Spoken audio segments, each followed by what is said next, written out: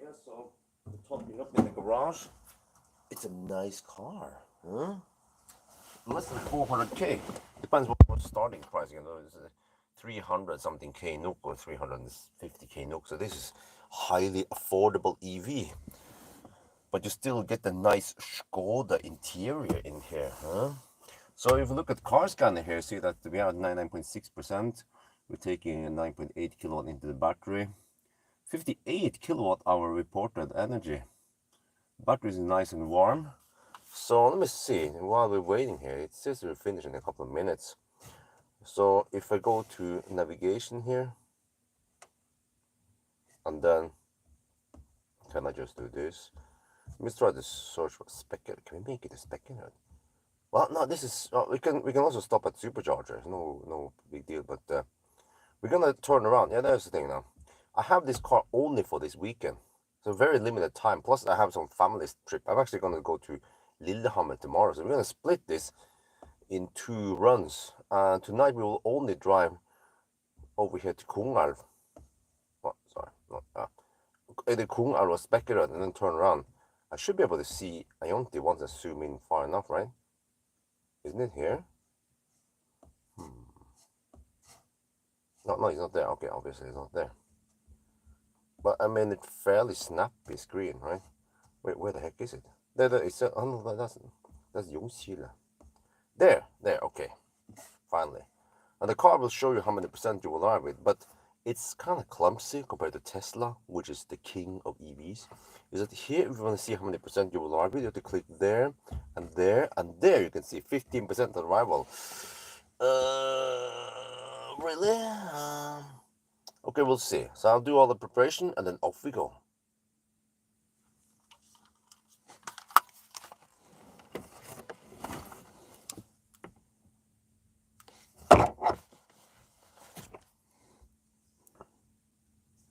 Yo, what's up? Let me see. It's gonna be 20.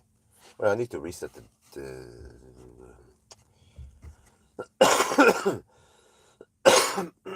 status, distance, reset.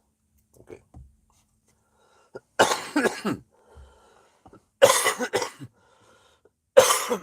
I'm waiting for it to finish. It's gonna be 21 something, right?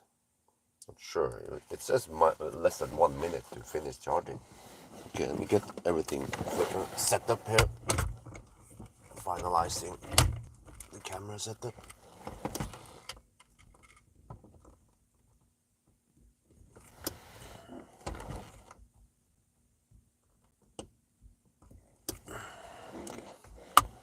I think that's good for now.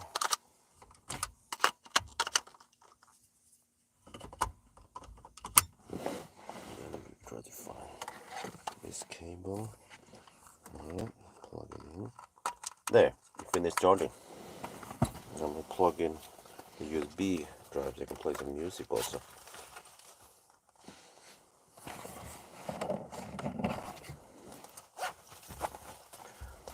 I guess it will be 2150 start.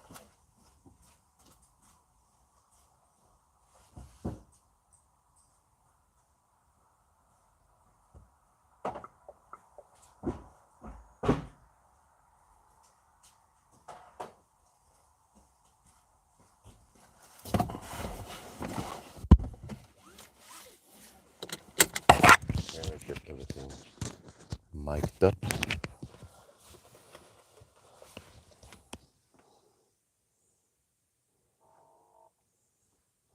Yeah, 2150.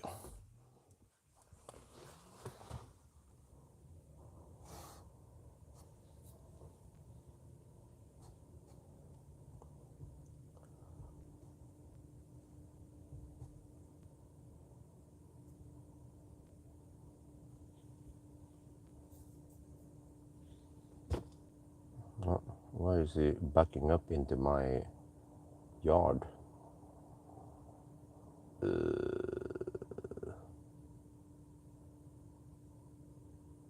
Dude, I'm about to leave now. Don't block the...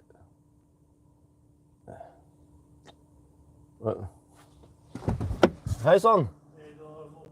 Ja, jeg skal egentlig dra nå, så det passer litt dårlig. Det var bare skulle hente noe på Gardermoen, og så hadde jeg litt tid til overs. Ok, som jeg sa, jeg må dra nå, for det passer litt dårlig at du kommer akkurat nå, nemlig. Ingen fare. Ja. Den er bra. Ja, den er bra, den. Ja.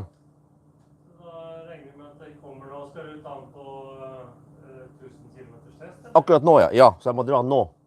Ok, snakkes. Ha det bra. Come on, dude. I'm supposed to leave now. Like, what the fuck, man, dude? I said already, it is not suitable that you come right now. Dude, how many times do you have to say it?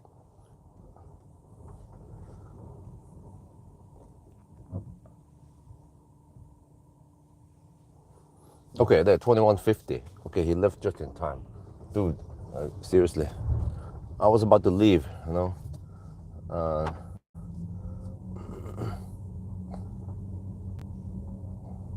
I mean, he could have called any other time, but I was about to, I got freaking cameras, everything set up, and then he just blocked the spot, you know.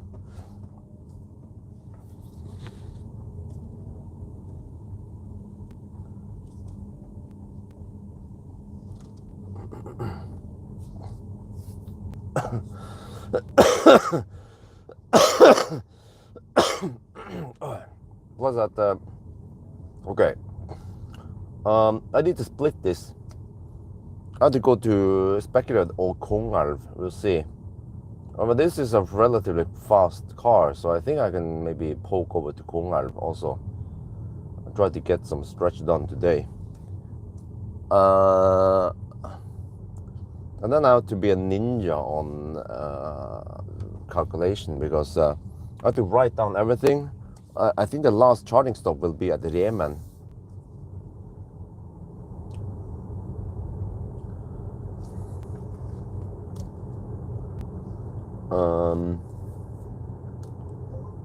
Wait, okay, speed limit warning. Assist systems, let me turn off some of this.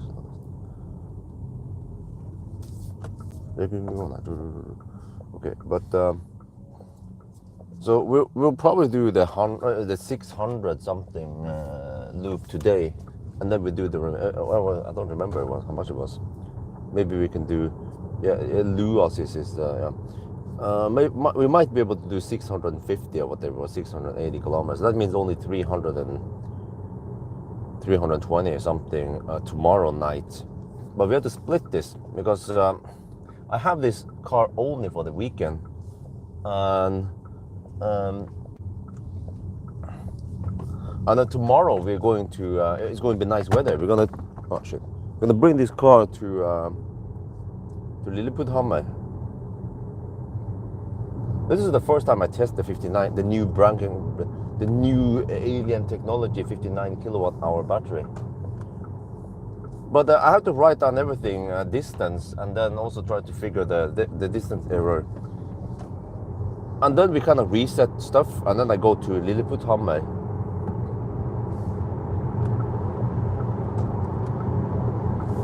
And then tomorrow night I do the remaining.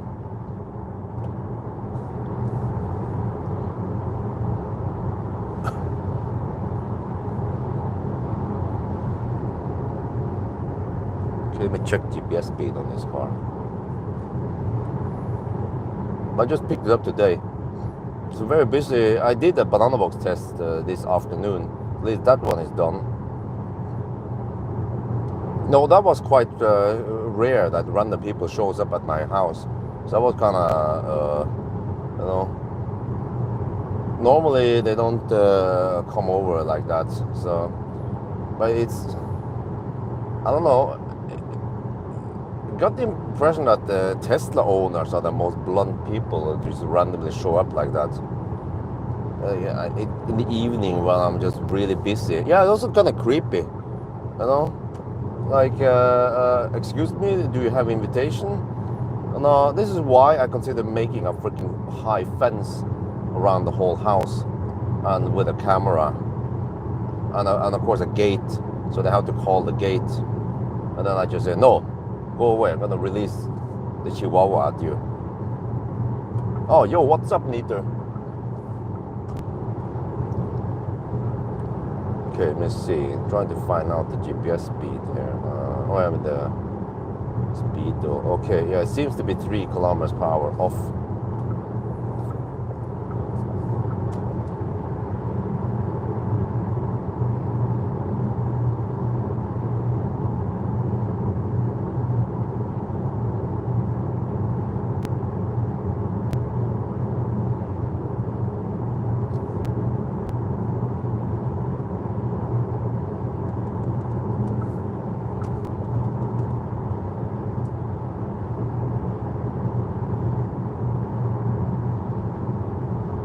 Yeah, release the hounds. Or at least the one hound I have. Well, I used to have. Chihuahua.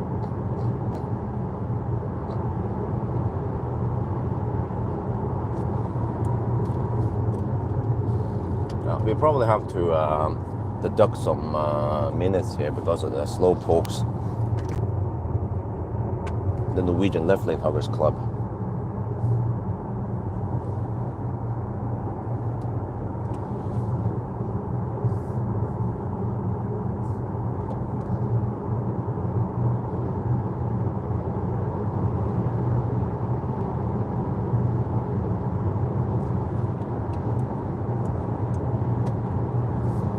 But yeah, so Elroq. Wait, I was supposed to get some data from the importer, but he hasn't sent me yet. So this is Elroq 60. How much does it cost? Is it 350, 370k? Model 3. Well, I didn't really go. I extrapolated the remaining. I went down to around 40%, but it would take way too long. And I know how the rest of the weekend is going to be. So I was like, okay, whatever. It's good enough. We know how it should have been if I didn't mix in some X-Bang event in between there and some other stuff. And if it didn't have a family I have to always take care of. So yeah. So I extrapolated the number, but the car averaged 98 watt-hour per kilometer. Actually, in the daytime, it would be possible to average around 96 or 97 watt-hour per kilometer. But at night, the consumption is higher, even on Model 3.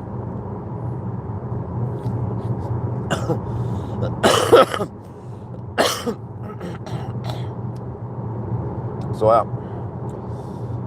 Just have to survive the weekend, right? But that will also be interesting to mark. I need to mark down. So I estimated 760 kilometers. That would have been possible if I could drive all the way. But it will be a kind of complex calculation, but not too crazy. I need to write down the percentage, but I'm planning on stopping at Remen as the last stop to top up there before I call it a day, or hopefully we can finish around 4 at night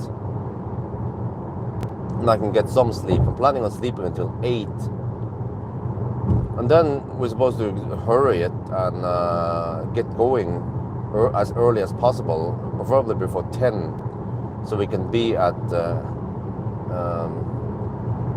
Lilleputthammer maybe by 11-ish, right? So we can get around 5-6 hours of playtime there. No need to. The fever is over, everything is over, I'm feeling just fine. This is just the retaining whatever. Yeah, no need to waste precious doctor time. What the heck is this shit? It changes speed for me automatically. Okay, I need to disable that shit. Okay, I will mute myself then, so you guys will know I'm coughing, alright? Problem solved. There's not. I mean, if you've ever been sick before, you know that after some infection, it just hangs in there even after you're feeling way better. It just doesn't go away immediately. It can take maybe several days to a week until everything is gone. Let me see. Assist system. There's some kind of speed limit shit going on here. Speed eco assist is off.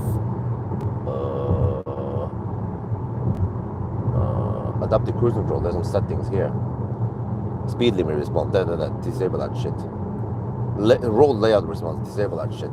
Okay, that's better. Maybe I'll just go to home now. Well, we have 225 watt-hour per kilometer. I think this Elroq might be less efficient than the bigger Model Y, Uniper even. Some guy claimed that the internal code name is actually not Uniper, it's Opal, or Opal, right? Elroq is 350k NOK. Oh, okay, thank you.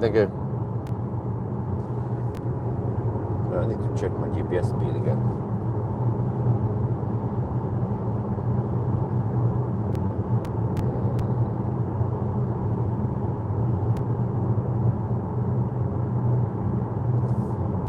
Maybe go one slow. How do you decrease the speed by one? I haven't figured out that. I figure out how to increase by one. We don't have any auto steer here. This is the poor man's AV. 165 peak, okay.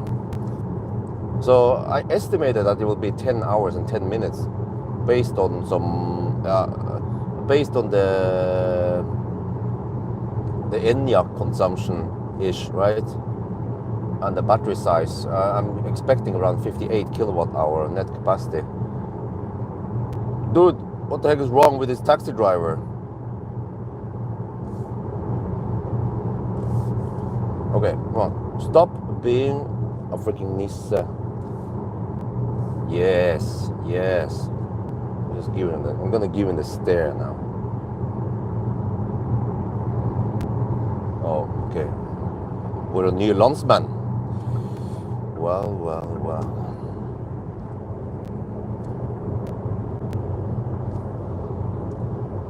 Initial distance error. No, I have not tested this car at all. I picked it up actually I picked it up today, and it's going to be a quite stressful weekend because I only have it for one weekend. Sometimes when I contact the importers and I ask them about borrowing cars, and then they don't confirm, I say, oh, I want to borrow the Elroq, which is important, right? Elroq and maybe some ID7 and something, and then they book up some cars, but then they forget to book the most important car, which is this Elroq. And then I just realized that, oh shit, they didn't book the Elroq for me. Yeah. So then, but I fortunately got it now for a weekend, in between two other press borrows, I guess. Standard, yeah, not here. But I mean, the ride is okay. It's fairly quiet in here. For 350k, this will be actually. We have the MGS5 also.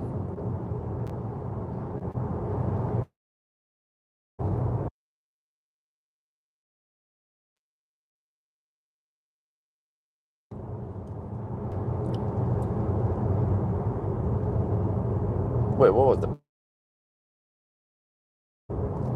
It was actually cheaper, I think. Wait, or MGS5. But it's not charging as fast as this Elroq, so.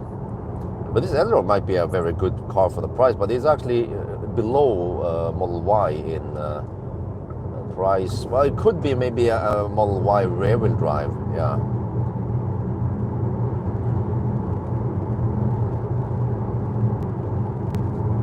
We have some great improvements with the B platform. So nowadays, these every car charges faster before previous gen. So 165 kilowatt. Route plan, I don't know. I guess we'll see. It claimed that I can make it accurate, but I'm not counting on it. We'll see about that.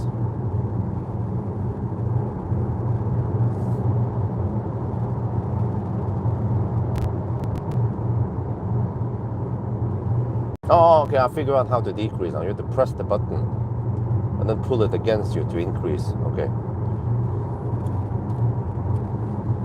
Press the button on the end of the stalk to decrease, and then pull it against you to increase the speed.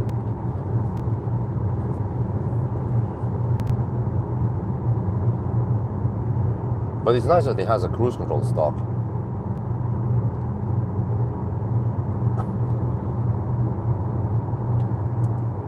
Oh, but it feels a bit loud over here. But you know, after listening to the clips, I got the impression that the Juniper is quieter than Highland.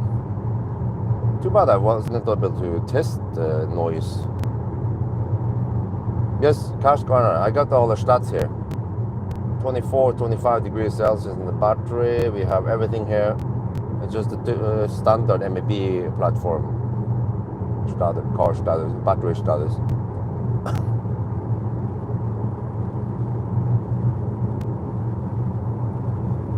So yeah, the poor man's SUV. 350k. And you actually, importer claims that the back seat space and the front seat space is exactly the same as Enyaq. It's just a trunk that has been shrunk or truncated. Midsummer, is it today? I don't know. I'm going to Leo's tomorrow with the family with this car.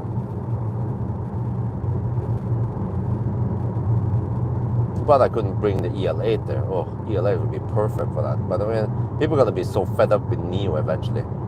So, who's correct? What about what? What are you talking about? I'm always correct, right?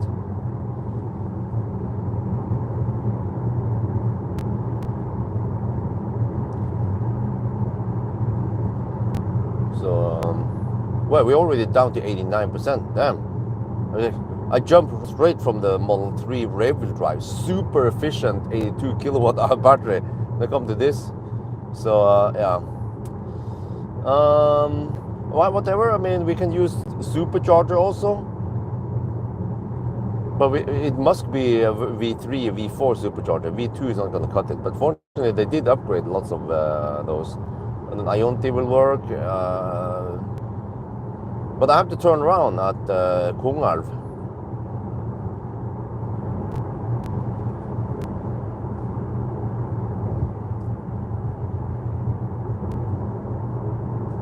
So I need some sleep tonight because I'm going to be active tomorrow. And not only that, but tomorrow night I'm going to be finishing the rest of the challenge. Plus that tomorrow afternoon sometime I need to spend around 15 minutes and test the vehicle to load adapter on the i3. And man, it's a freaking stressful weekend, man, because tomorrow night David from Elbilmek is coming back to pick up the i3 around midnight, right before midnight. I'm gonna get him from the airport.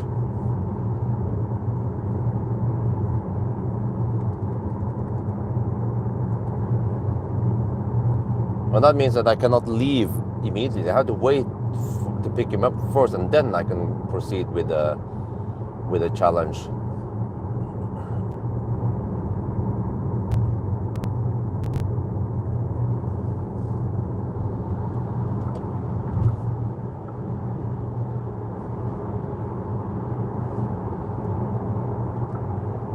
And then on Sunday morning, 6 in the morning, then Valdemar arrives with his Model X.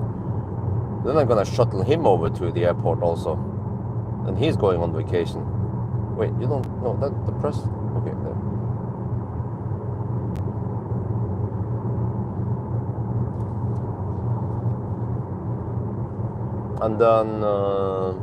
And then he's coming back on Monday after 1.5, a little bit over a week.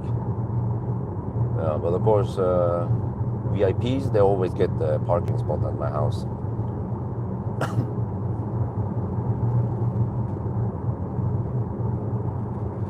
Charging cable solution in trunk. What are you talking about? Okay, 216 watt-hour per kilometer. Yeah, I mean, I'm used to Tesla Model 3 rear-wheel drive efficiency. This is like Tesla was at 130 watt-hour per kilometer at this point. Okay, the basket under the shelf. Oh, okay.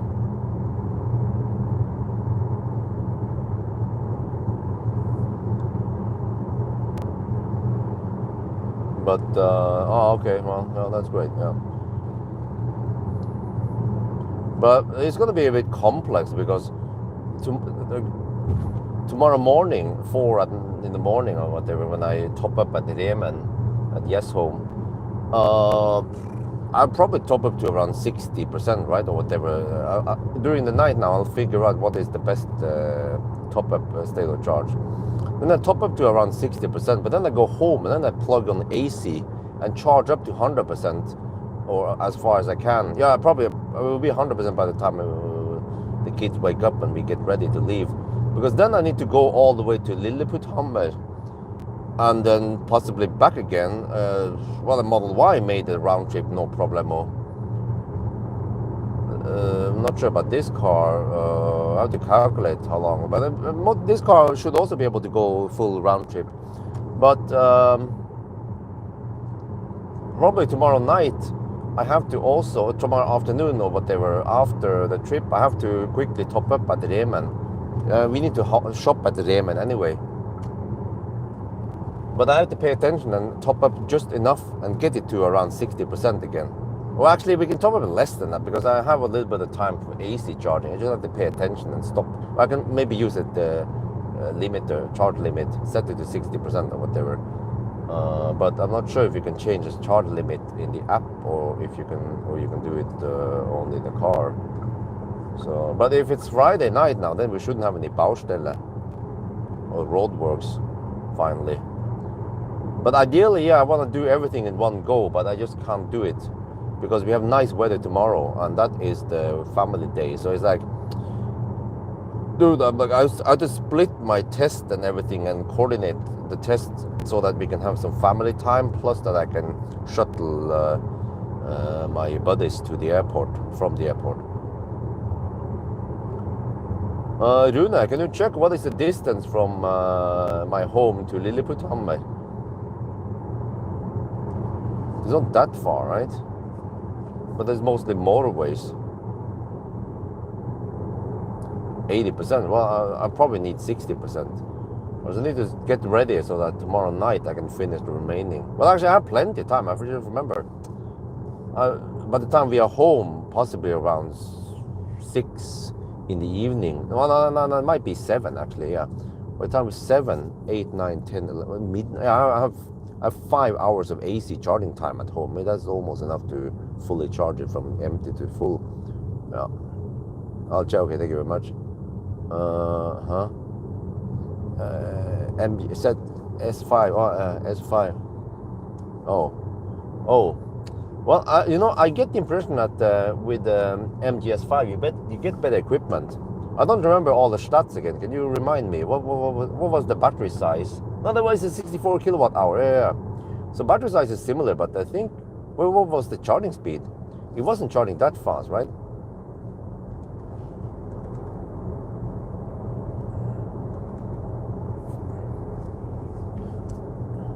$159 kilometers. So that's a 320 kilometer round trip. And then the Model Y consume only around, don't remember, was it 200 watt hour per kilometer? Oh, we might not be able to make it there with this Elroq. Because there's a motorway stretch there. Okay, I might need to top up on the way back. Maybe a Tongen or somewhere. But then what's going to happen with the kids? Will they wake up? Because they'll probably be asleep on the way back. Okay, we'll see. That will be the Lilleputthammer challenge. Go there and back again, and then possibly bail out a bit before.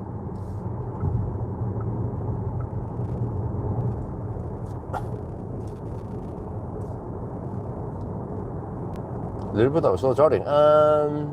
I don't know, even Shuko would help, but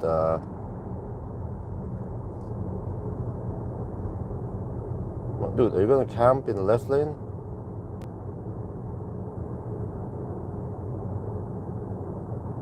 Oh, there's someone in the left lane, in the right lane. Come on, freaking Nisse. Yeah. No, what are you doing? For helvete. Just change lane already. Yes, love. Dude.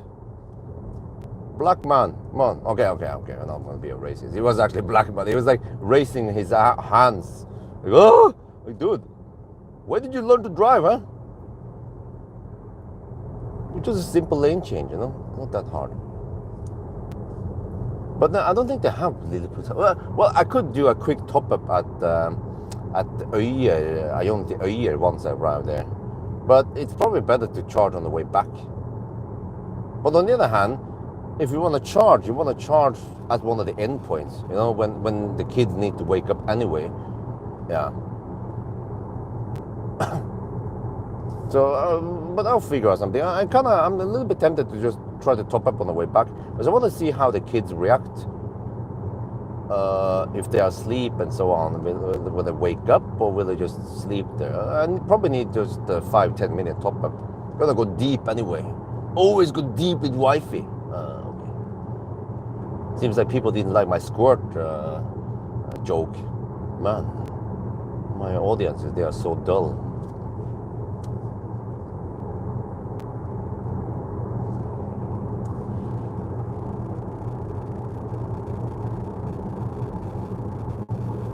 We need to deduct tire, man. And there's poor lane discipline everywhere.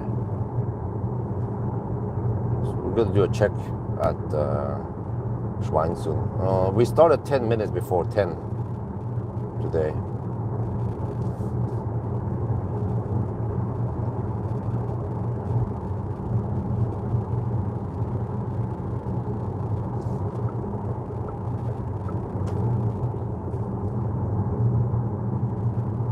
But I mean, if this car can finish in 10 hours and 10 minutes, that would be a decent time. The more expensive cars, they usually need around 9 hours and 50 minutes. So it's only going to be around 15 minutes slower than the more expensive, bigger batteries. I mean, it's partly because this car is fairly efficient and because it charges fast. But small minus is that we don't get the APP 550 motor. This is the 150 kilowatt APP 310 motor, the previous gen. 168 kilometer road to go. Gjøvik. No, I'm not gonna go via Gjøvik. Take the motorway to It's more comfy and less annoying people on the road.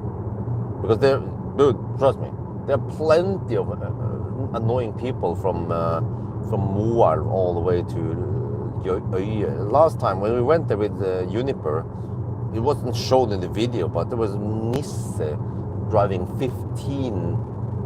10 to 20 kilometers per hour under the speed limit for no reason. It was nice weather, nice day, everything, but we couldn't overtake anyone. Except for that tiny overtaking stretch. But then you can't hammer too hard or you get pricks on you.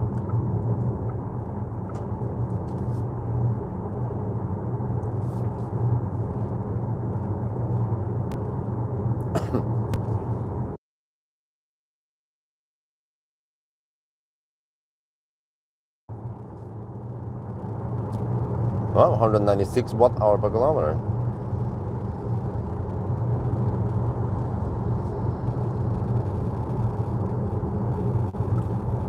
So let me see, we are 245 kilometers away from Spekkerød and we have 49 kilowatt-hour left. Something tells me we won't make it to Spekkerød. But we can always bail out at, I don't know, Håby. I'm guessing maybe Hogstorp.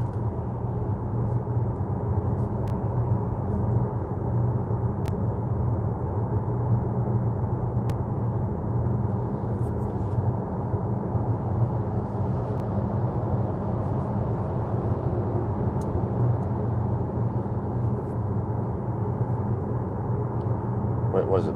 Outside temperature 15.5 degrees Celsius. Okay, nice. It's gonna be a nice warm night again. We have nice weather nowadays, but supposedly some rain on Sunday. I also need to do a range test of this car. I want to know how efficient it is compared to the bigger brother from the same mother.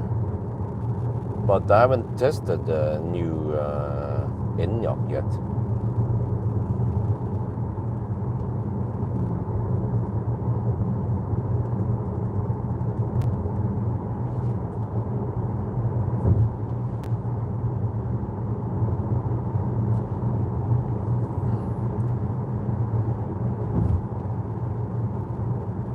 But yeah, 167 kilometers, and around 100 of those kilometers are maybe 110. I don't remember. It's motorway, 110 zone. So of course that will suck some energy. Well, that would be a fun test. Can the cars make it to Lilleputthamn and back again? Plus that with a Juniper, I also kept climate on for several hours. It sucked maybe 3-4% extra. For this car, well, it cannot keep it on continuously.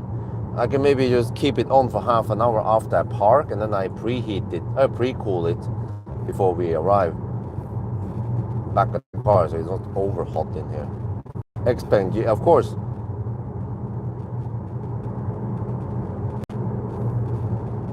What? We're already down to 83%? We're not even hammering that hard yet. Well, we're back with a poor man's car.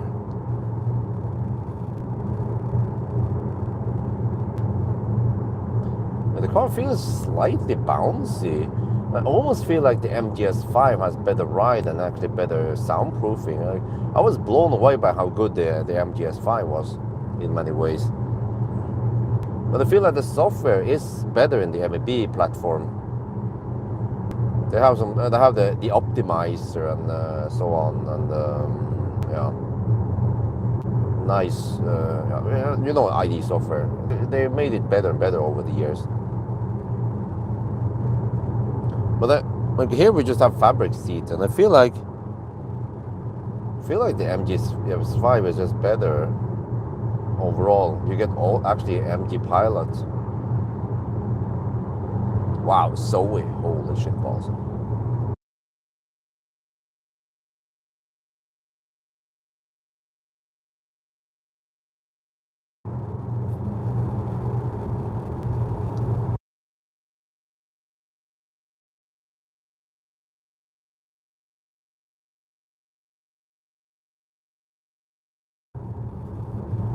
I also tried to measure the net capacity.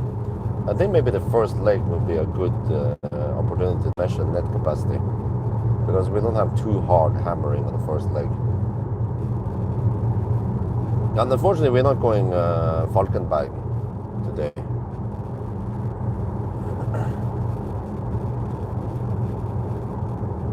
I mean, well, it depends on how popular the Elroq videos are, but I might not need to borrow it again.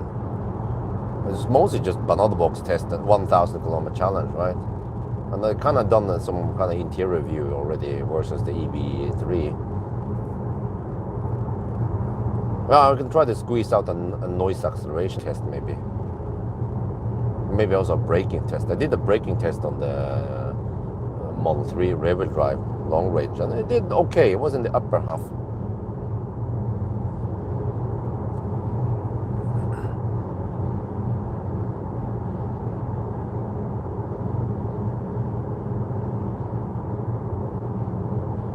I'm not sure if my calculation is correct, but it says 1 hour more than Juniper. In 1,000 kilometer challenge, or what are you talking about? Oh, okay, so that's 1020 then, right? You're talking about 1,000 kilometer challenge, right? My estimation was 10 hours and 10 minutes, but I haven't tested anything yet here. I'm just basing the consumption number on Enyaq, and the old Enyaq or something, and also just I'm guessing 58 kilowatt hour net capacity after losses. And then the charging curve, I look at the ID3 pure charging curve. I'm guessing that curve is very similar, but it's just a bigger battery. So I just took that charging time stamps at 45, 50, 55% something, and applied it to, well, yeah. So we'll see. Maybe that's good enough estimation.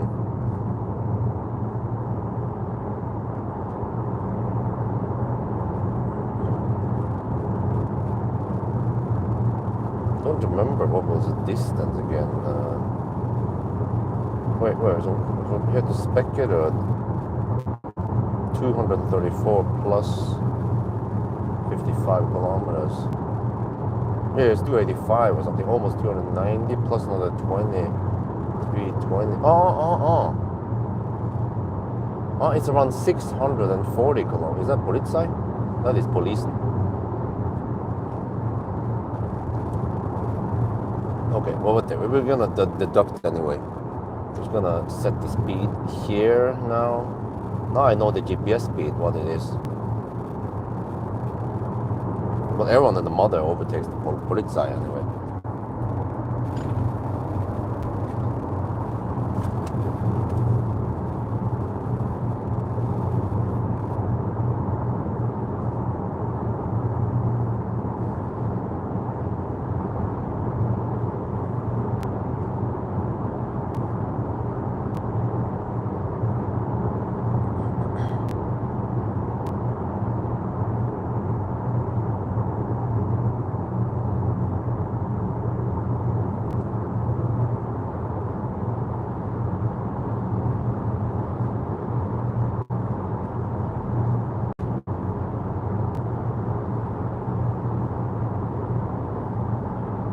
Oh, the police went in the left lane. I repeat, the police went in the left lane.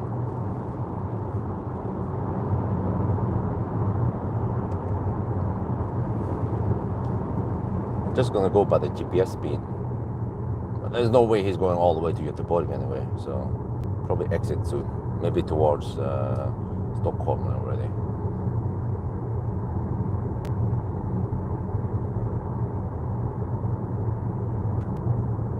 You guys stop hugging the left lane. Shit. Come on, you can just at least go GPS speed. Oh, there's always freaking chaos when the police cars on the road.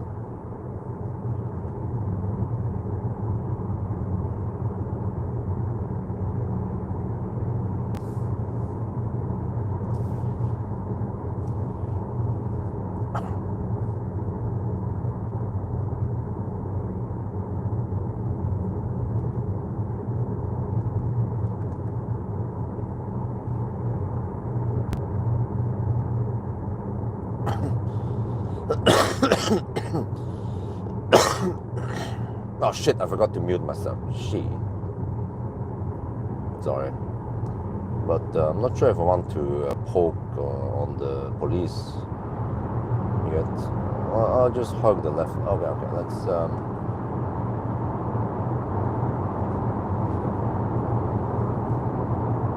I think pulls past this Mercedes. Yeah, there's some people hammering from behind, so I'll just...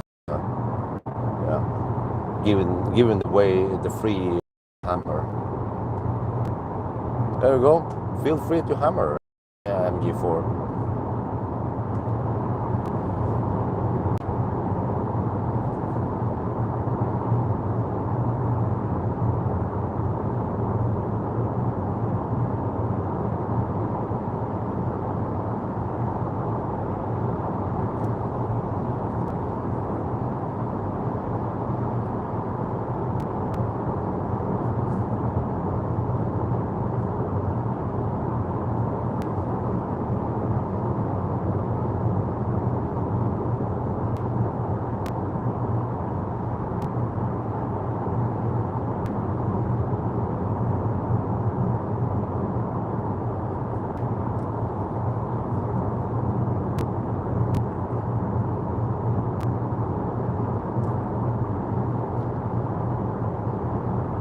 Wait, well, how fast was the MGS5 again at 1,000 kilometers?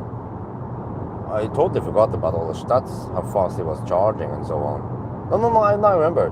It was charging at around 140 kilowatt. It was like the MG4 equivalent, yeah.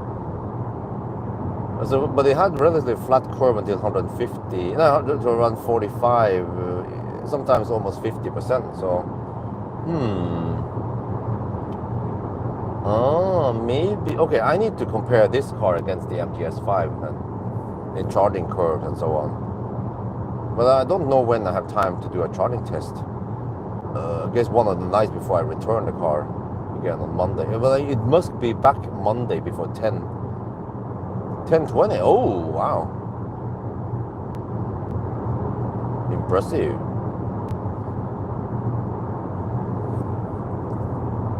Okay, can the police just turn and exit already, huh?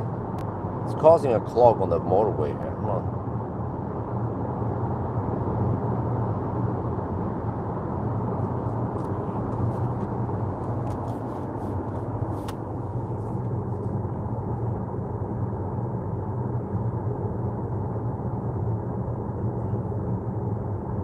So it's not going all the way to Schweinsund.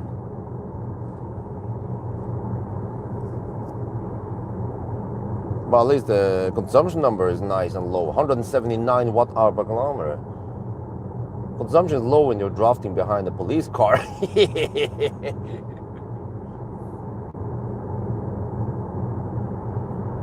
What, 5 degrees Celsius? It was even a cold run. If it did it nowadays, it would probably be 5-10 minutes faster.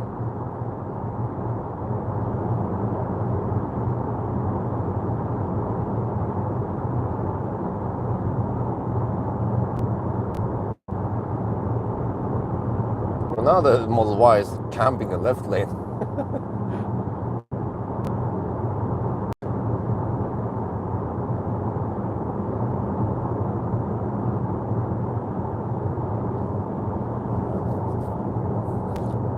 No, it's A, B, C, D.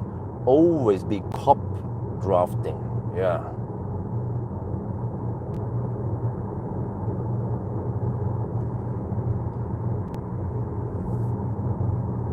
Okay, are they going to speed up to 110 now? We entered the 110 zone. Let me set the speed to 110 and see. I don't have any rush because I'm just going to deduct the. I'm going to deduct that Schweinsund anyway, so no problem for me.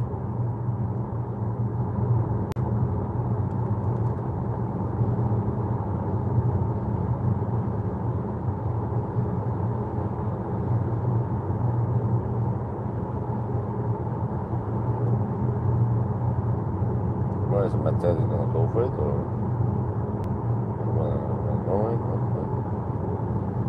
Well, okay. Let's draft behind the police car. How about that? It's nice and boxy.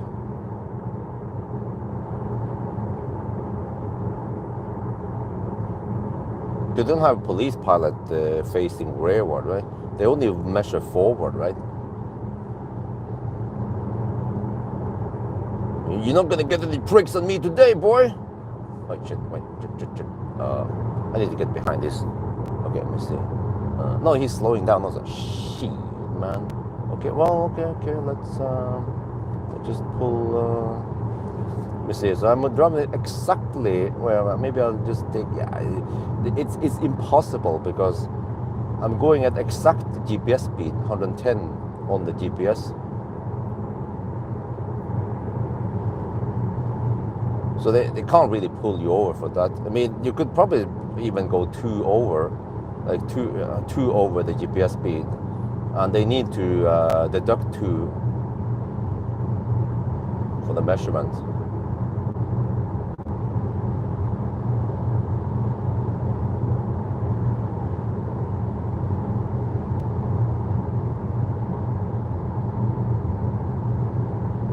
Hey, dude, don't slow. Don't speed up now. I need to get in front of you eventually.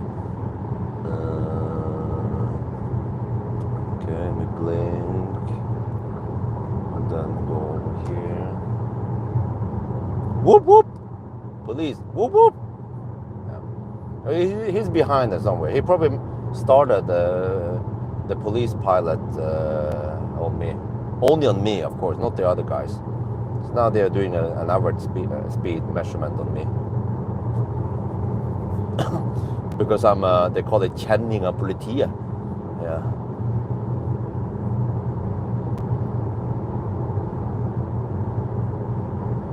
Wait, didn't we have ventilated seats in the MGS5? Lately I've been using a ventilated seat on Highland and Juniper. It's very nice when it's hot outside, but here. This is the poor man's car. No seat ventilation, even no electric adjustable seat. I forgot to mention that. Just manual seats. Yeah, so I feel like the MGS5 is a better deal. What was the price on it again? Wasn't it around 350k for it? I actually like the MGS5 a lot. And also, it has more power. Yeah. It was 200 and I don't remember what it was again. 230 horsepower or something. It's faster than the Elroq. Yes, fabric seats, of course, need ventilation also. When you're sweating like a pig, then you need some ventilation.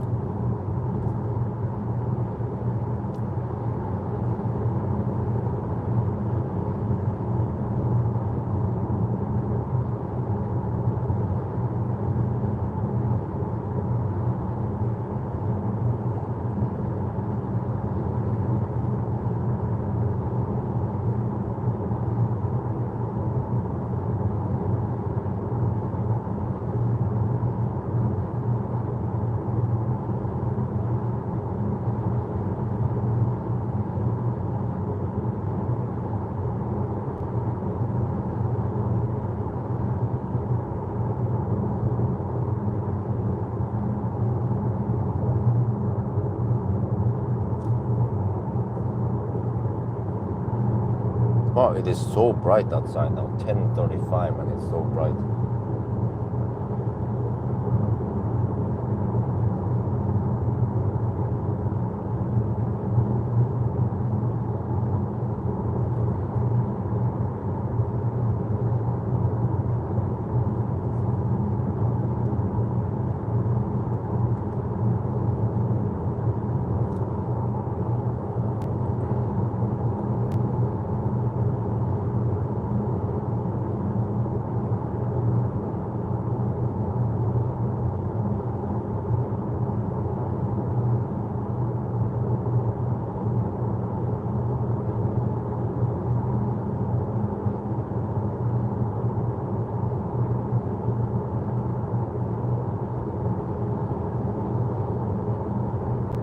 Tesla.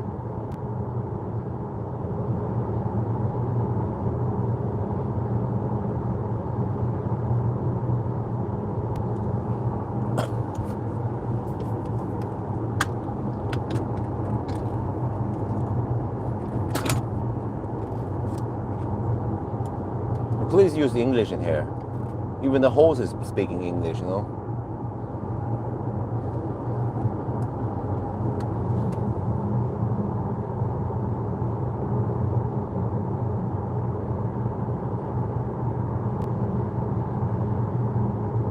Wait, is it public holiday in Sweden today?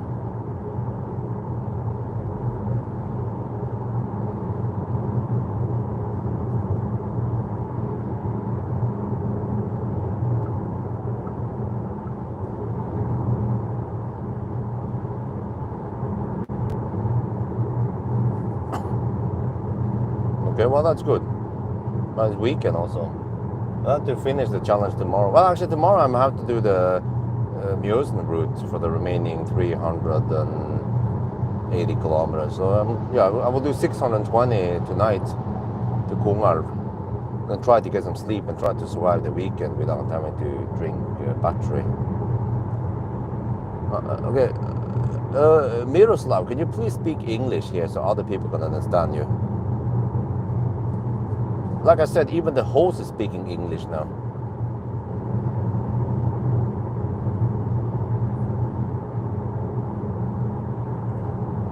Oh, they move it to the weekend. Well, it just happened to be weekend now. Okay, perfect timing then. But you know, I almost feel like this Elroq is noisier than some of the other cars in the past, and even Tesla and. Yeah, well, the Juniper was really nice and quiet. Too bad I couldn't measure the noise level there.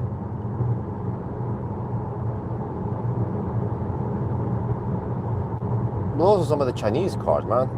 Dude, seriously, Chinese cars nowadays, they're about to bitch slap European car manufacturers in the face. Like when I talk to Xpeng, they're like, oh yeah, no, Xpeng charges at 550 kilowatt. Like, huh? What the fuck, man? 550? Dude, can you make up your mind? Are you gonna go fast or slow? Okay. Freaking Volvo, dude, man. 550 kilowatt. It makes Seeker look slow in comparison. And also, Chinese cars, they get nicer interior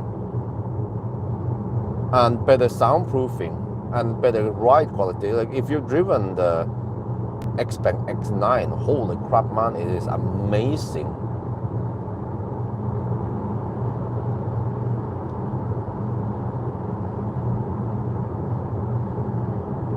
What was something else about the Chinese nowadays? Yeah, also price is very competitive.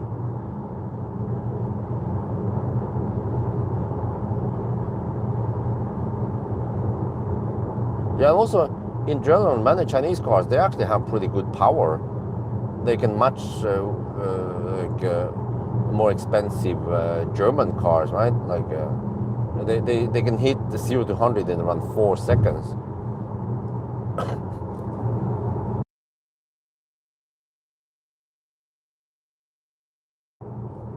And they're getting better headlights also.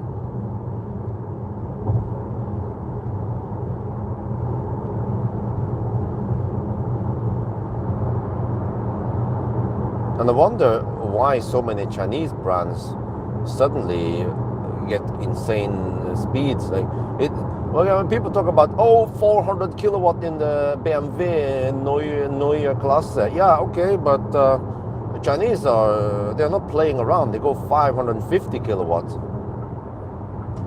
And I don't know about BYD. They're talking about 1 megawatt, but I mean then you probably need another connector.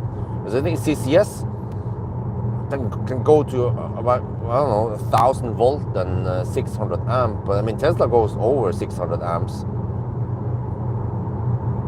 So, but then you need to really up the voltage. You can't just dick around at 500 volts like some of the Kias are going for, right? You need higher voltage. You need 900 volt at least. If you go 900 volt and 600 amps, then that's roughly 450 kilowatt only.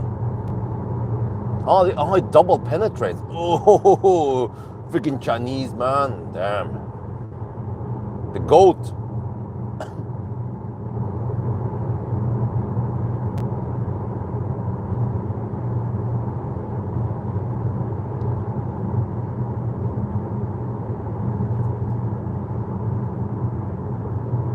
I'm not sure where that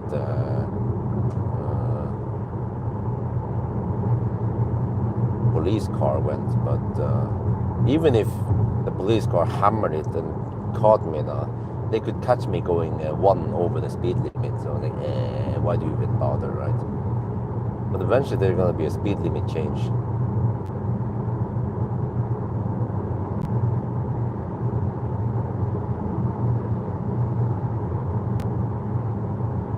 Not sure if you go past the speed limit change, they probably need to start a new measurement.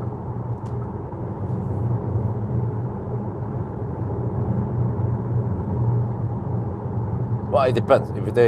If they measure me going 114 kilometers per hour over a stretch that goes from 110 zone to 100 zone and then 110 zone again, then well, how do they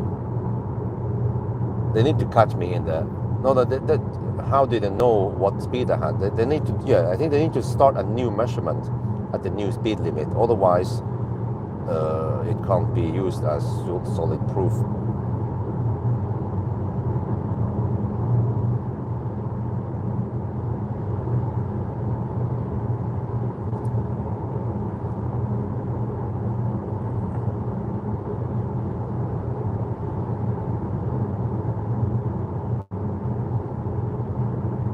Well, I mean, seriously, Chinese cars, they're getting so good nowadays. Getting nice new features, better interior, better soundproofing, faster charging, more speed, acceleration. Why would you buy Western cars, German cars? Why would you buy PSA cars? I just tapped into the the X-Bang, but what about all the other German brands? Well, that's...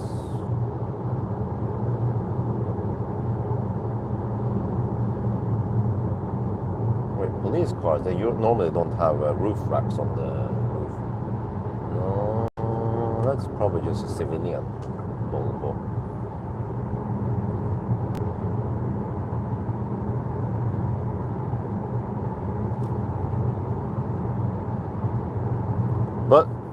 But is this a coincidence that all the 5C, 6C batteries from China nowadays that the Chinese manufacturers are pushing out,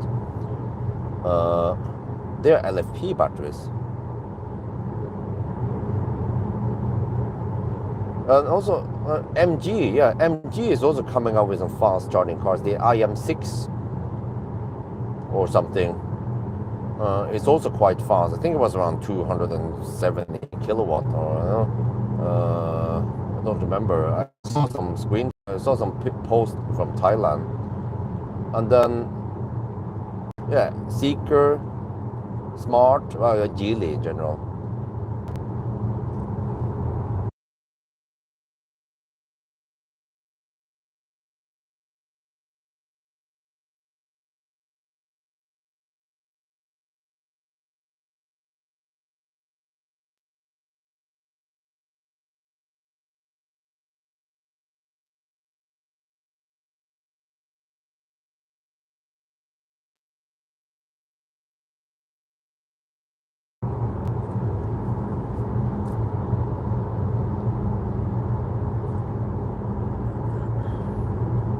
So I wonder if the Germans, if the Chinese, they figured out how to design proper cooling and so on for LFP batteries. Don't do like the blade, but I don't know, just...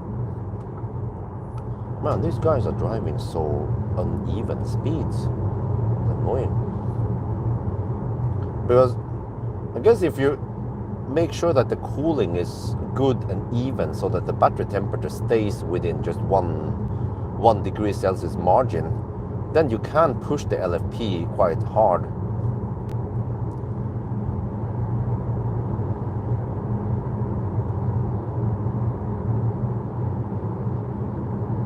Yeah.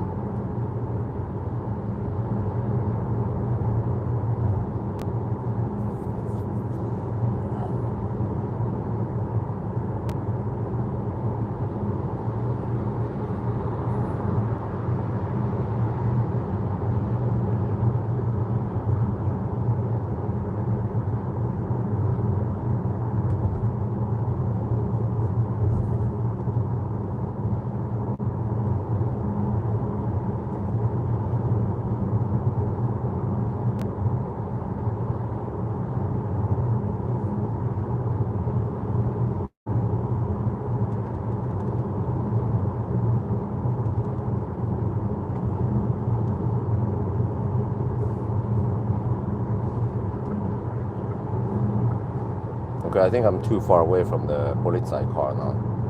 And we are in the 100 zone, going to the 110 zone.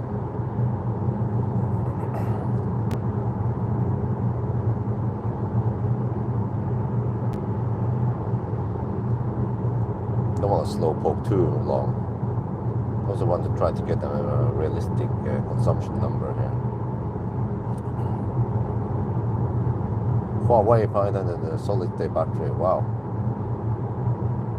Okay, status update, 101 kilometer done, 190 watt hour per kilometer. And we're down to 68%. Been semi-slow poking, now we can go more schnell.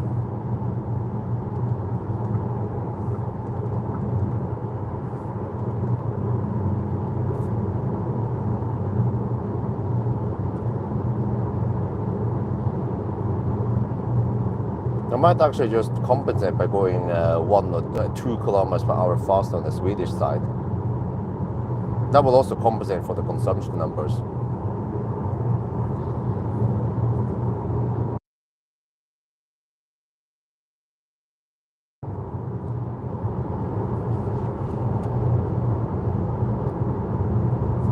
Let me check something here. What is it saying now? Oh, now it wants to add charging stop. Let me disable that shit. Electric vehicle route planner off. Now it says 1% at Specular. We might as well just give up Specular.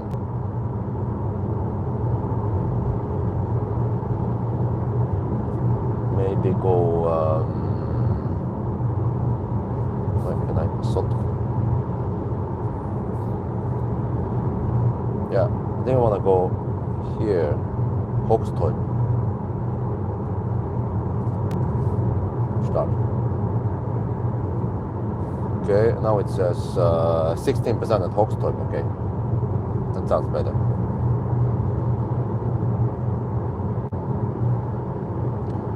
We are 142 kilometers away from Hogstorp. We have 39 kilowatt hour. You can calculate the budget we have to Hogstorp.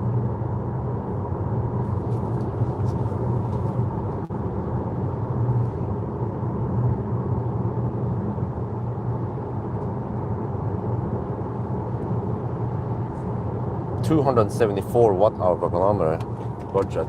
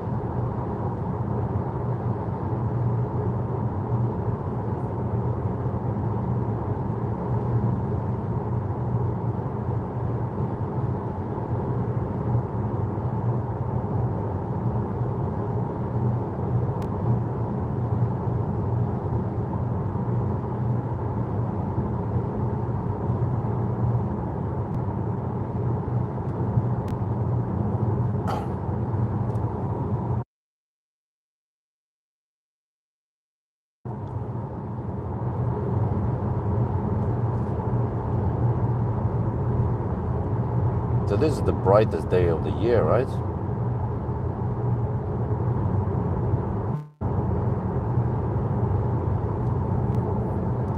Let's see.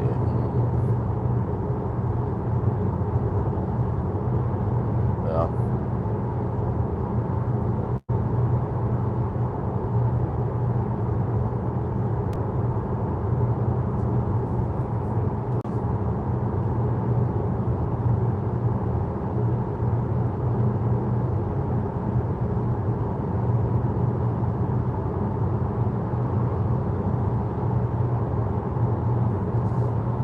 Down to 54%. Oh, 64%. I mean.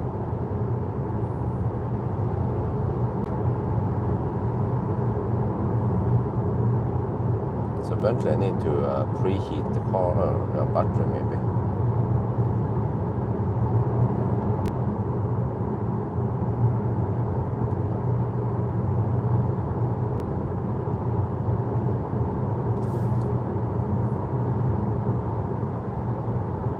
Tomorrow's the longest day, okay.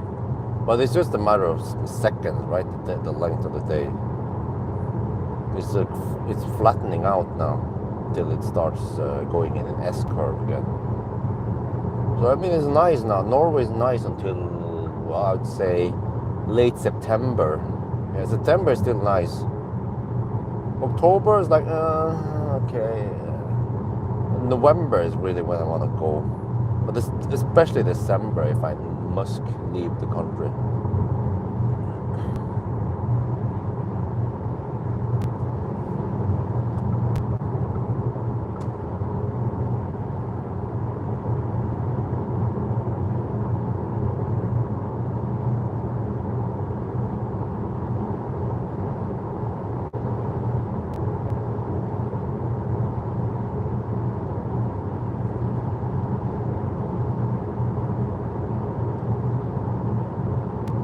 even have slight. We have some crosswinds, but slight tailwind also. It still blows from the west.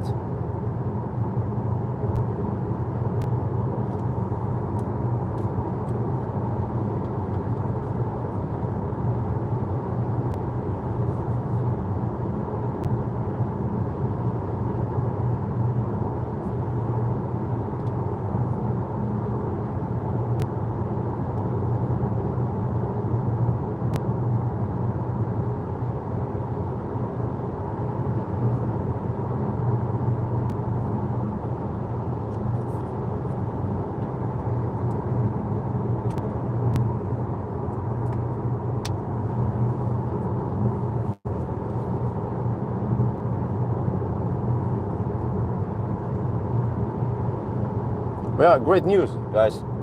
Well, I guess you guys don't care, but the vehicle to load adapter has been tested on a classic Model S with a CCS adapter, and it works there.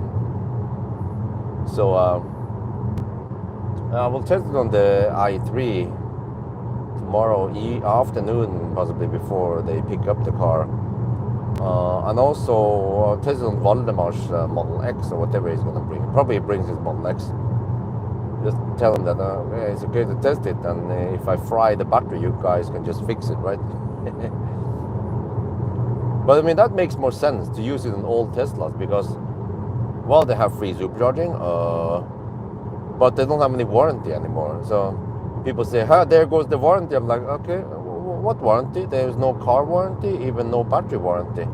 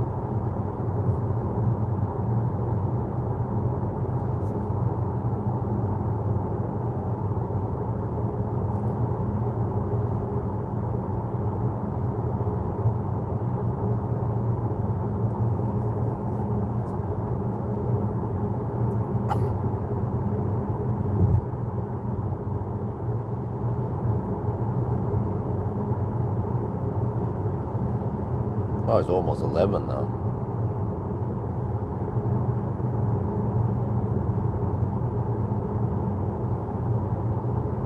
Okay.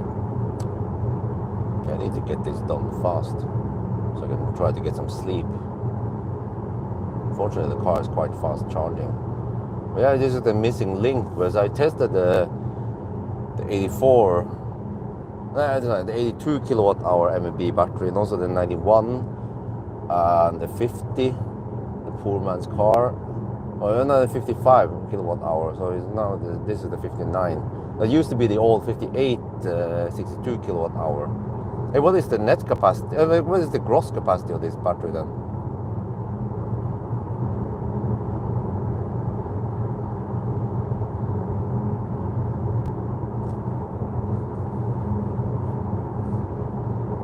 Yes, correct. It's not supposed to show speed.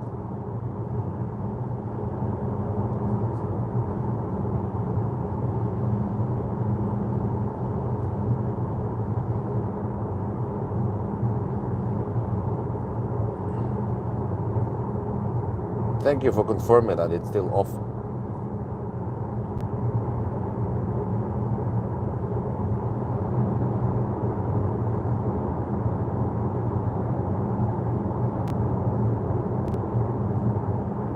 That kind of information is classified.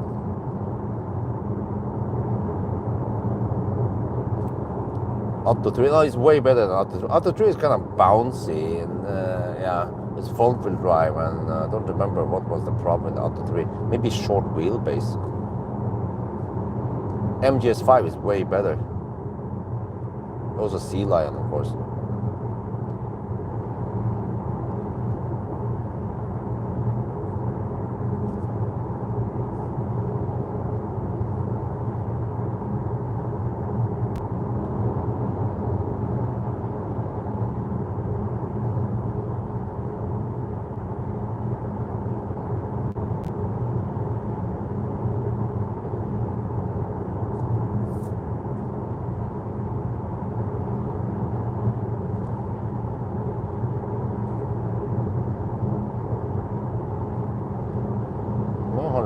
Watt-hour per kilometer.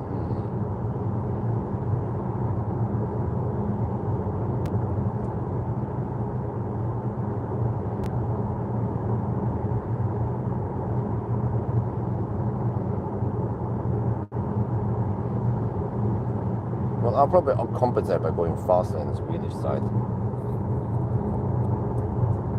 We're getting close now. Okay, status update, 121 kilometers done, 199 watt-hour per kilometer.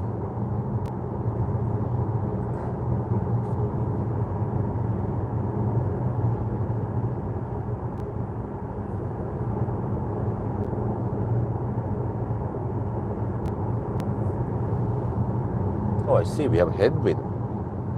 Oh, I thought we had tailwind. Oh, wow.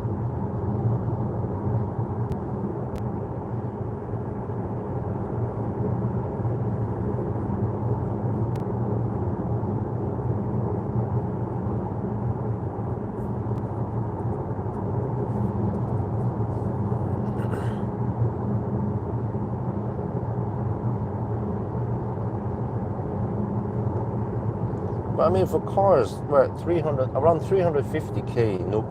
Wait, can you get the Model Y Uniper rear-wheel drive? What is the price for that? I wonder if that's almost 400k. But then you get a bigger car and maybe slightly more power.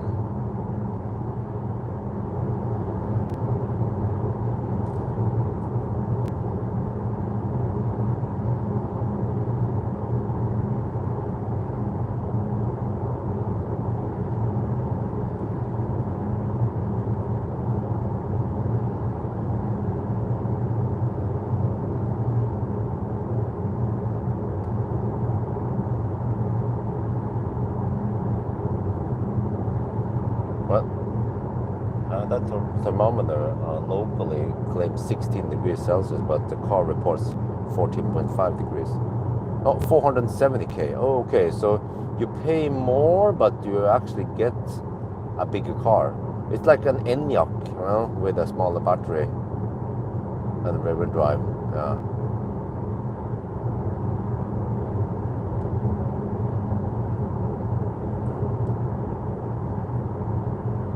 Well,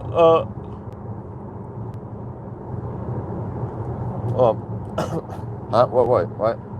You were referring to Elroq 85 on that price.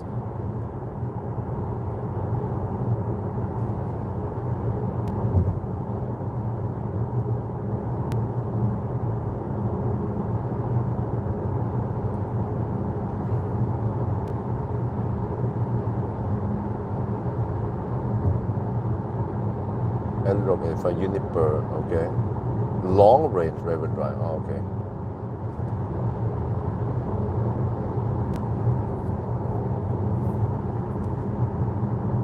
I mean the long range rear-wheel drive, well, like Model 3. I mean, it was so efficient that you can go so far. So I guess you could even just go for the LFP, smaller battery. But I wish Tesla could pull a Chinese thing and get the LFP shit going, so that you know, if you can get 5C and a 60 kilowatt hour battery, if it can charge at 300 kilowatt, that'd be great. Yeah.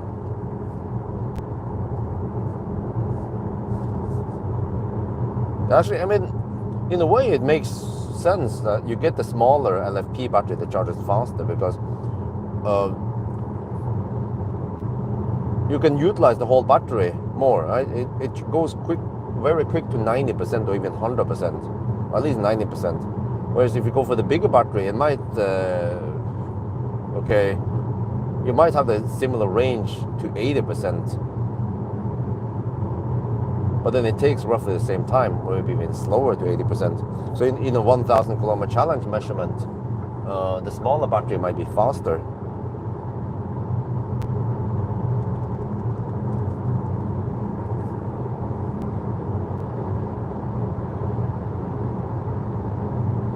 Oh, how they went for the fat cell in the Model Y. Also in Berlin. Where are they getting cells from? Did they start manufacturing in Berlin, or is it still Texas?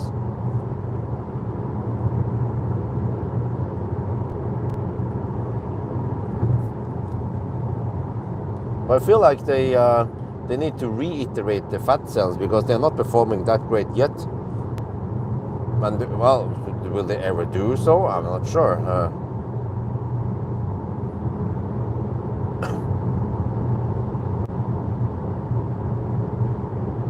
In a couple of days, I'll release the charging test of Uniper, and you can see that it has stagnated. Actually, it's slower than before. I don't know why.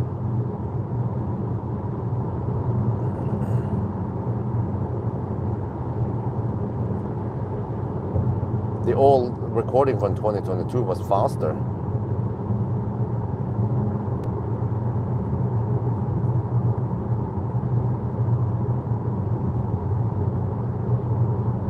Well, that BMW is hammering it.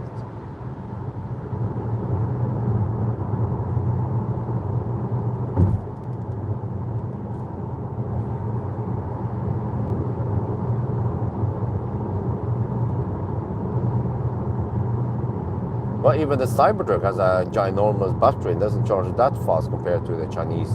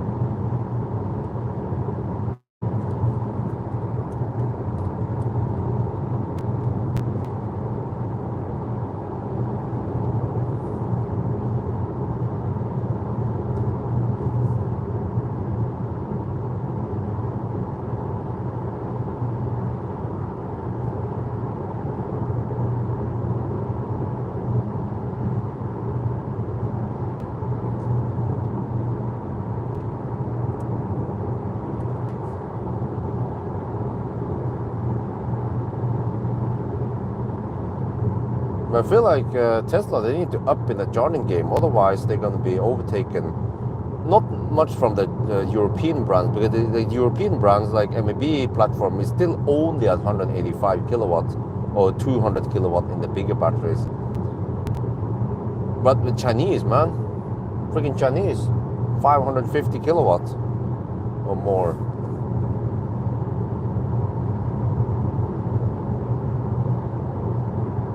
And in a way,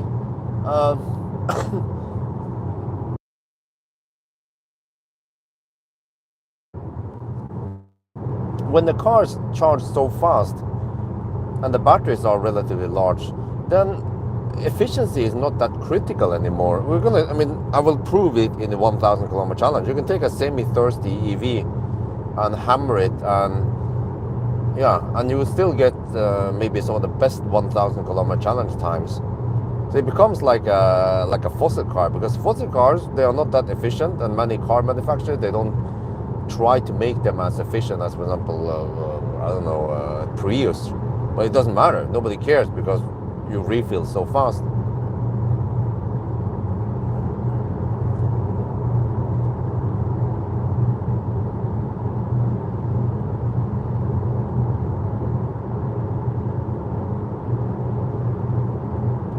But making efficient cars seems to be hard.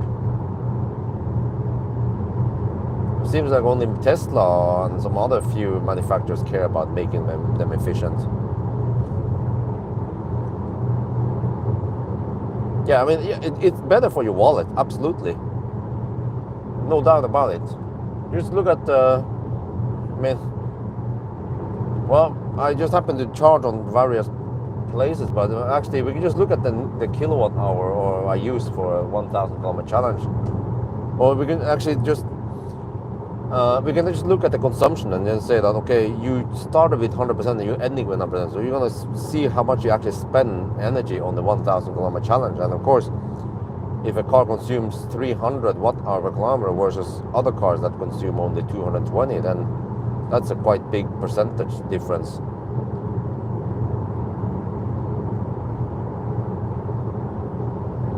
Well, with LFP, right? LFP can take a beating as long as you have good charging strategy, like habits up and down. Seems like LFP doesn't like to be trickle charged that much. It likes to go deep and go full. Deep cycles is good for LFP.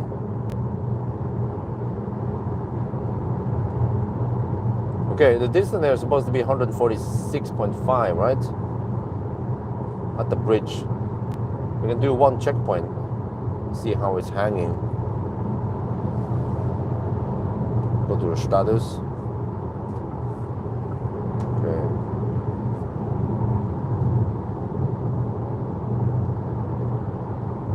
But also, yeah, another thing is like 146.4, okay. But another problem is that, I mean, it's like an easy way around it. Just go fast charging instead.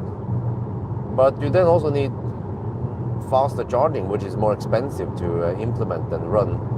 So if a car can get away with 200 kilowatt versus 300 kilowatt, I mean, a 200 kilowatt charging will be cheaper.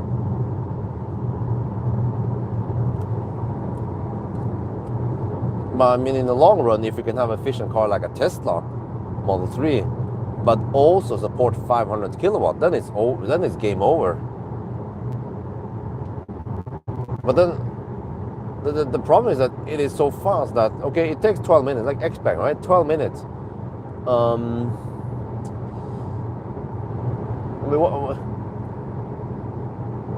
how will it work then practically?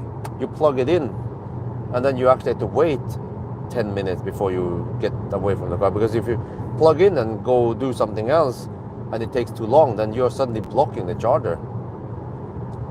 So ideally, you need the charging speed to match you. And then it depends where you're going. If you're just topping up quickly, or you're pulling a trailer, then you want to go quick. But if you're stopping for food, then it might as well take half an hour. Okay, under the bridge, distance, we'll check here.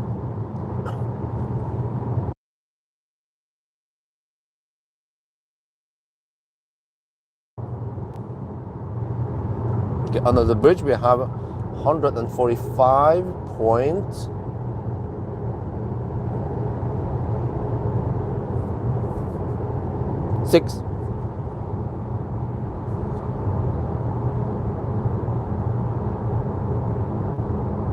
Well, but the Cybertruck can take 500 kilowatt for 10 seconds, right?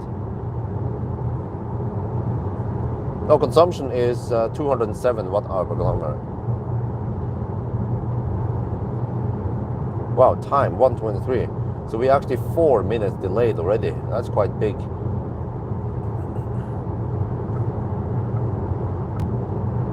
We're not there yet. So it's going to be at least 5-minute delay. We'll try to compensate by going faster so that we also get more correct consumption. But I don't want to go too fast because then it ruins the consumption.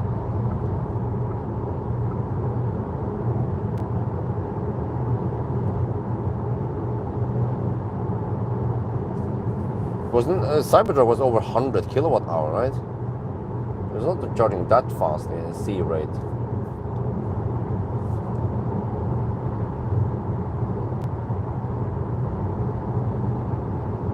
But man, the Model 3 with the Panasonic battery is still quite kick-ass for 2019 tech.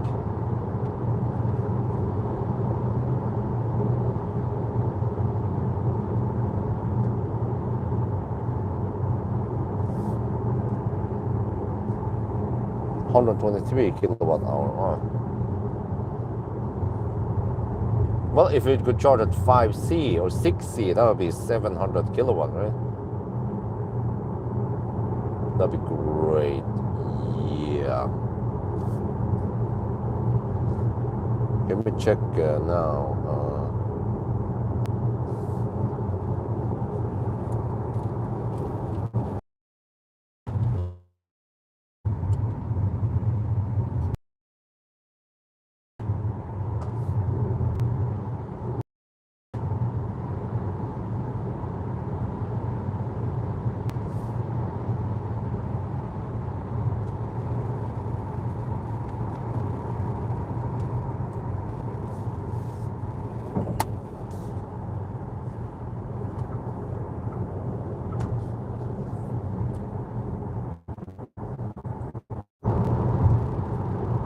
Oh, we're back to Sweden.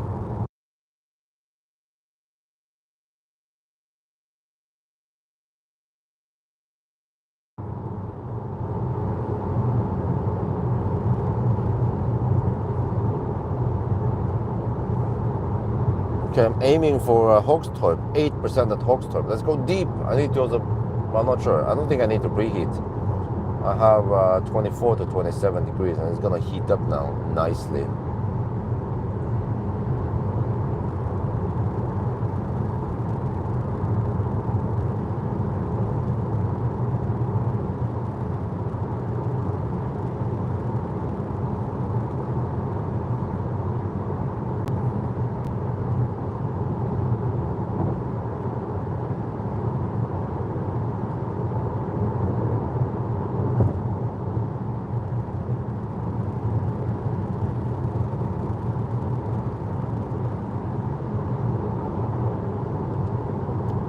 No, well, I'll just compensate by going faster now. Because then I'll also correct for the consumption.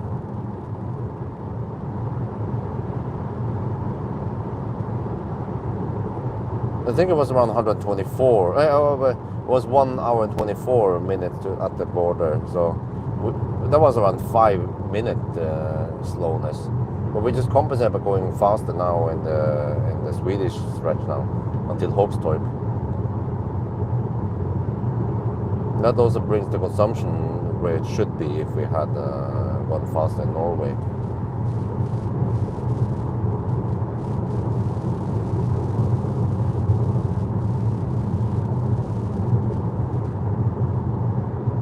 Because otherwise, if you only correct for time, then we will have lower consumption than it should be. So actually, this is what I should have done in the past. Go slightly faster. Even just a couple of kilometers per hour will be good enough to correct the error.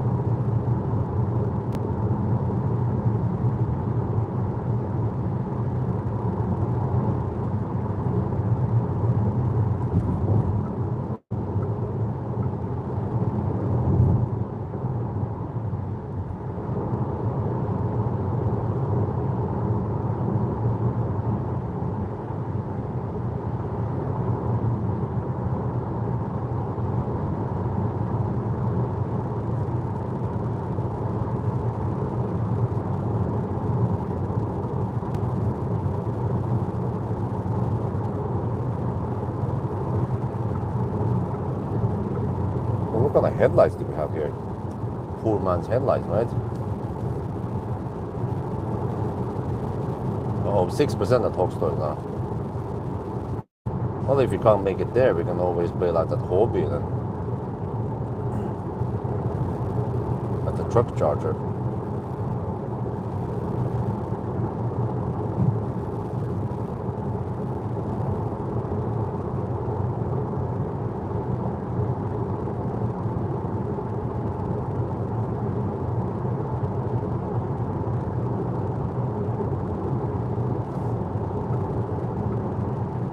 Supposedly Tesla is building the Kungsbacka supercharger right now.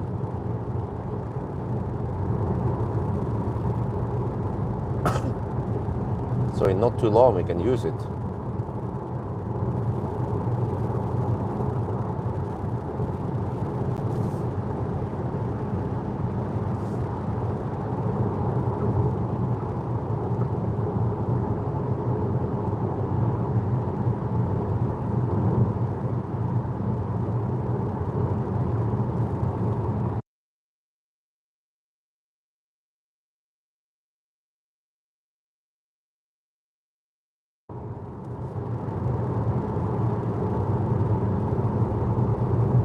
It keeps dropping and dropping, and now it says 5% at Hogstorp. So yeah, we might have to say goodbye to Hogstorp also. But Strömstad is way too early.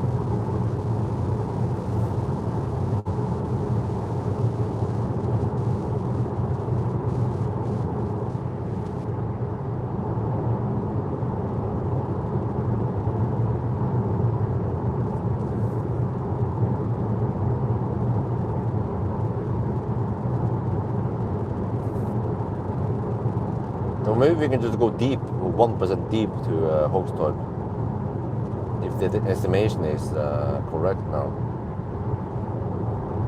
And we're still 74 kilometers away from Hogstorp.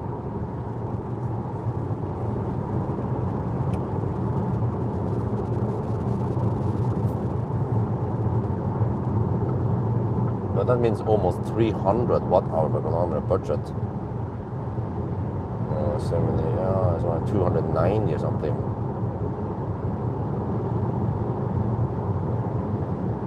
We have 21.8 kilowatt hour left and 73 kilometers to go.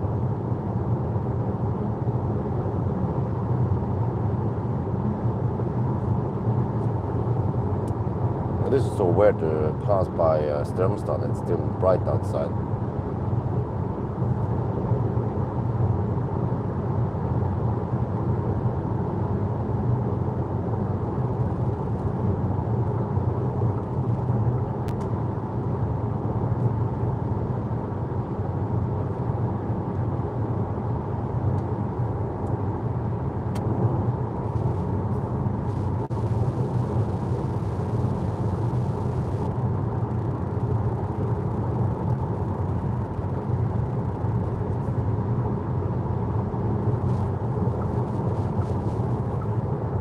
Yeah, okay, it seems like we can make it to Hogstorp.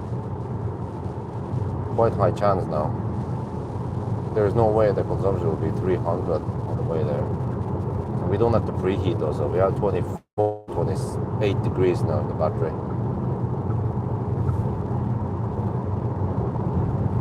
But, oh, I see we have headwind. Oh, see, it's right at the wind turbines, we have headwind.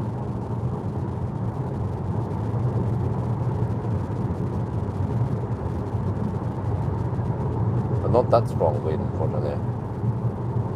Maybe just 3-4 meters per second.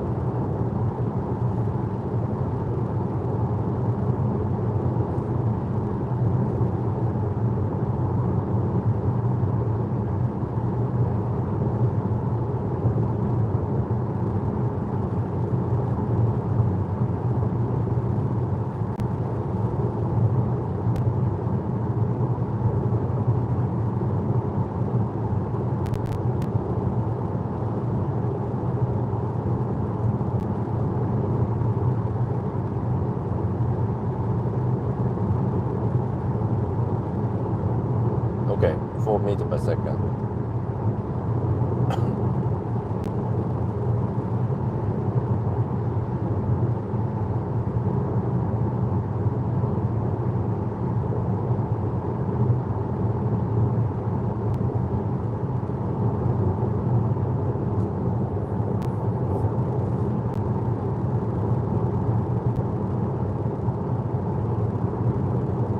So how is the charging curve on this battery anyway? You get 165 kilowatt flat-ish, right? But when does it throttle? Is it 30%, 20%, or? Well, you can maintain 110 kilowatt average until 80%. That is actually impressive.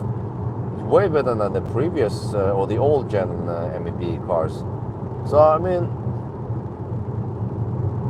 most car manufacturers, they improve the charging curves, right? But Tesla have been stagnating since 2022 at least. Haven't seen, there was a slight improvement in 2021 to 2022, and that's it. From 22 I made some other measurement and I couldn't see any difference, and even now in 25, same there, Juniper. It was like, there was some rumors that Juniper might get a bigger battery, you know, maybe, but no. Faster charging, no.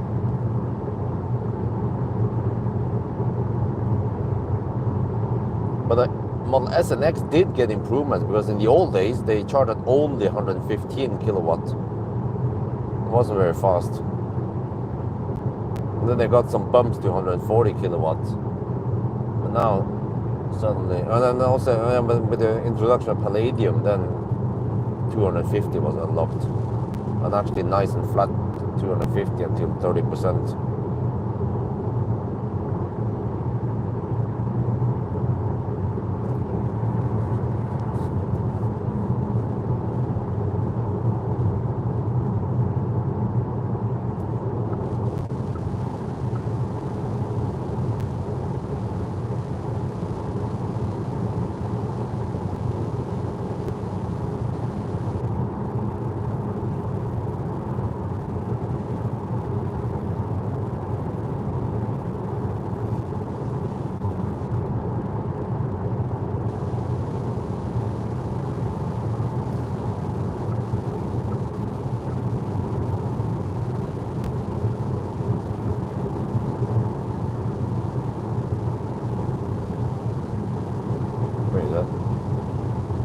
High beam, what?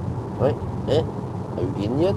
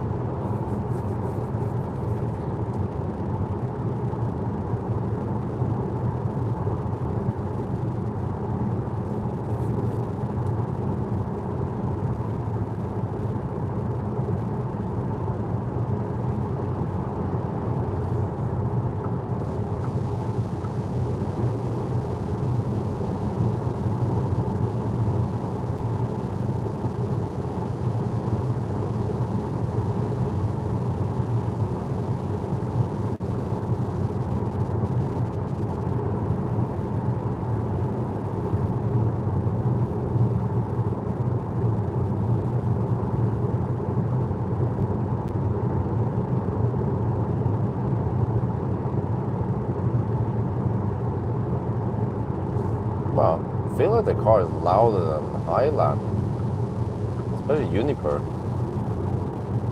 But wait, but is it also louder than the MGS5?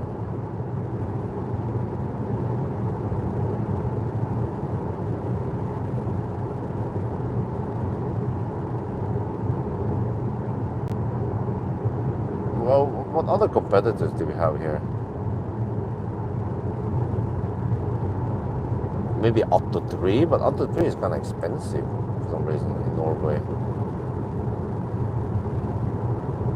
And then, well, we have the Stellantis car, but I mean, do we even talk about Stellantis?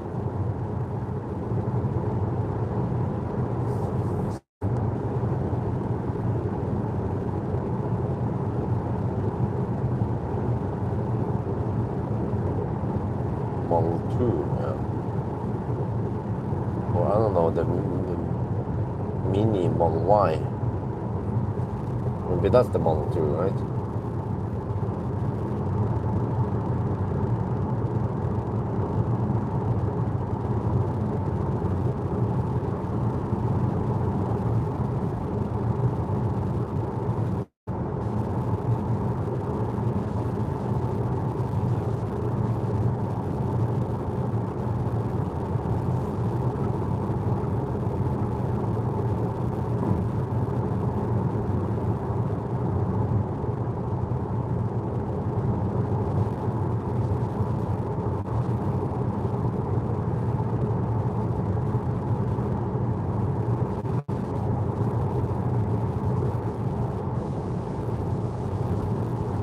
Oh, now it claims 3% at Vågstorp, 50 kilometers away. Wait, 50 kilometers away, and have a budget of less than 300 watt-hour per kilometer, around 290. Oh, that means that we are consuming around 300 watt-hour per kilometer right now. That's high. We have headwind, 14.5 degrees outside.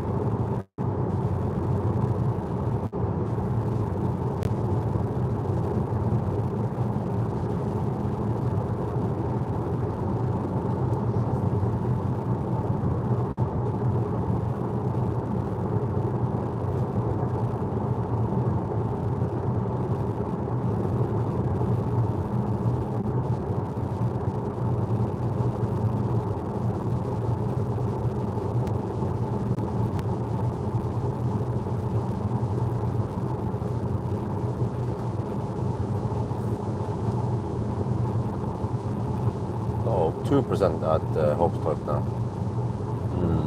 Well, maybe Hobby then.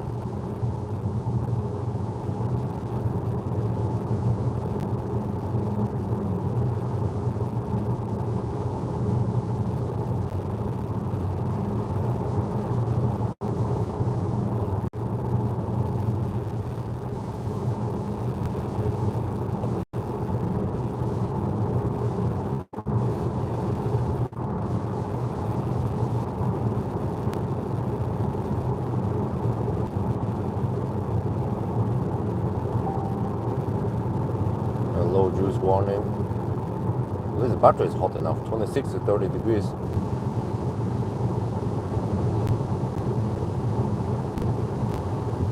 See, 12 kilowatt hour left, 41 kilometers away, but we have to go to the lowland. We're on the highland right now. Well, there's still a chance. Yeah, I wonder if the estimation doesn't take into account elevation change. So it's tricked by that. Once we go downhill towards Hobby and so on, then the estimation will be better. We can't expect Tesla alien technology here in this car.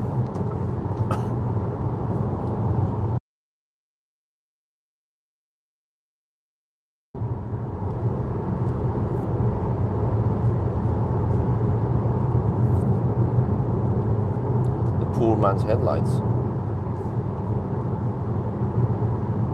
No matrix here. Right, status update. 203 kilometers done. 228 watt-hour per kilometer. And we're down to 19%.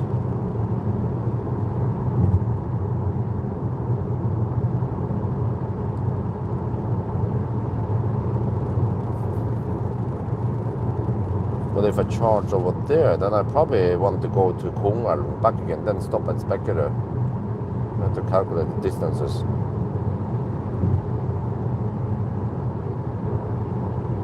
And then probably just jump Spekkere at Strømstad, Rygge, and then home. Yeah, and also Tjåm will be the last charging stop at Remen.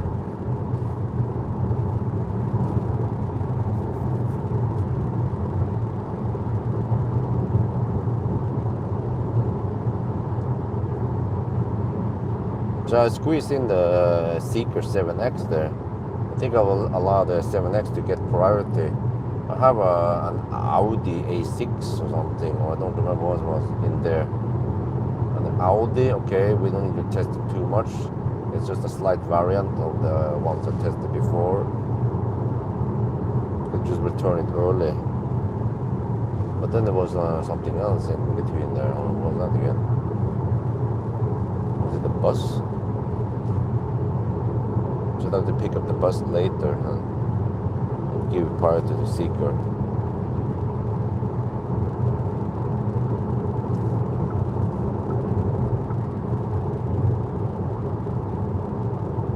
Yeah, the charging. Charging will be actually a little challenge because there are simply not enough fast chargers there.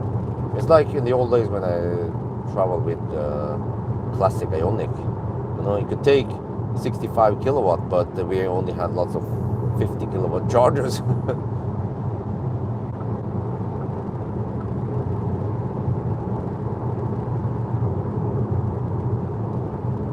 Or 10 kilowatt hour left, 34 kilometers to go.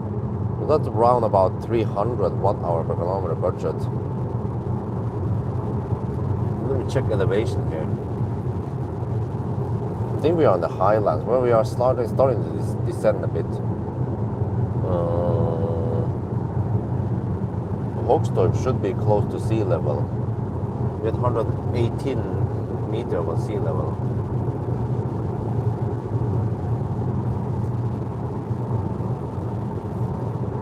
Oh, Juniper has a nicer ride, quieter also.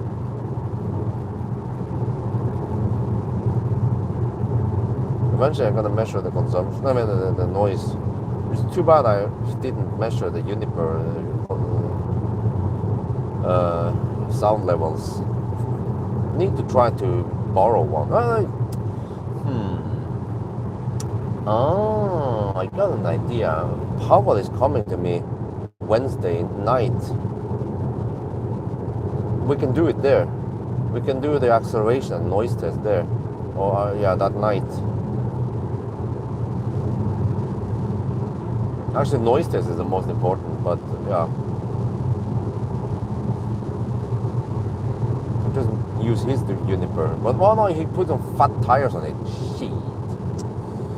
Ideally need 19-inch wheels on Juniper for test. Maybe I can request it from Tesla.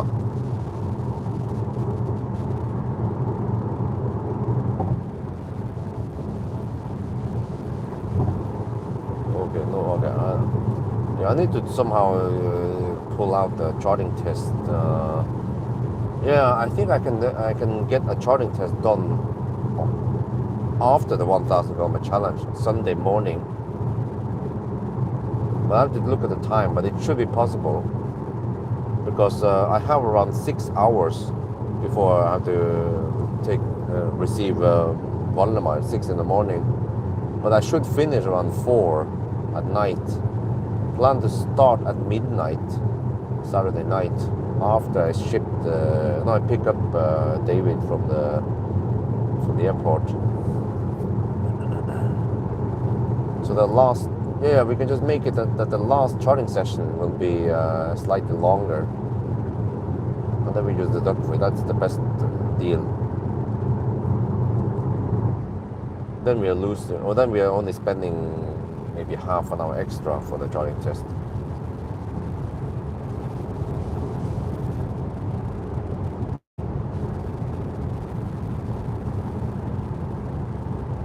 Okay, we're down to 14%. Always go deep. It's just 1% now at Hogstorp. Well, isn't that perfect? The deeper, the better, right?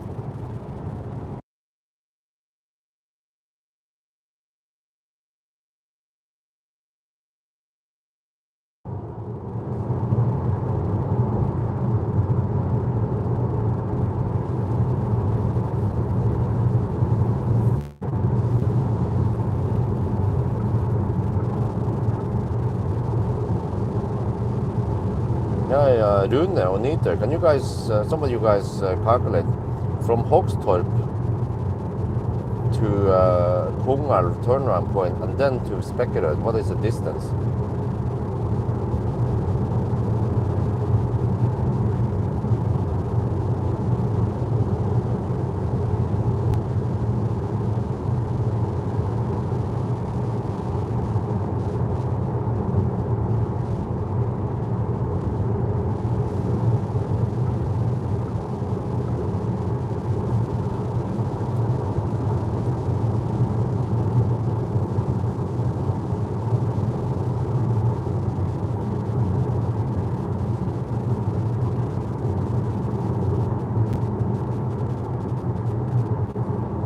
I keep checking now. 7.5 kilowatt hour left, 24 kilometers to go. So roughly 300 watt hour per kilometer budget still. But that means we are hovering around 300 watt hour per kilometer right now.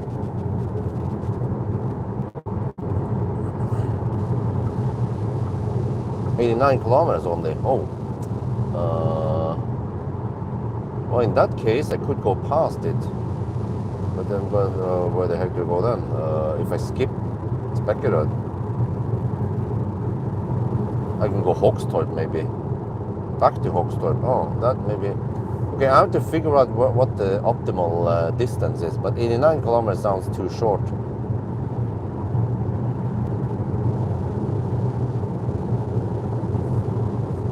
What about Hogstorp, Spekkerød, Hogstorp? No, wait, what about Hogstorp, Kongal, Hogstorp then?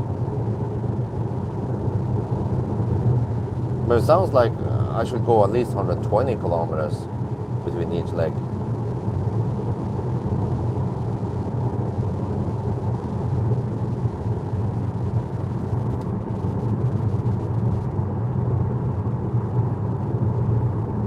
What's the bummer is that I won't be able to buy any food. 132. Oh. Maybe you could just do a quick run to 45%, whatever, right? It still be good. And then we align it up with Ionity so I can stop and grab some food. So then it lines up perfectly. Spekkerud, and then Strömstad, and then yeah. On Norway side, we have plenty of options. Possibly Rygge or yeah. I'm not sure. Maybe Inspiria. But that's fine. We can stop at no man's land some places as long as I get some Circle K visits to grab some food and replenish drinks.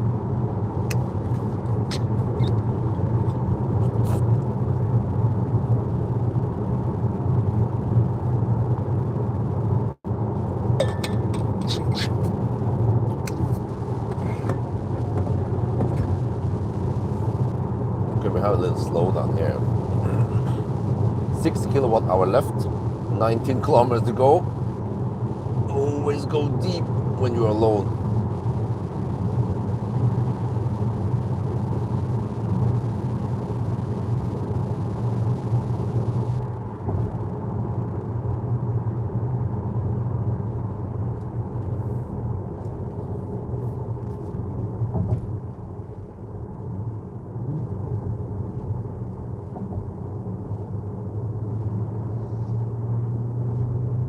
Oh shit, this thing is smelly. Recirculate. There. I have a hotkey now.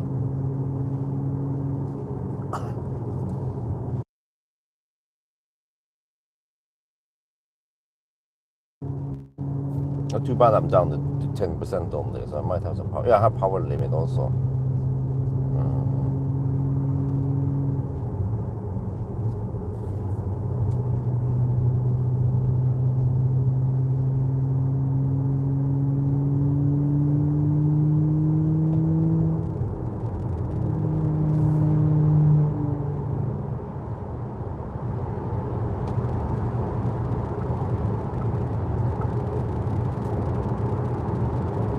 Right, 1% at Hogstorp.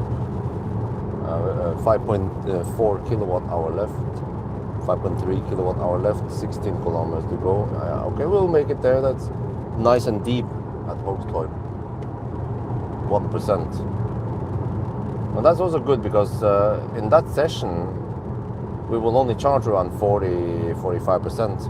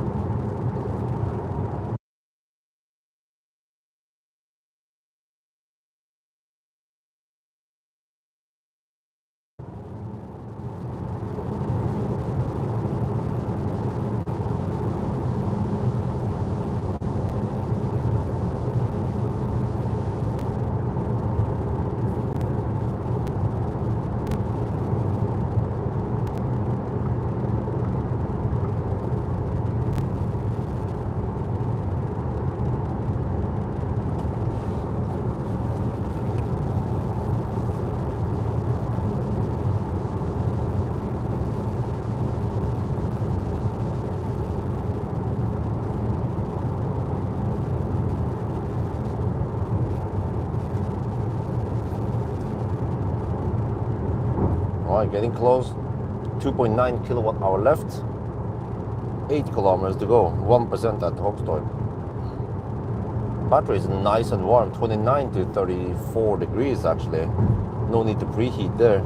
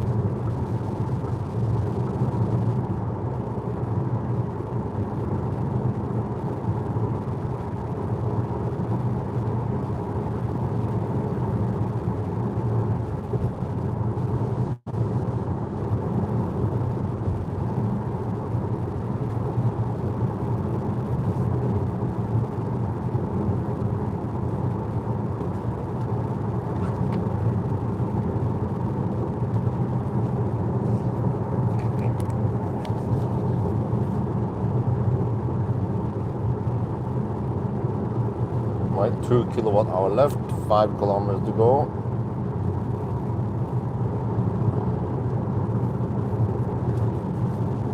Seems like this car underreported distance slightly. I'm gonna check the distance at arrival also. See, I'll get that ready. Vehicle status. There, okay. So yeah, neater. Maybe you want to check the distance error at Hogstorp soon. I'll give you the exact distance. I'll give you all the stats once we arrive.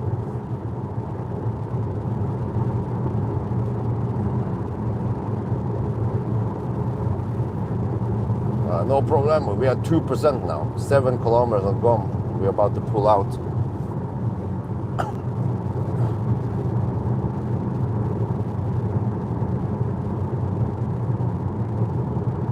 Still have around 90% power supposedly.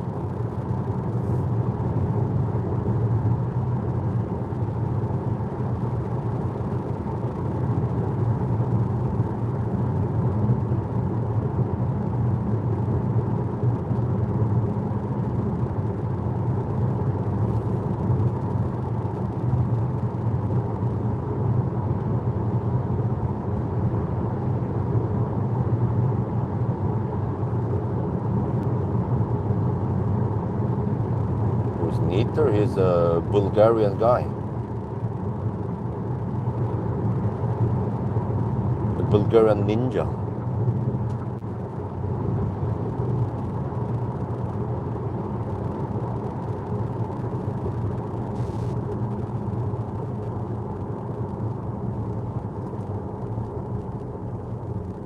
No, it's not working for me.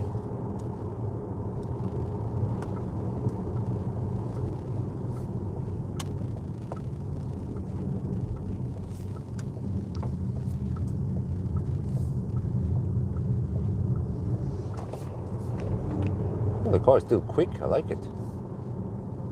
Even at 1%, yeah, 1% left. Still schnell.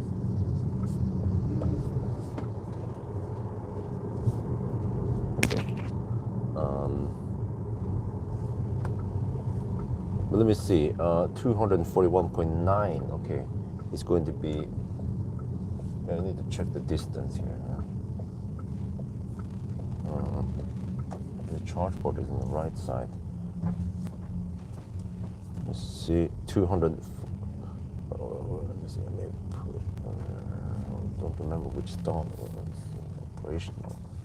Let's just take one of these. Wait, I don't remember. It doesn't tell. Okay, 5C stall hopefully works. Just place myself there. 242.1 kilometer. Yeah, 5C. Yeah, 242.1 kilometer, and then no, freaking navigation is blocking the.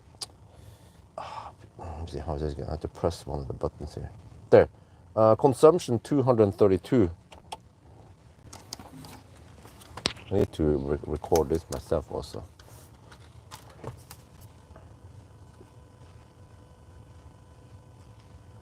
Hogstorp, yeah, 242.1 kilometer there, and then right around 1 minute before midnight, and then 232 there. Okay,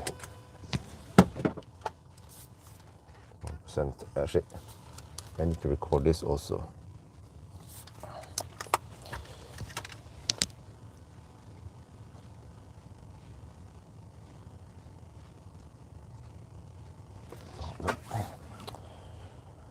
Oh man, it's kind of annoying. There. No, there.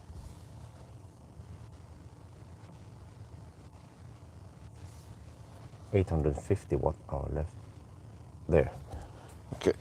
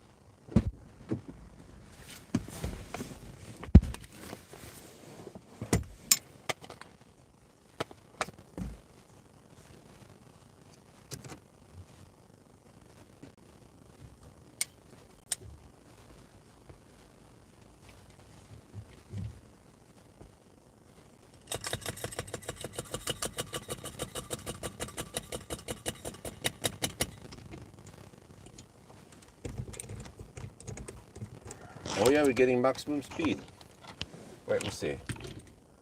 What's the distance again?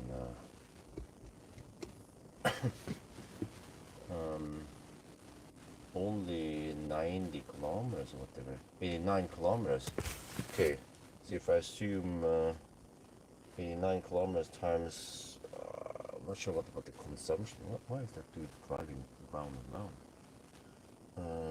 Not sure what kind of consumption. 290 worst case. We have 8 kilometers. Oh, okay, I need around 50% maybe, to be sure. Oh, look at that. Okay, need to record this.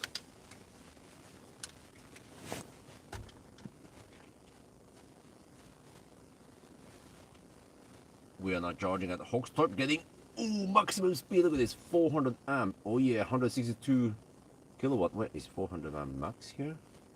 Voltage is actually quite nice and high, huh? We arrived at 1%. I barely made it here. Just hammer it like a mofo. It's already at 7% here. Yeah. So we'll see now how nice and flat this charging curve is. But yeah, I mean, it's not the biggest battery, but it should still charge pretty fast. The newest technology from MAB platform. Oh yeah. Well, the battery is quite hot also. So on purpose I turn off HVAC so I don't interfere with the cooling here. But yeah, not much to do here. It's just a V3 supercharger, as you know. But actually tonight, this summer, this is 21st of June. So it's the brightest day of the year. Wow. That is wonderful. Now camping here. Oh, look at that. Skoda. Well, you have this logo projected. Well, even on the poor man's car, you get all this, huh? Okay, you don't get electric adjustable seats. There is no travel assist here, no auto steer. Just yeah. In the back we have at least okay space, right? Yeah. So well, you have to pay attention here. Okay. Oh, look at that, 165 kilowatt now. So the plan is that since we are doing this night run, the short run, right, is that I'm gonna drive over to here, Kungalv, turn around, and then end up at Spekkerud. Here. Yeah, I can just navigate it now. So that's only a 96 kilometer loop. And I calculated I need to charge to around 50%. Yeah, that'll be good. Okay, now I need to spend a minute or two.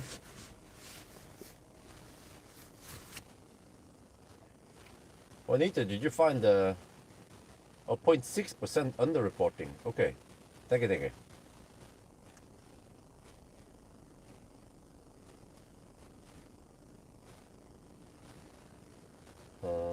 Let me check my screenshots here. 242.1. Okay, and then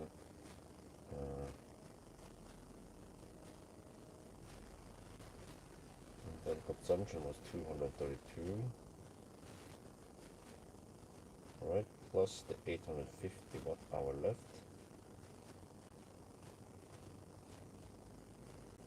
So we have estimated 57 kilowatt hour net capacity.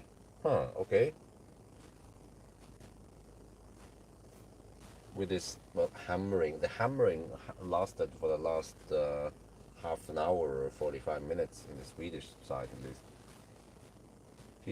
Oh wow, 30%. Ooh, wait, huh? What happened now? Oh, it rapid gated. Well. At 20% we throttle already. Uh-oh.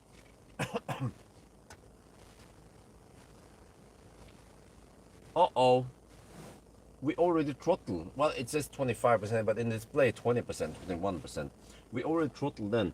Supposedly we can get the maximum speed until 30%, right? But not today, son, not today, because we hit 52 degrees Celsius here.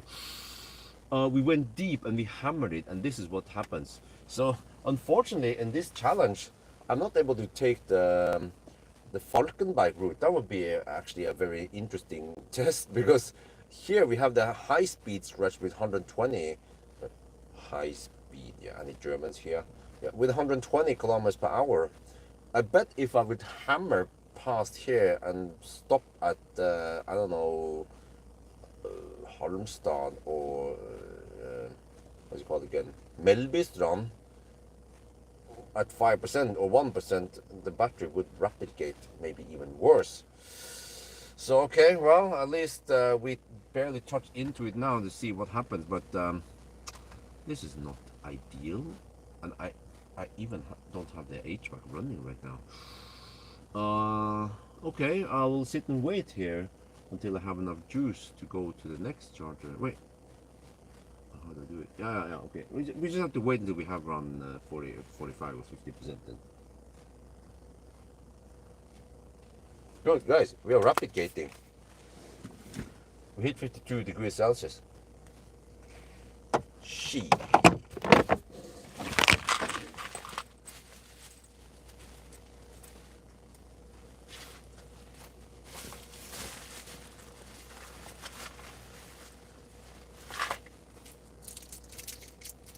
Didn't expect that to happen.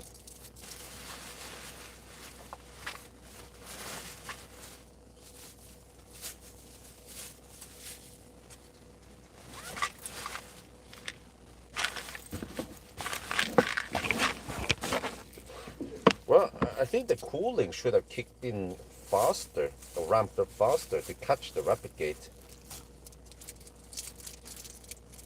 I mean, 110 kilowatt is still okay, right? But it's hopefully just a slow-ish session now. And then next session we will probably try to arrive at 5%. Oh, it's like a Chinese car. It doesn't like to go deep. We should try to arrive with around 5 to 10% then for the following legs.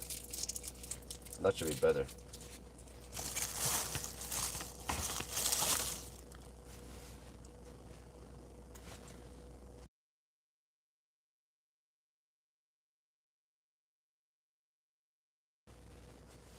But Tesla doesn't rapid gate.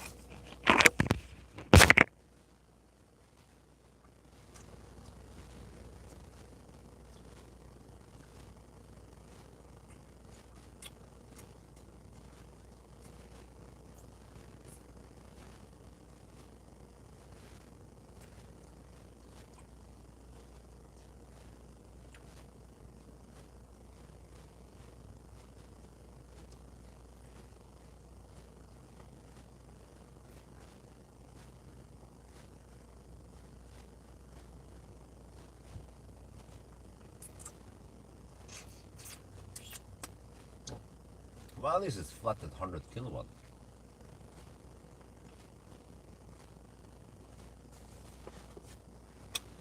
What was the distance again? I need to drive. Let's see, 90 something.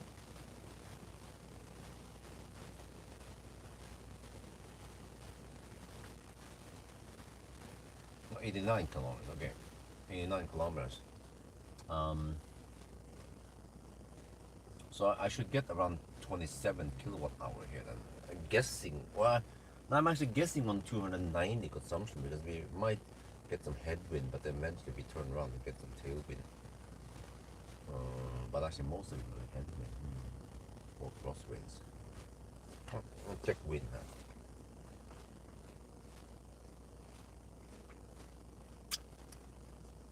Oh, we dipped below 100 kilowatt now. Uh-oh. Uh-oh. Uh-oh. Yeah, there's some slight headwind actually. Crosswind 6 meters per second. Not really.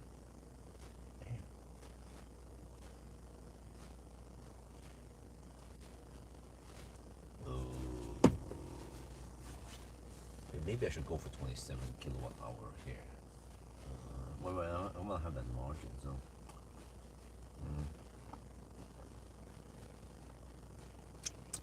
I calculated that I'm gonna spend 45% of the battery.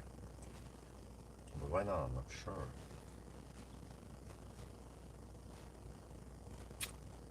$80 kilowatt, huh? You mean kilowatt hour? Or what are you talking about?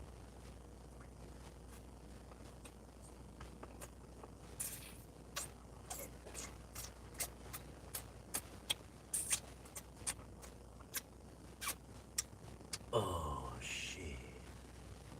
Well, we're at 95 kilowatt now. Shit, man.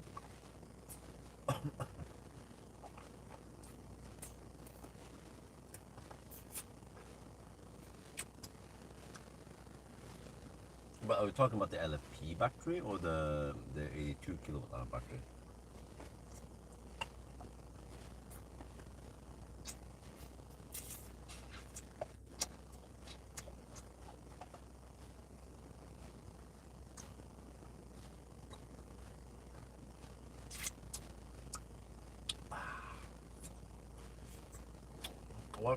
Why do you compare the bigger, more expensive battery? You should at least compare it against a 60 kilowatt hour LFP.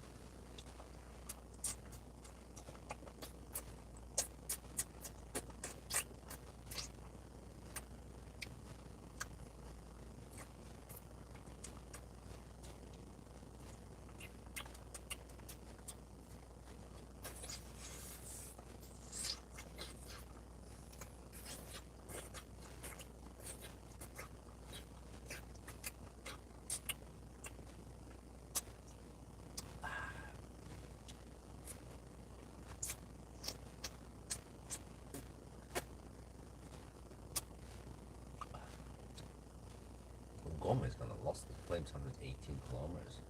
Really? I don't think so.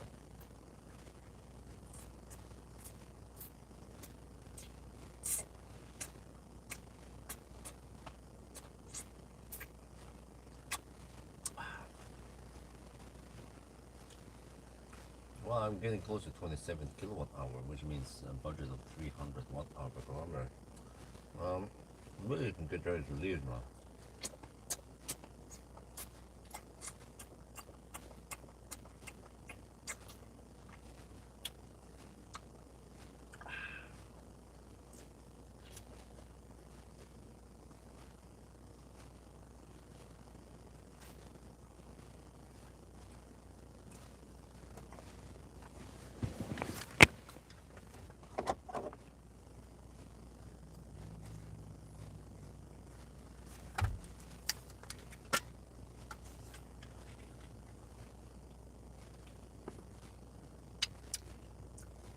Sorry for the weird sounds I make now. I had a popsicle laying around, so I just realized you can make the weirdest sounds when you enjoy this.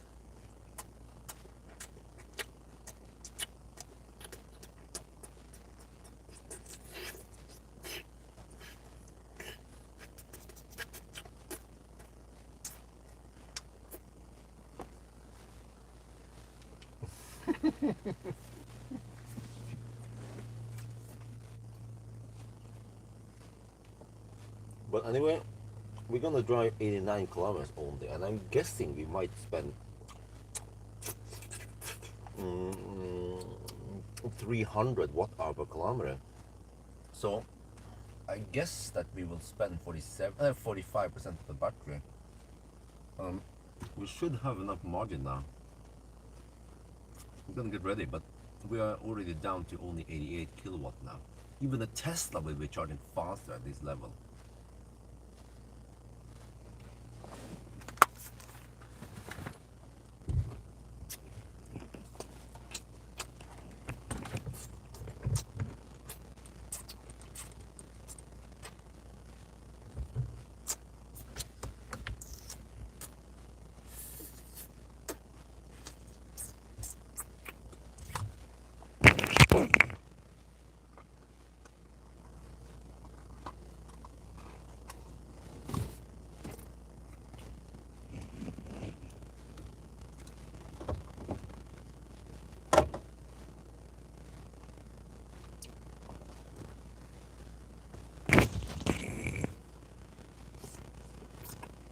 %.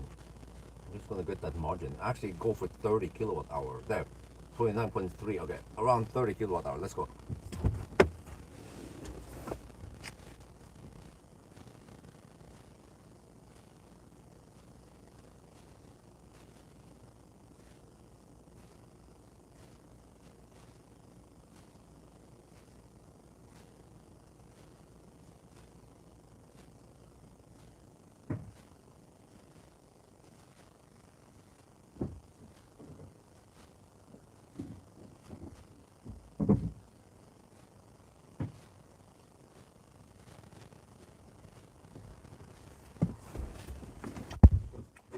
"16 minutes and 18 seconds, and we received 31.3 kilowatt hour.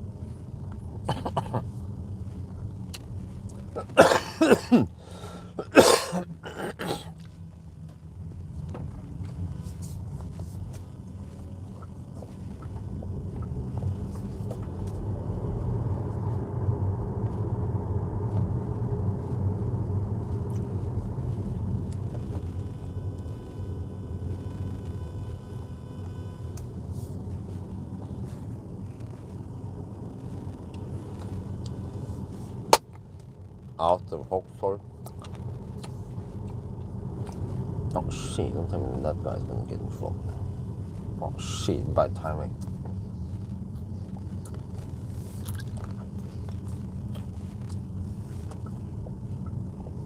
Gotta check here. Battery is at 48 degrees Celsius. Do we have any power gate? We have 165 kilowatt power output. Ooh, nice, full power at least.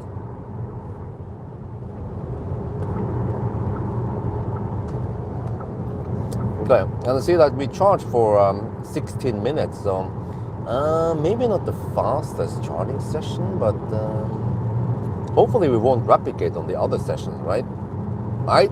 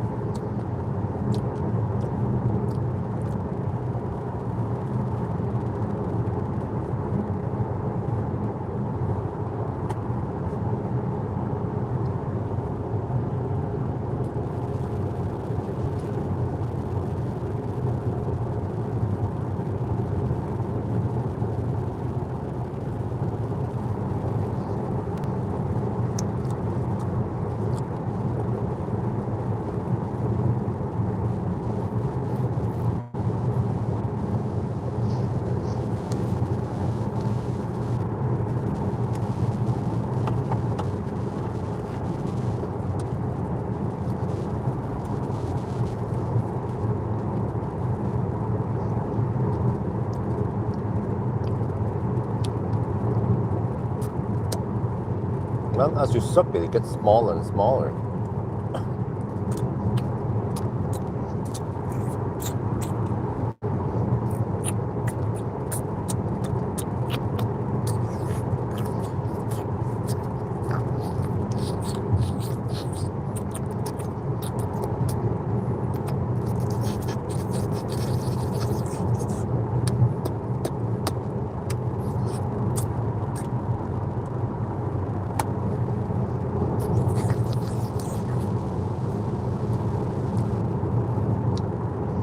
What if I deep throat it?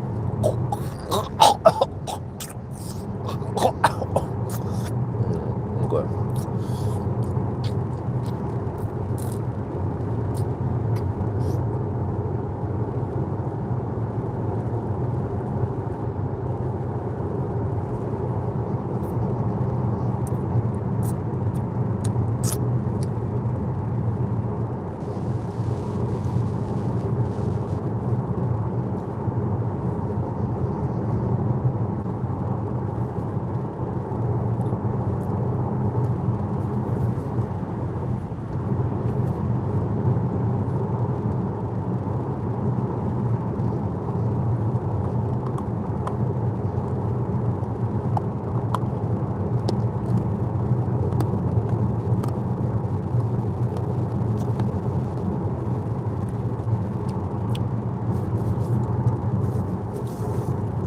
Good, done.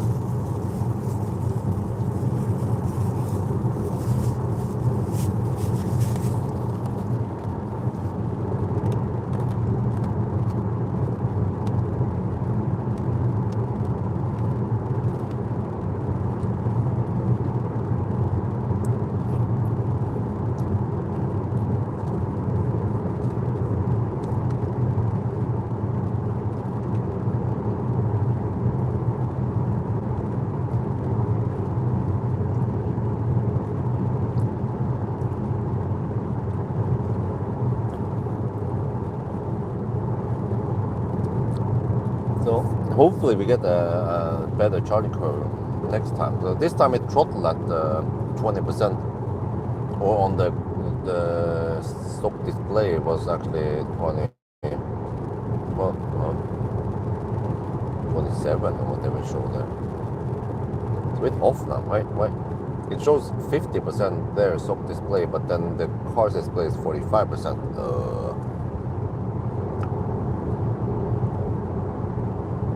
Maybe I should use that delta between energy instead, which is more correct.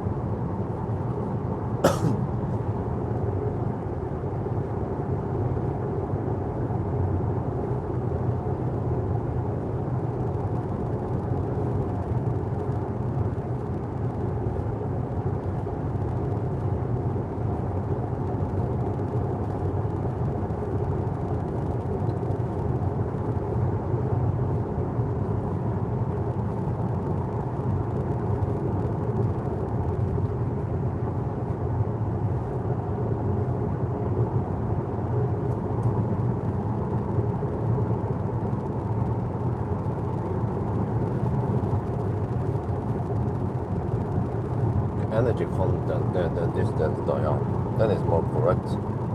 43.4 at least, yeah, 44 in display. Otherwise it's 5% off.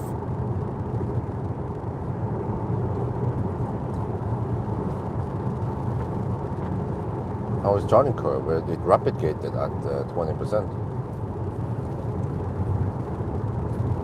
That's a slight bummer. Okay, now the consumption has stabilized, seems like 291 watt-hour per kilometer. Okay, no big deal if you're up at 10%, right?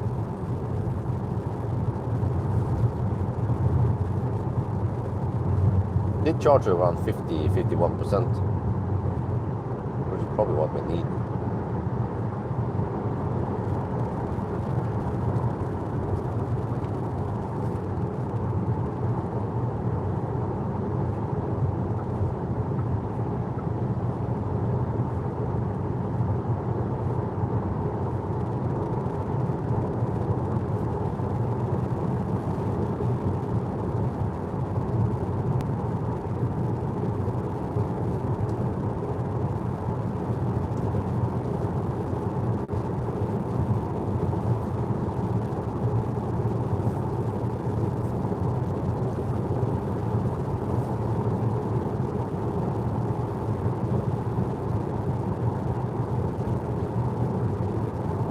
maybe it's not ideal to arrive with 1% if you've been hammering it like I did.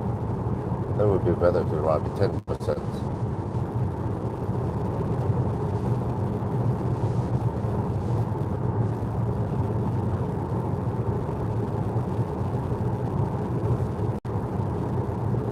Well, it cools down relatively fast. We are down to 40 degrees. So hopefully by the time we arrive at Spekerød, we'll be at 25, 28 degrees again. And I don't think I need to preheat. I don't have to worry about that part.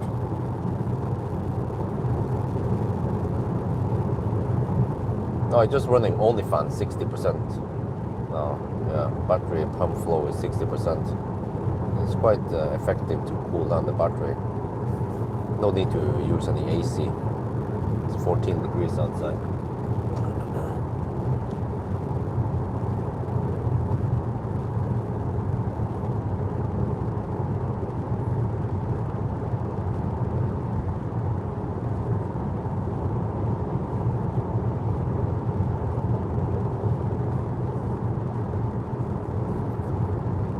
On the current leg, we are consuming 287 watt-hour per kilometer. Wow.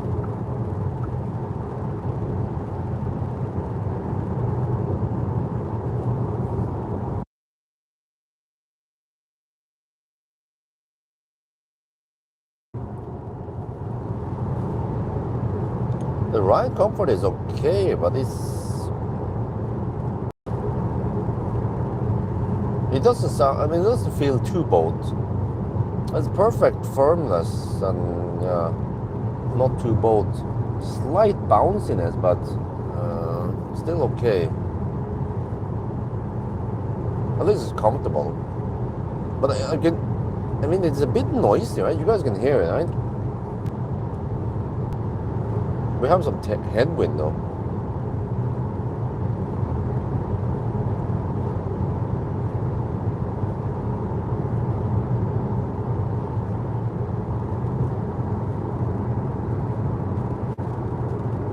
At Spekerød, I should try to clean the windscreen.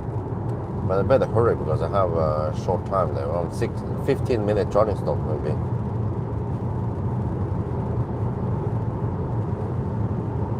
Spekerød, Strømstad, and then Strømstad. What is the distance from Strømstad to Rygge? I wonder if that's around 100 kilometers. You can try to ride on the 165 kilowatt wave. Just charge more often.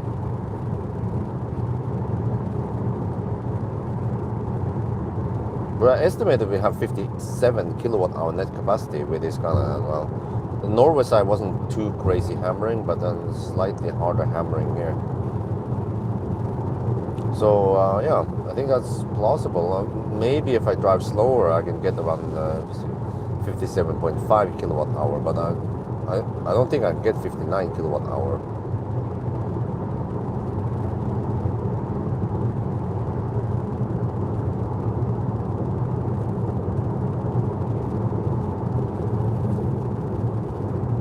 Car's gonna report at 58.5 kilowatt hour.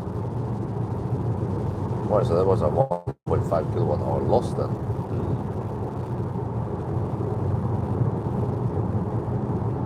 70 kilometers only. Oh, that's kind of early.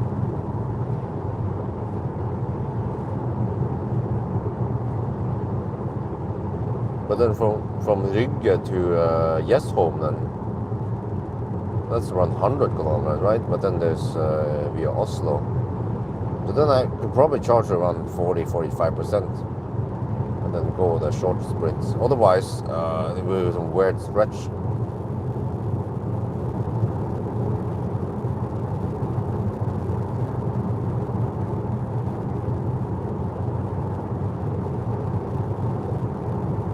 Well, actually, I could top up at I don't know, Vestby or somewhere, or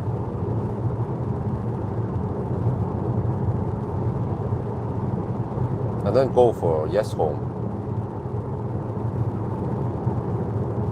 Oh, wait. from Strömstad, how far can I reach?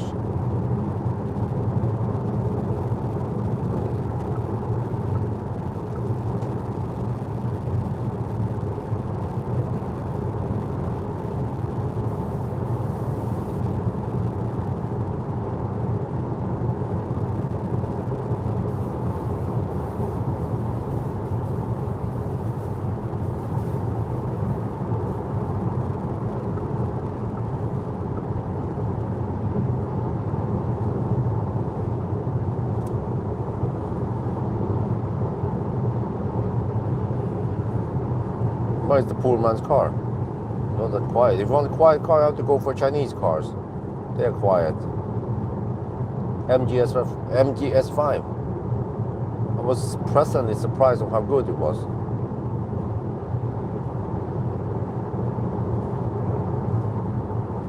And the MGS5 even has electric adjustable seats, and I think even, wait, was it? Did they have motorized liftgate?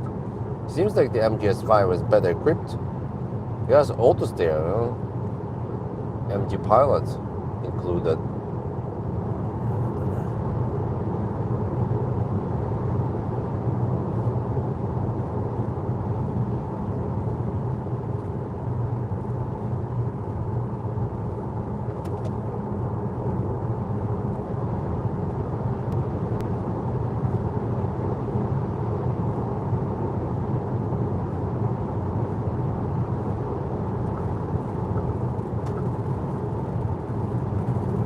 Oh, I'm surprised that there's so much traffic now, half an hour past midnight.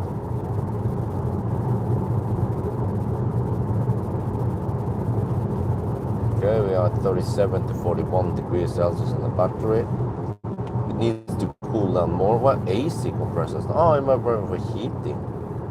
Yeah, it's 14 degrees outside. And they went to zero again, AC.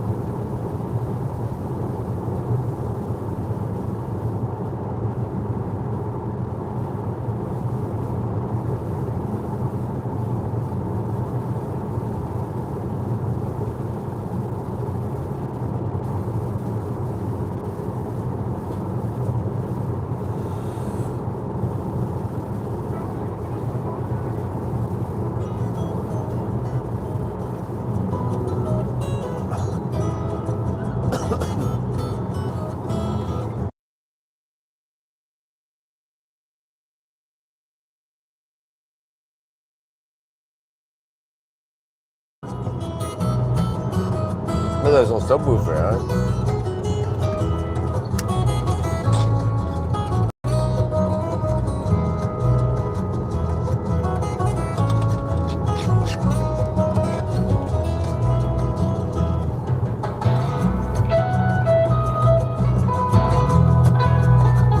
Something is rattling over there.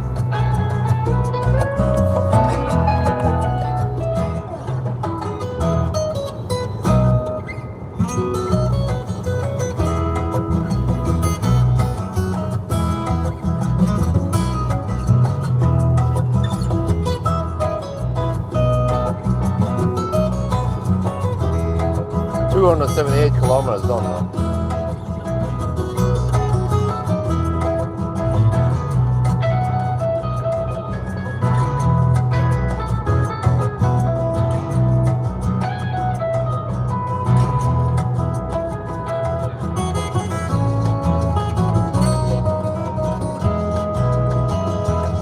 Well, it seems like my prediction was good, spot on. We're consuming 294 watt-hour per kilometer right now.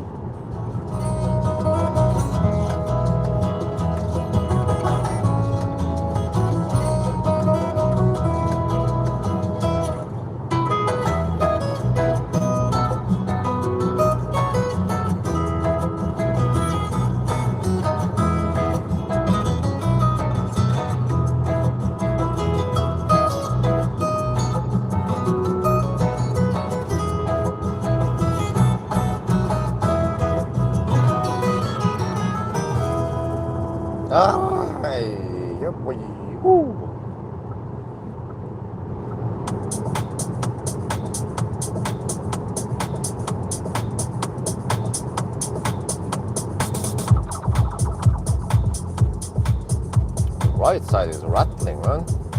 Sure, what's up with that?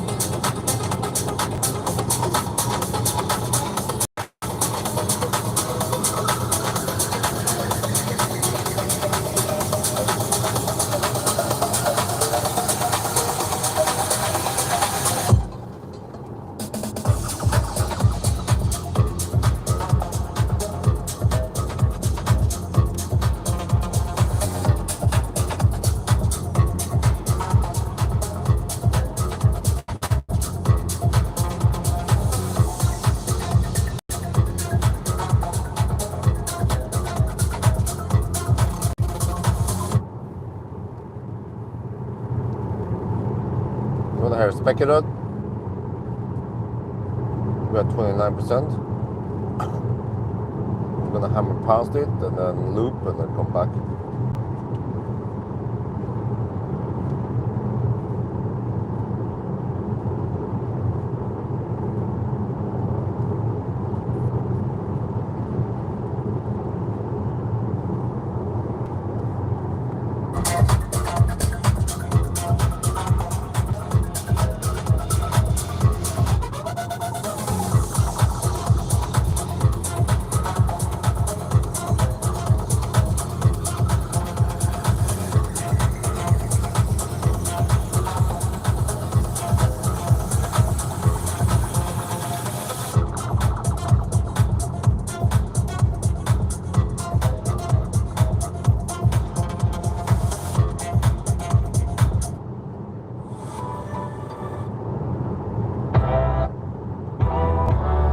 The right side is rattling.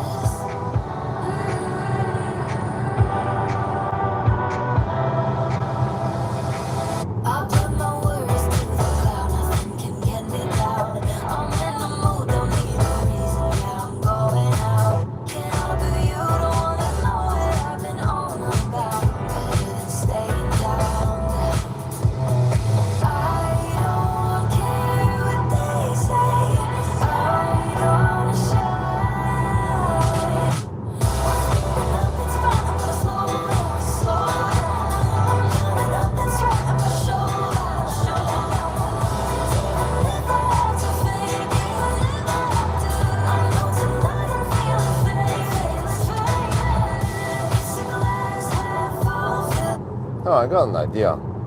Since chronologically, whatever you call it, the Lilleputthammer trip is between the part 1 and the part 2 of the 1,000 kilometer challenge.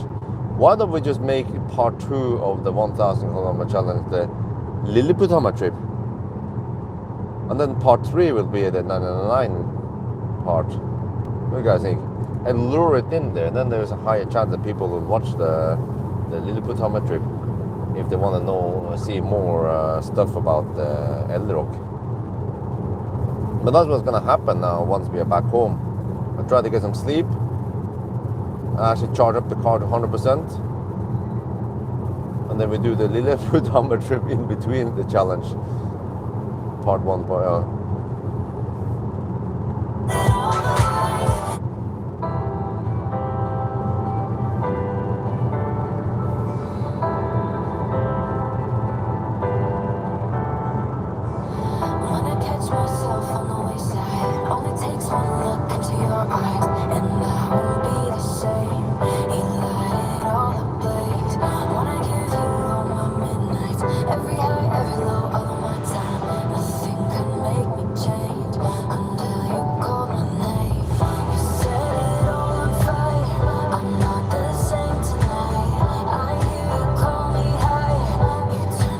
not that great sound system.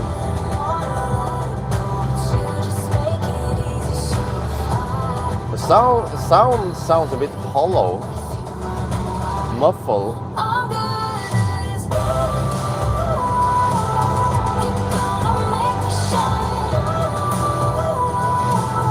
Well, actually, maybe it sounds okay, but it just lacks that bass from a subwoofer.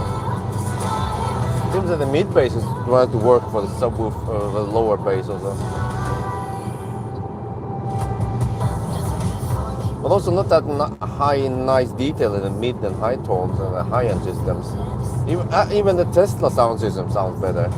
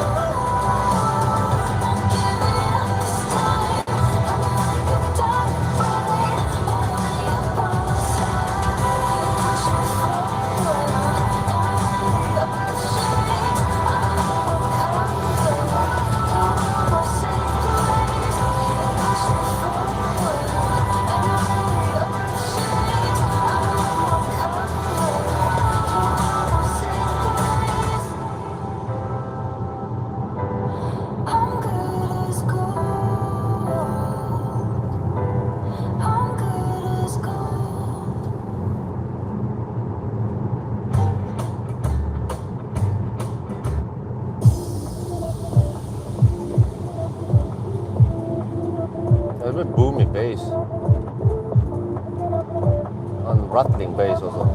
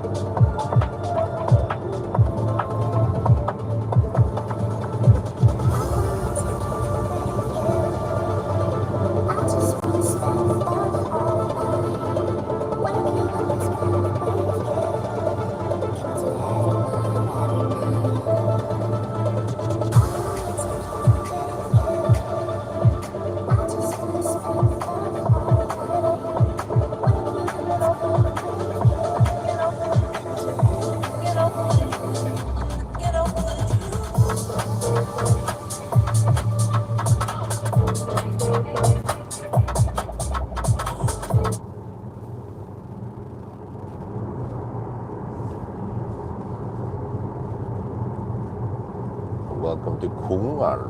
Now we turn around.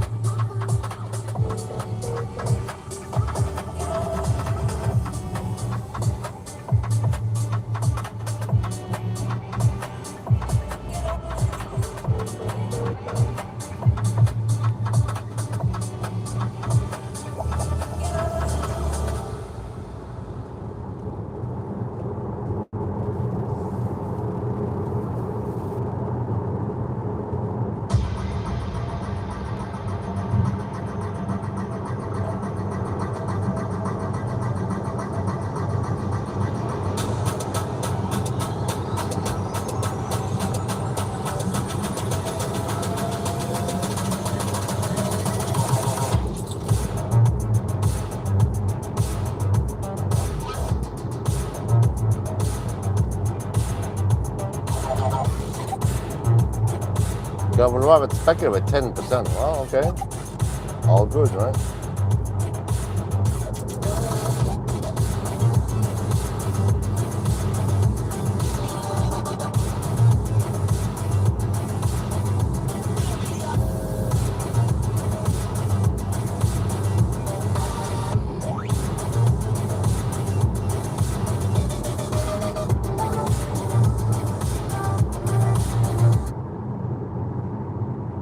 Well, it's getting bright already. 1 at night.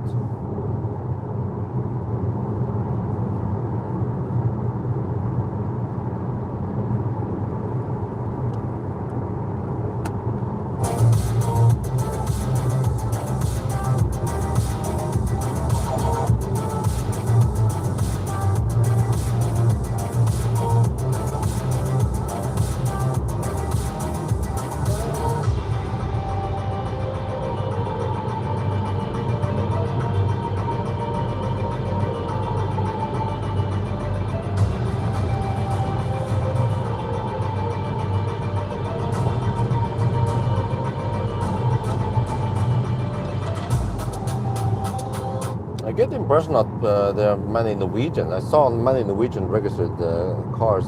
They're traveling south now on vacation. Yeah, I think this is that Friday was the last day of school. So many kids, they have school holiday now.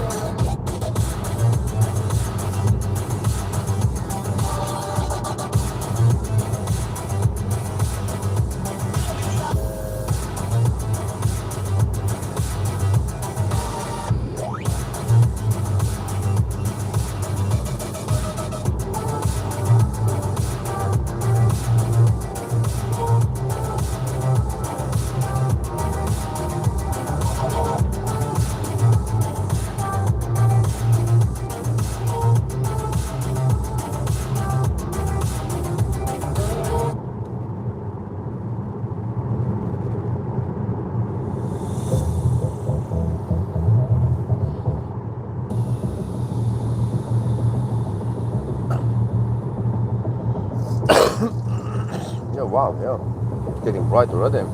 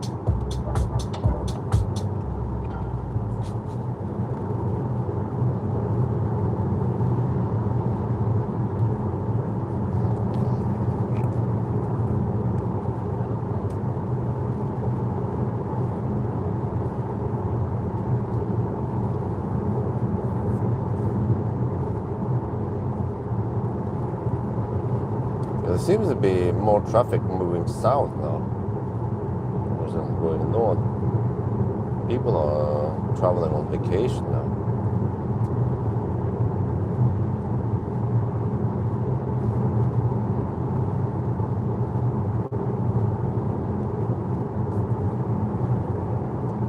Oh, here's Beckerud. Finally, and get some food.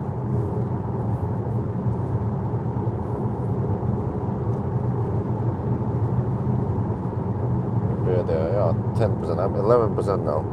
Battery cool down to 31 to 34.6 degrees.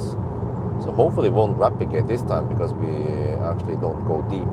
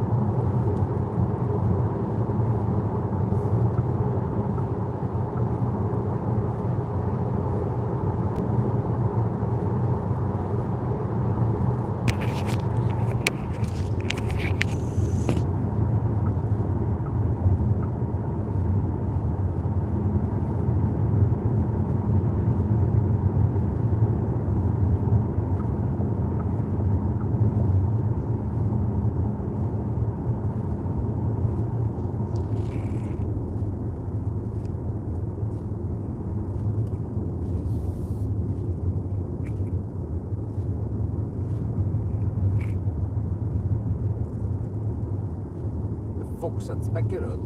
See if it's still there. The fox said.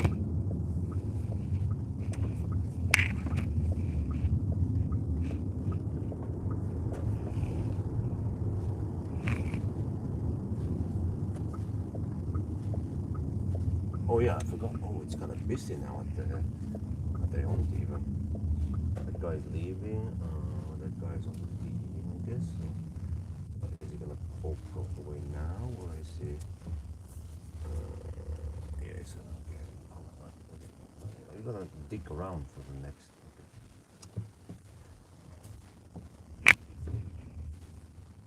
Oh, they don't keep on go. I'm just gonna take that stall, but I'm not sure how long we need to dig around.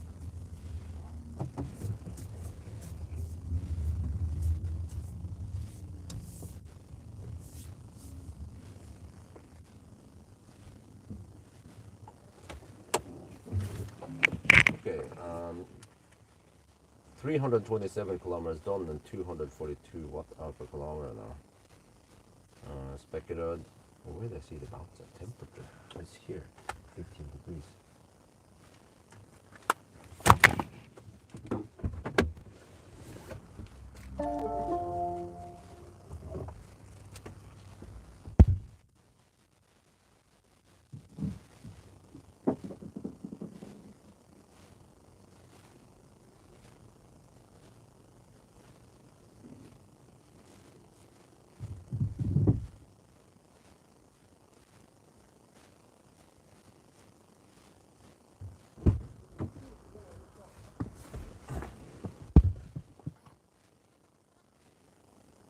Alright, let me see, get the shaft ready. And I need to calculate, what was there?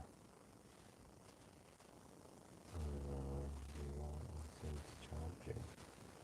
Oh, 270 consumption, okay.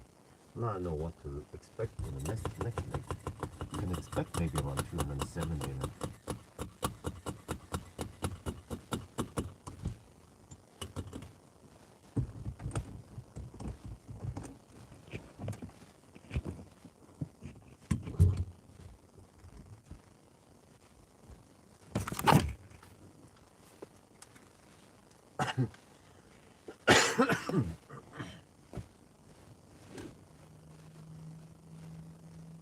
Oh yeah, we're now at Beckerud.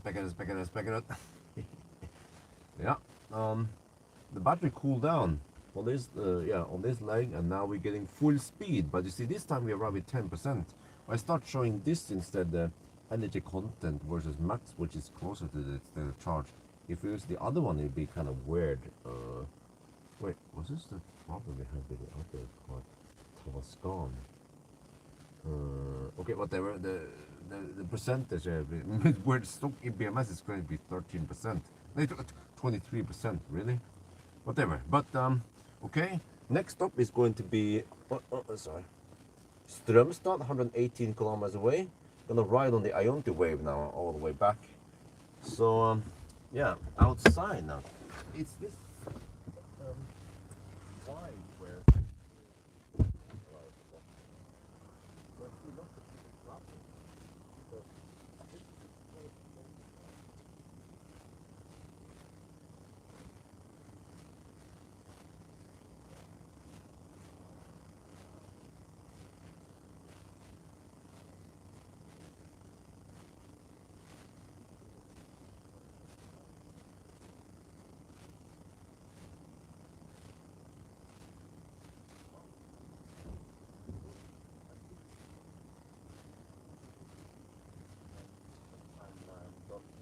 the car should be done charging, right?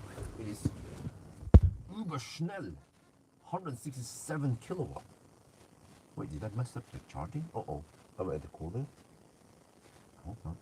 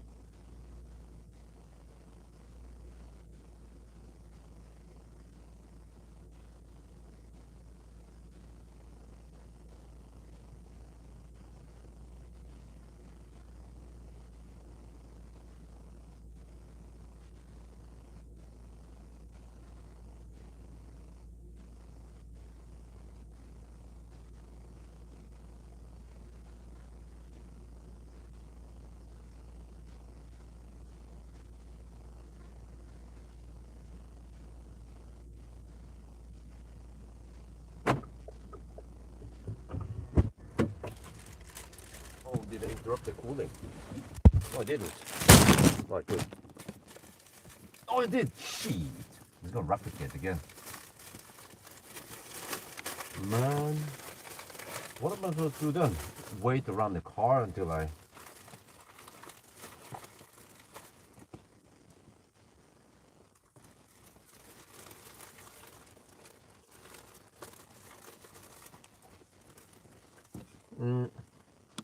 I think I need 55% to reach stem start.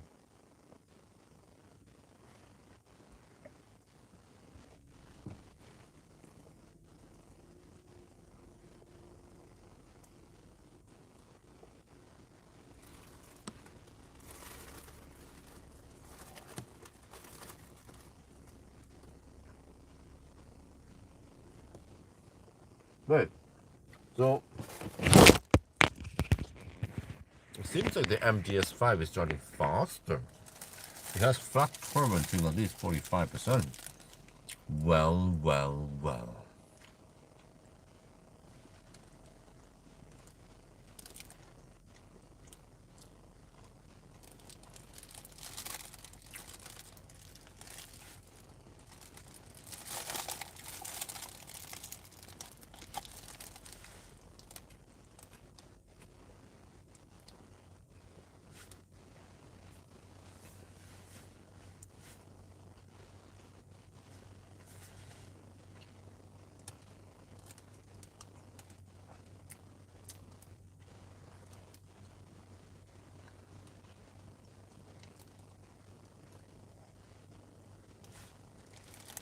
Oh, no sudden jump. Okay, that's good.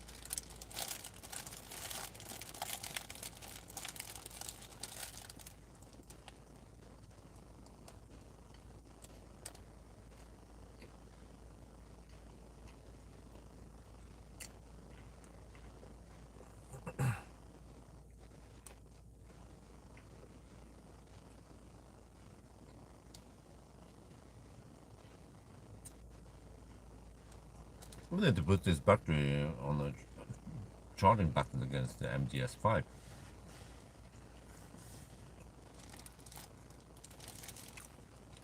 I wonder if MGS5 will win.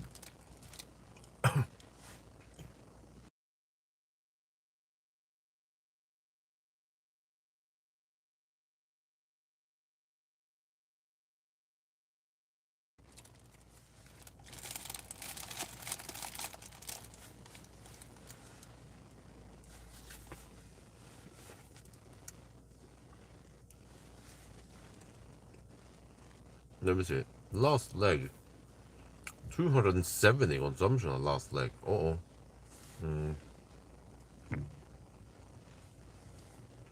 But how should I table it? I'm guessing 260 times 118. Yeah, we need to spend 54% of the battery.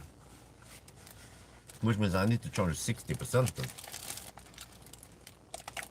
We're almost there. 50 now.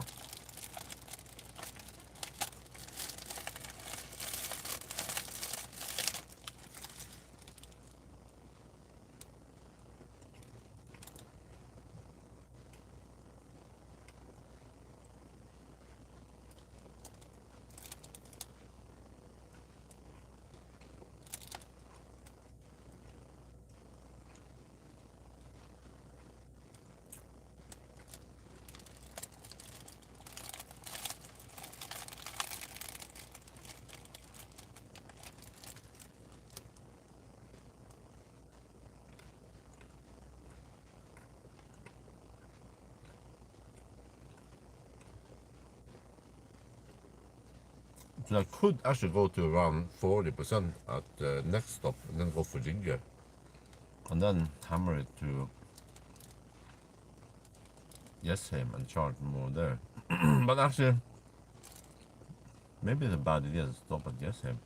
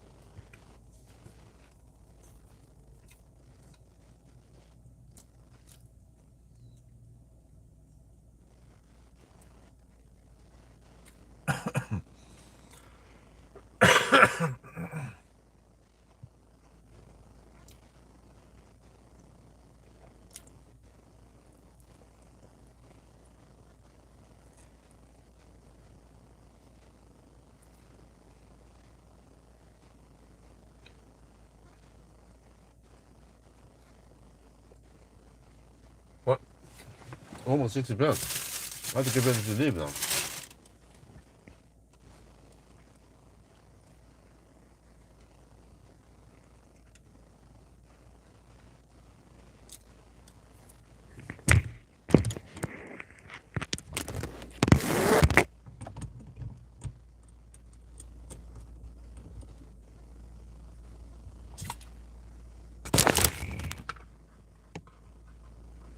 So we have 2 hours and 10 minutes before midnight then. So we have 3.5 hours to.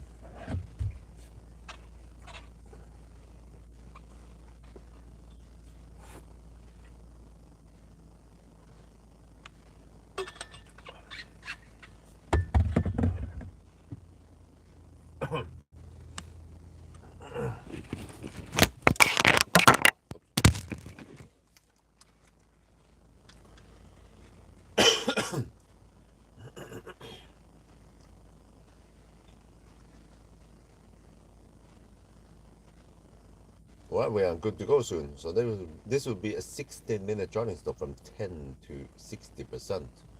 Yeah, it goes kind of slow-ish now towards the end, 86 kilowatt only.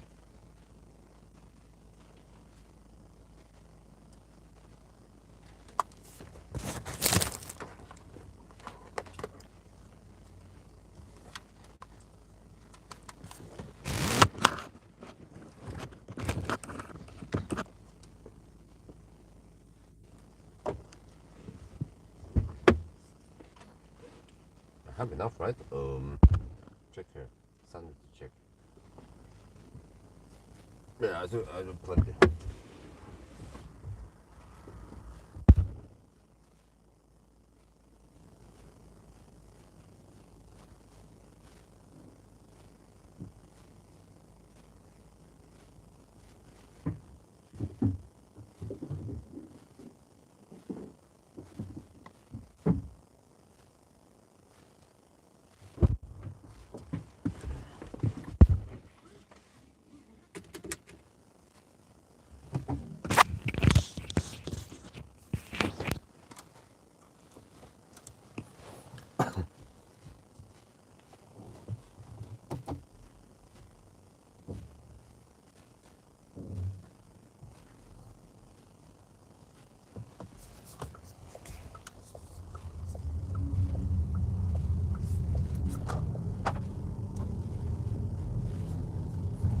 Schmutz I need to get rid of.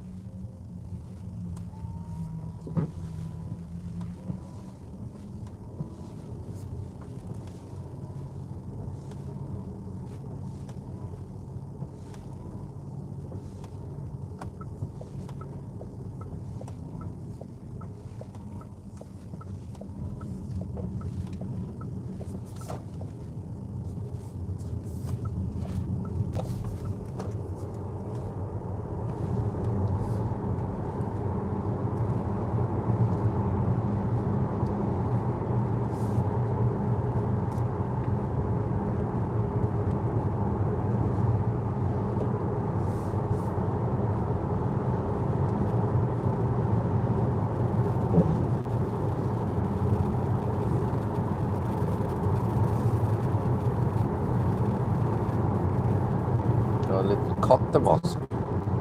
Seems like it helped.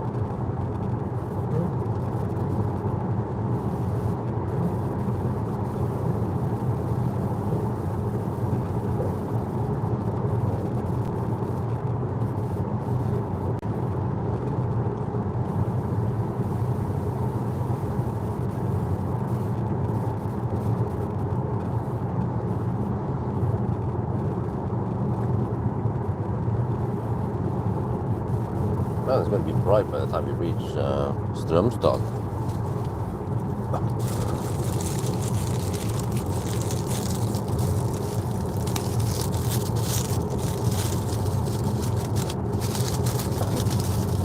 16-minute charging stops, and then we can drive 120 kilometers, okay?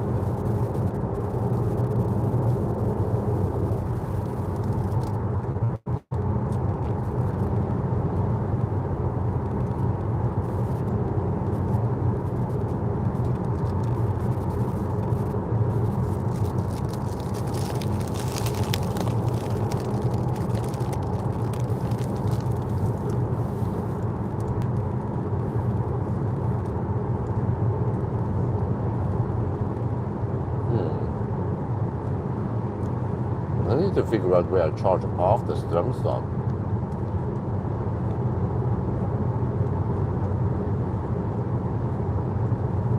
I have to check distance from Strömstad to Tangen.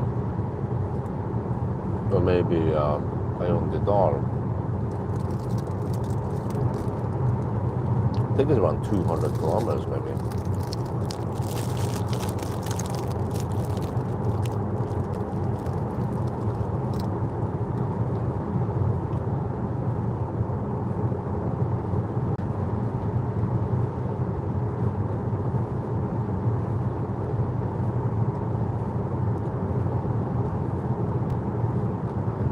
You might actually not stop and charge at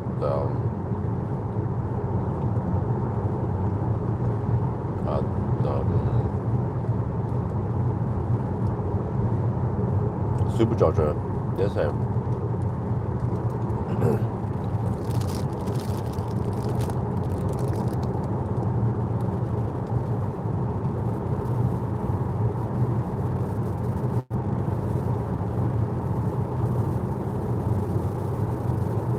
Oh, 183 kilometers.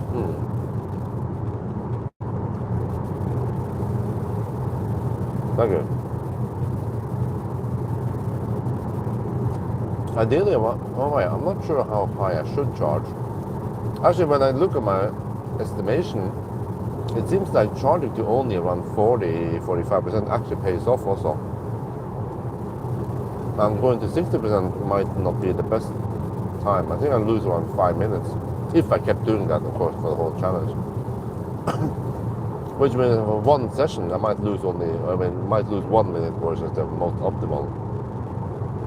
Which is to go for around 45%.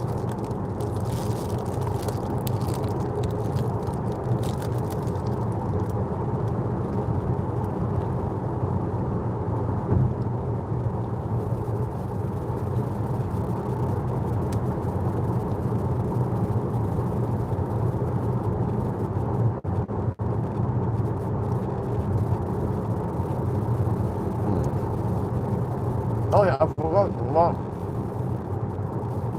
What I could do is I could charge at Strömstad, then jump over to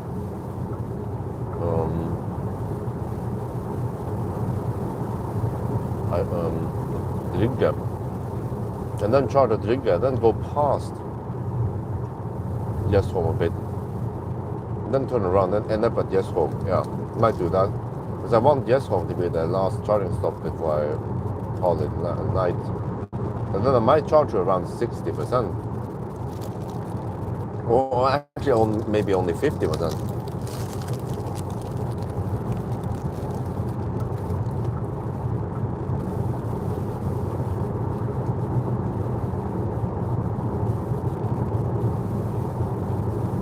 Well, I also have to look at the remaining distance.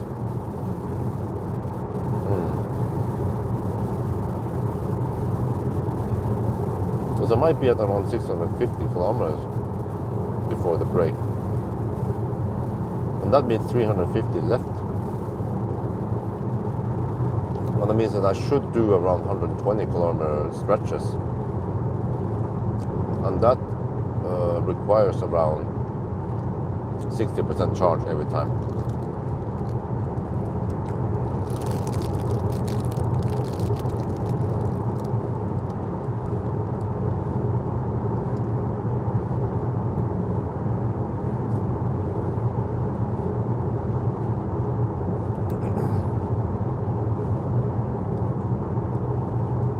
I could split it. 350 kilometers divided by 2 is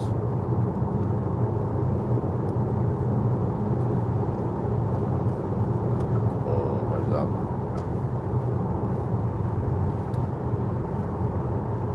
175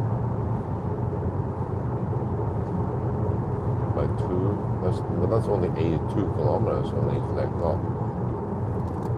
Wait, did I not correct?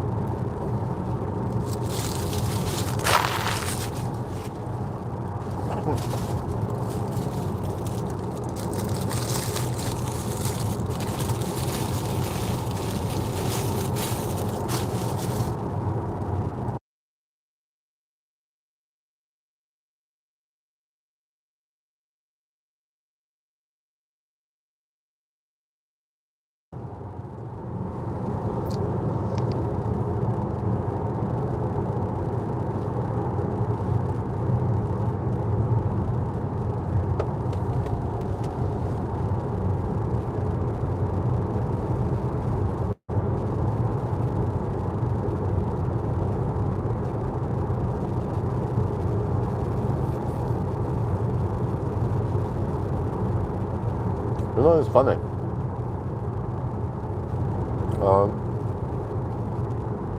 Many cars, I charge only 50%, and then I go to the next charger. Nobody complains. But when I did it with Tesla, they'd be like, "Oh, Björn, I like your videos, but charging to only 50% is not realistic." I'm like, wow, excuse me? You must be new here.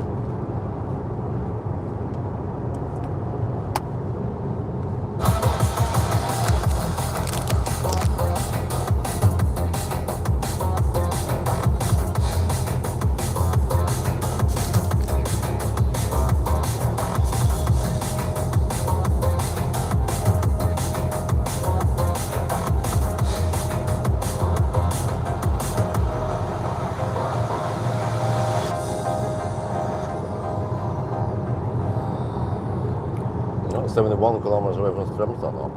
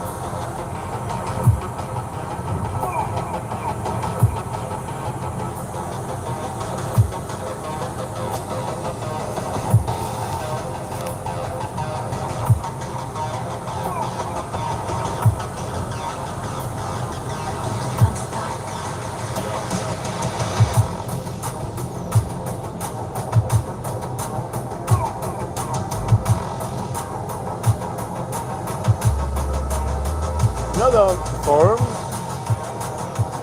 could have been more comfy there, maybe. This is not that bad hard.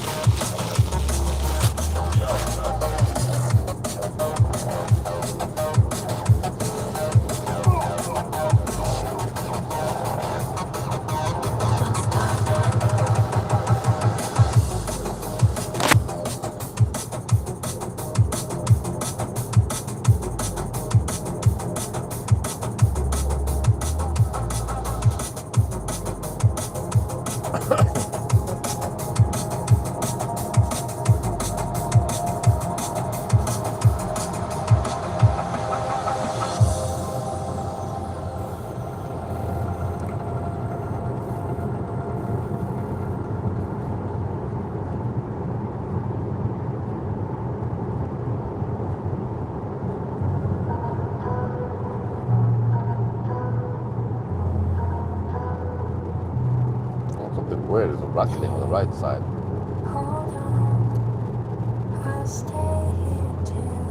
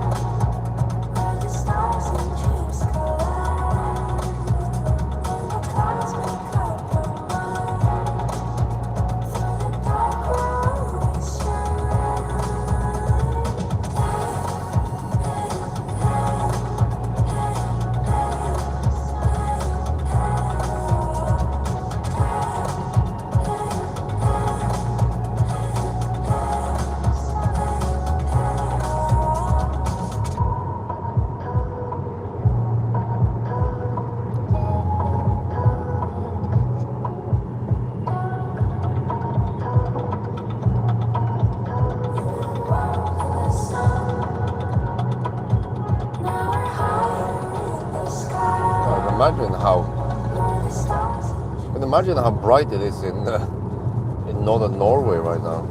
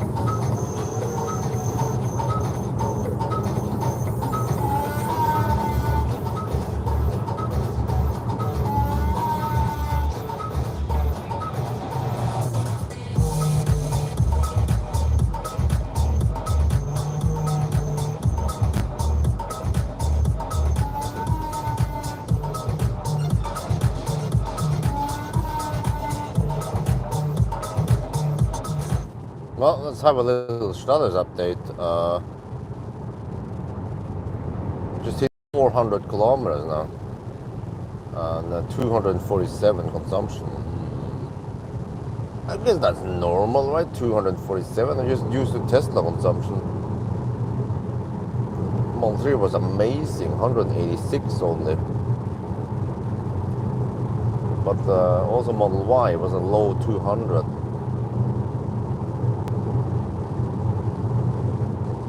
Projected 10 hours and 3 minutes. Oh, already? What?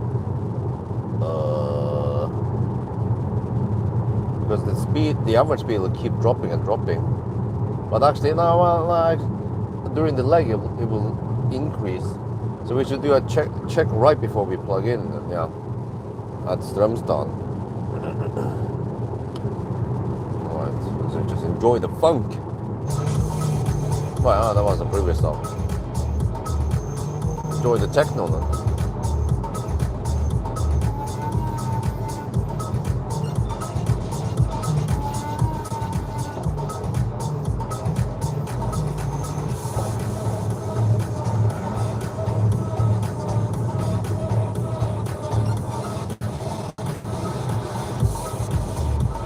And there's actually exceptionally high traffic now during night. Normally the roads would be really empty, but I noticed it that there's a lot more traffic now. The summer traffic has started.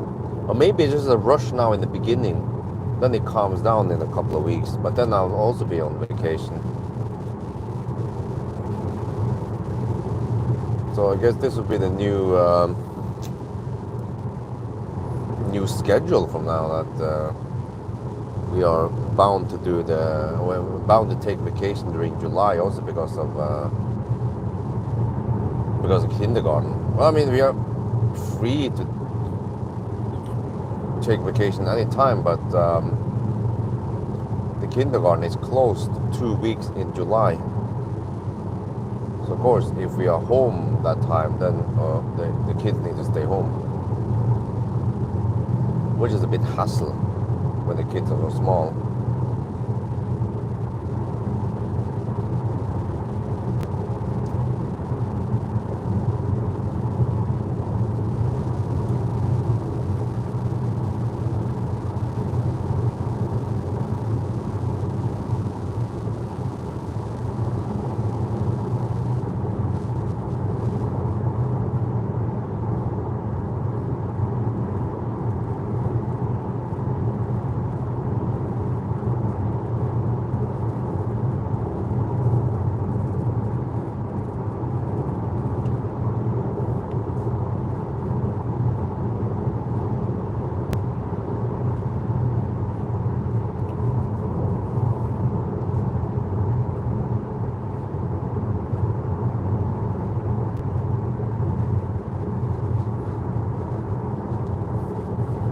Oh, that was a fox or something ran over across the road.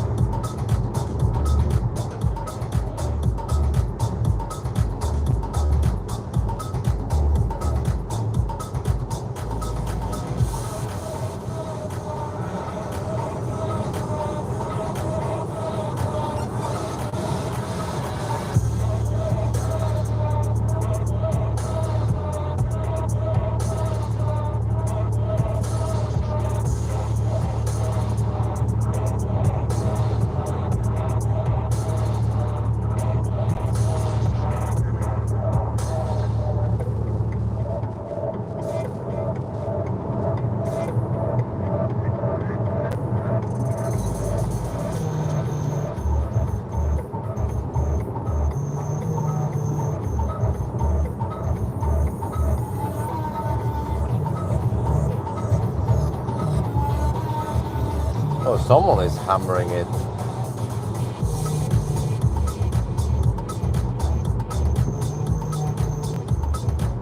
Wow, okay.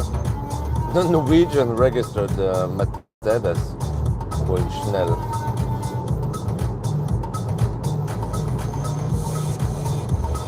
Probably going around 150 kilometers per hour in the 110 zone. I'm sure it probably would dare to go that fast at night. Or any time, actually.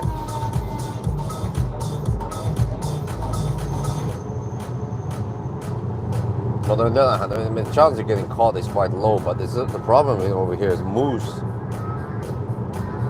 You better have good lead bars, you can spot them in time then.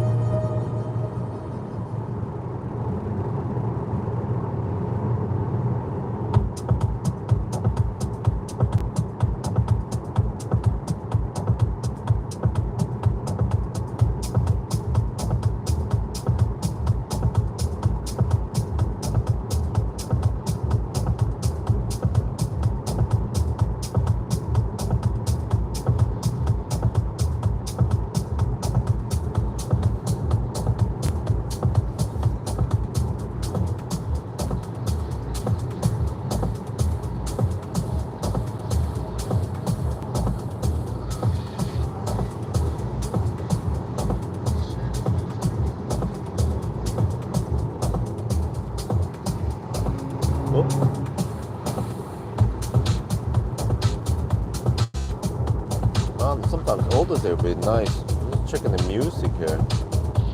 That shit. Okay.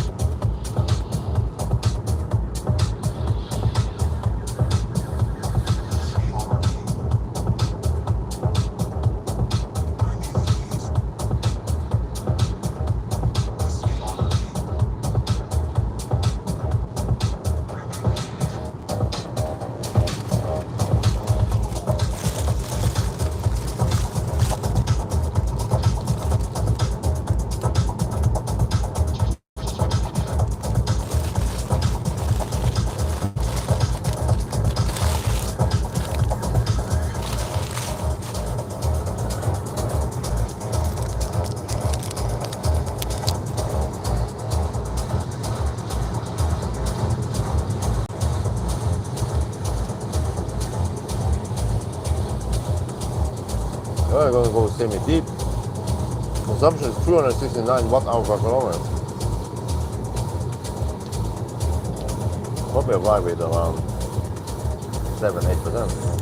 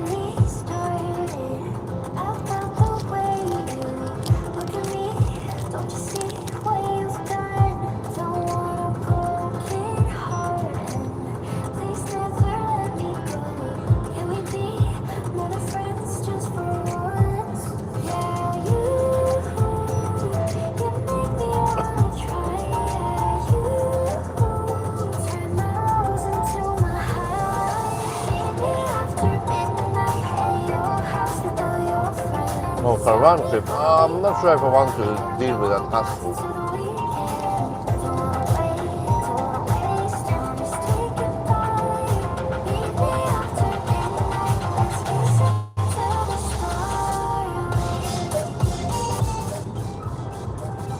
There's enough. No, sorry. Okay, caravan trip. No, there's already a lot of hassle with just bringing the kids, and I know if we bring a caravan, I have to do all the dirty work.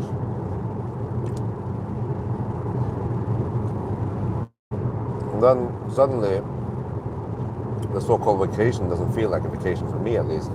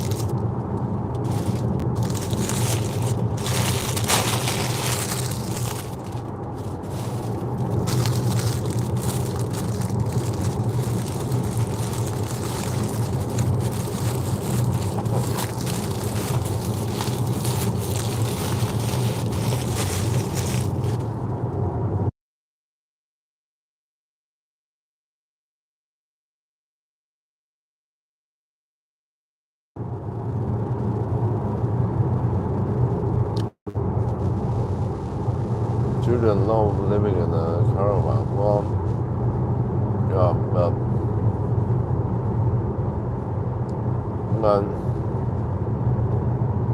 just flying somewhere, I just feel tired thinking about it because I have to carry everything, man. The kids and they're still, Isabel's still in the age where she wants to be carried. 3-year-old toddler. Trying to tell her to walk herself, but no, it's like, but daddy carry on.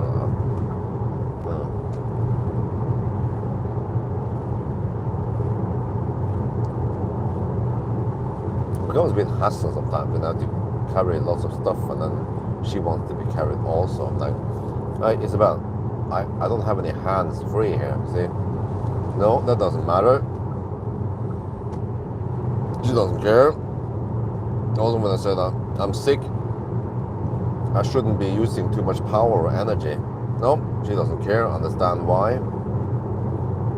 Maybe that's one of the reasons why I recover so slow. Because I have to do so much physical work.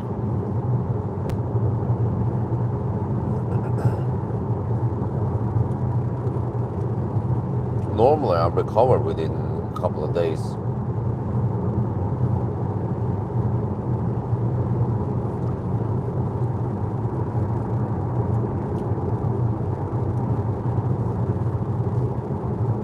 Then we're getting close to Stromstad.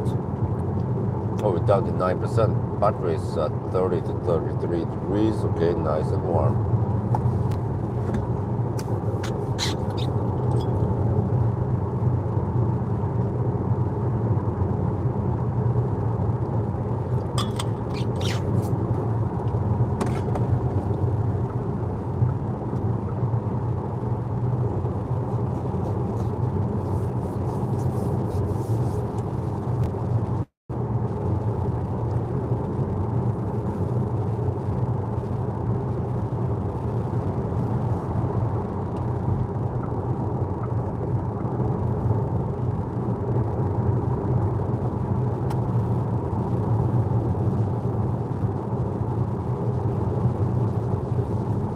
Yeah, well, I'm not convinced.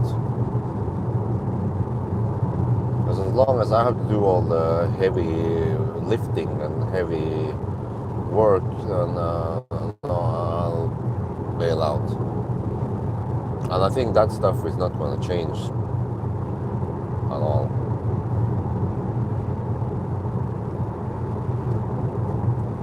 Oh, it seems like we're getting some tailwind now. Oh, 240, no, that was total. This leg, 268 watt-hour per kilometer. Okay.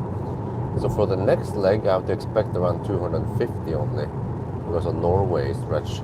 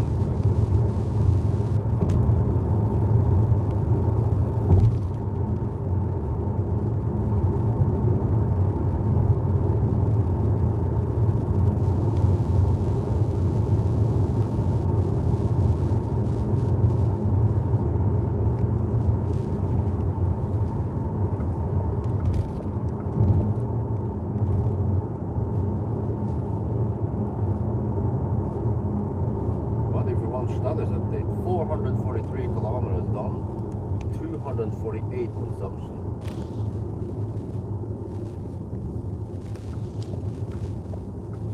We're getting close to the 4.5 hour mark. She has to hit 1,000 time so far. That's more than it is. Shit. Norwegian Mitsubishi Outlander.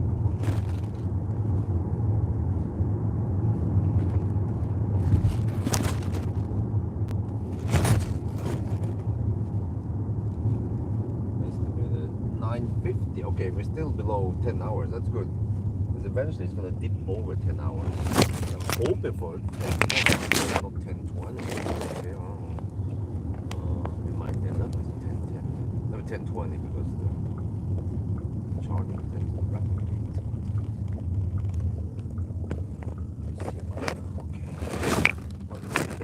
Okay, at least Norway stretch won't rapid gate too hard. Let me see, I usually take the second to last stall. It tends to be okay.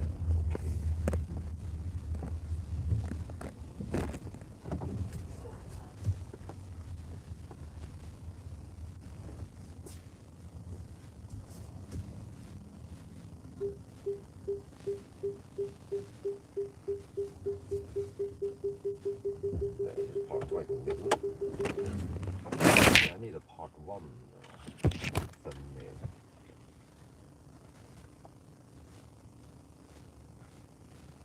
Strømstad. 7% of the level.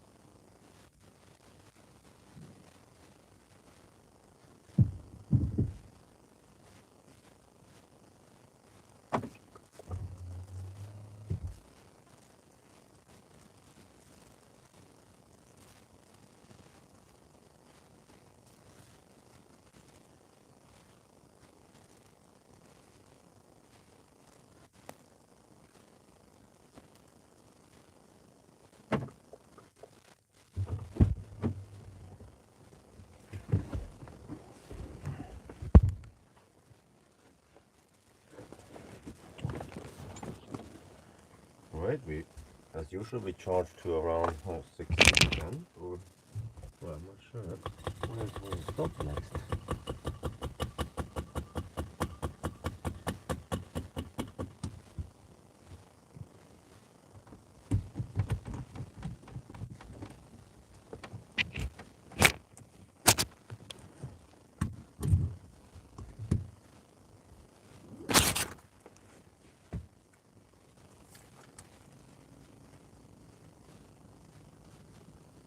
We're now at Iron Strømstad. Yeah, you can see the stalls over here.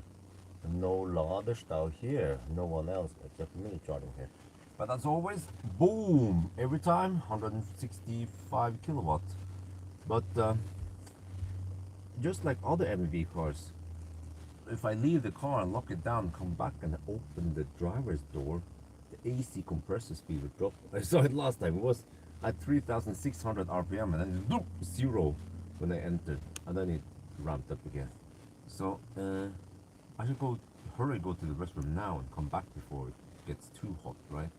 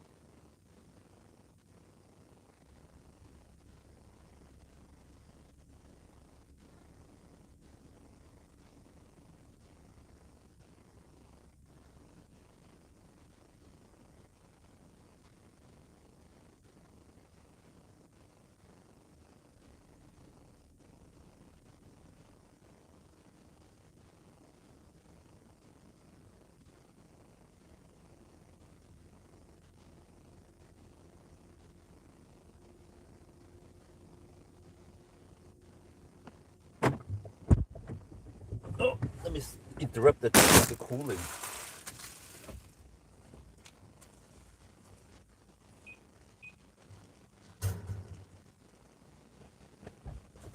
Yeah, there's zero. Uh-oh. For helvete. Every time.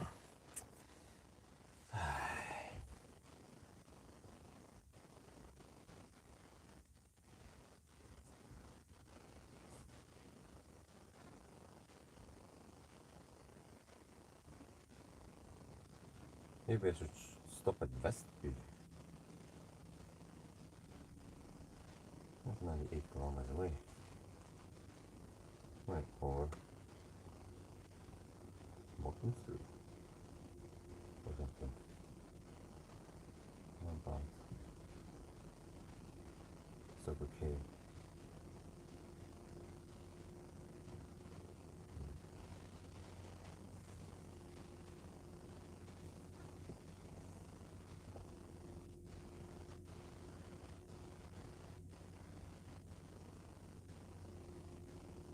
Let's go to Yes Home. How far away from Yes Home? 172 kilometers away. That's a bit too far.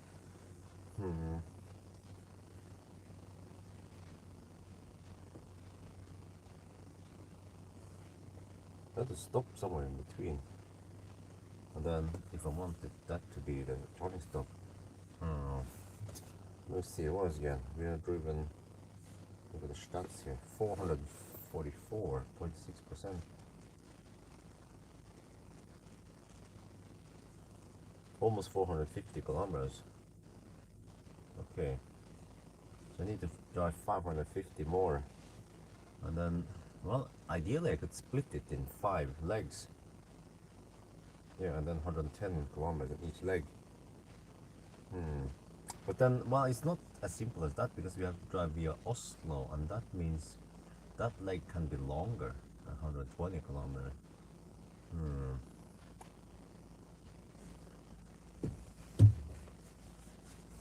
Well, from what I remember, let me check here my own notes. Have it in the Google Drive.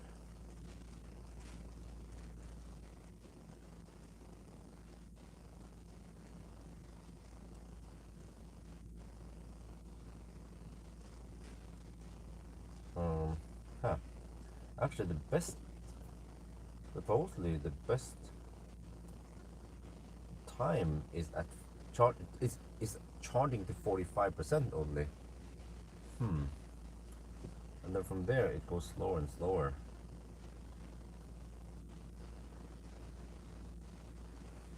Well, let's go 45%.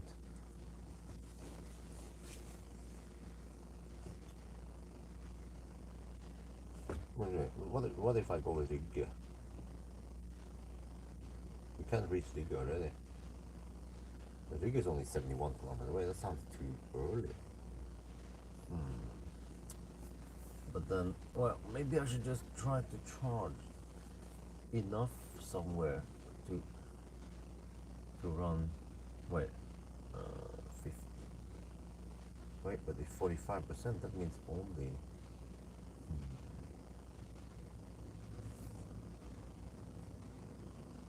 I think maybe I should try to stop somewhere around Oslo. Okay, I might go for 60% again. Yeah, it still yields okay 1,000 kilometer time. Then I can probably reach, I don't know, Furuset.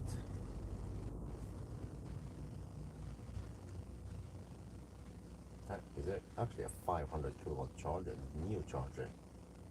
Is that 500 kilowatt, really? Let's see, what about Furuset?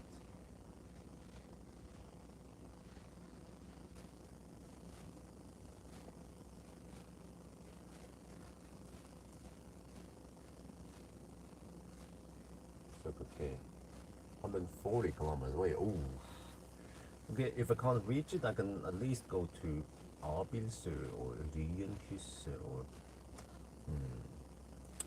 But that's the problem. I can't reach it. Well, Vestby then. Okay, now let's go Vestby. That should be possible to reach.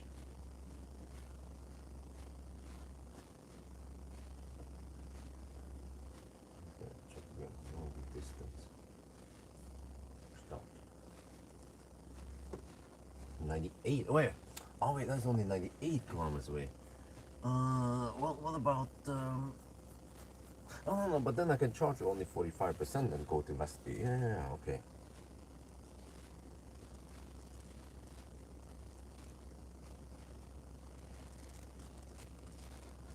Okay, here's Enya. Alright.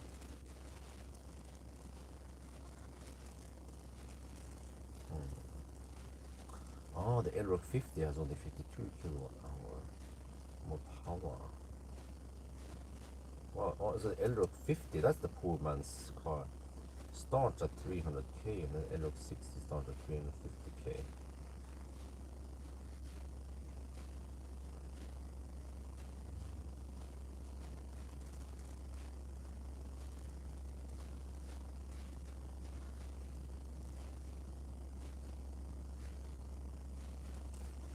Alright.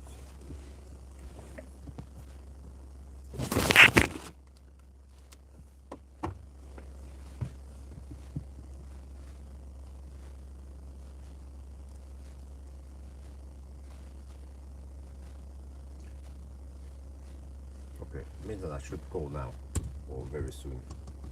Right now, 45% has been reached. And then go for Vestby.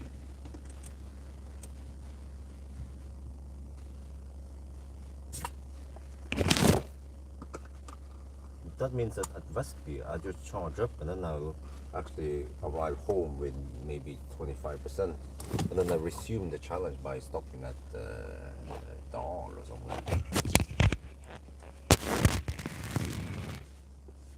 That should maybe yield the best time.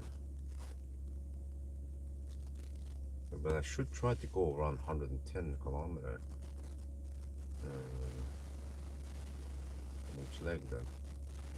Try to balance it out like that.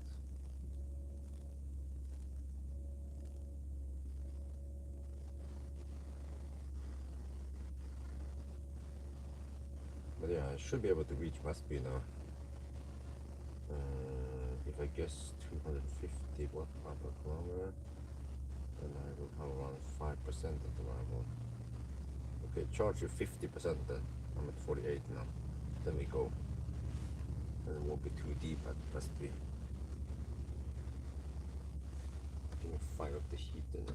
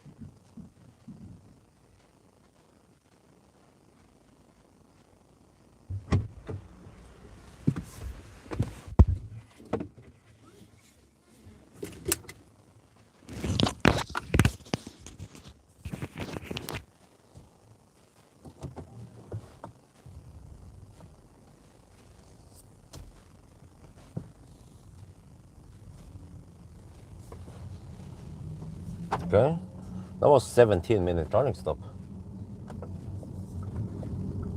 Or 16, no, 16 minutes. It was relatively quick. No. It was 13 minutes. So let's say around 14 minutes then, by the time I managed to stop charging. The screen was not, the screen was kaput, so I couldn't stop it from the INT screen. But fortunately I could stop it from the car.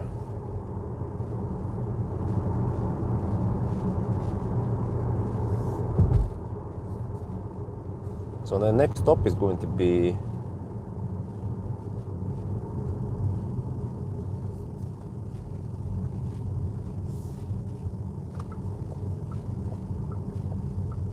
Vestby.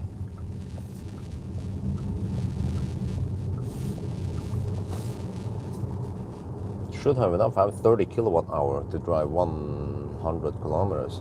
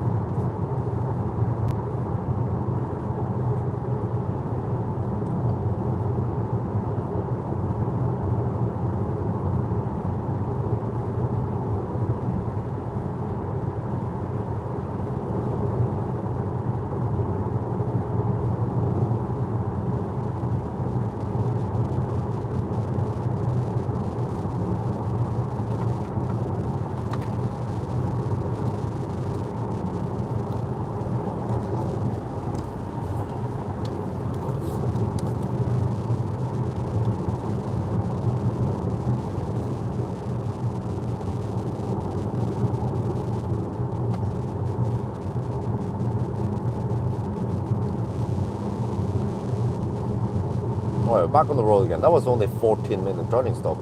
We charged from 7% to 51% only. Actually, I calculated that charging to 45% yields the best 1,000 kilometer time in this car. And the next stop is going to be Vestby, Tesla supercharger Vestby. What's kind of funny is that when I charge to around 45-50% with other cars, nobody complains.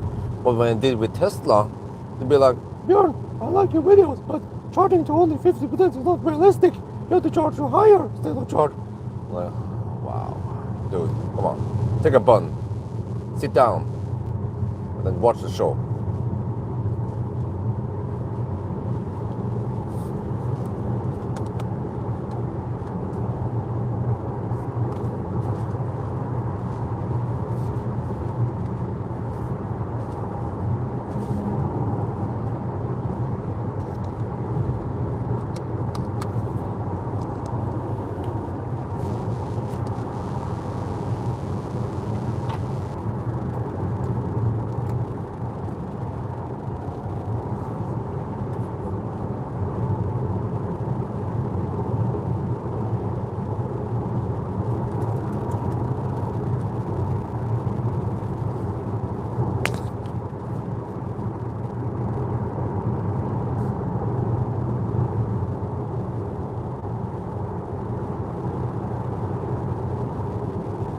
Okay, there shouldn't be much traffic at all.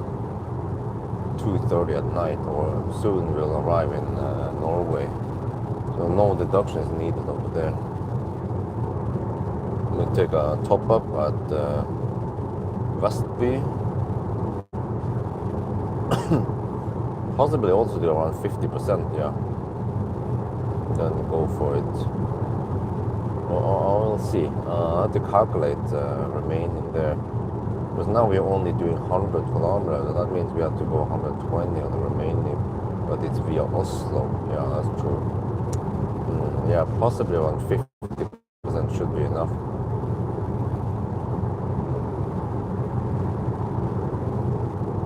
For maybe I go 55%. Yeah.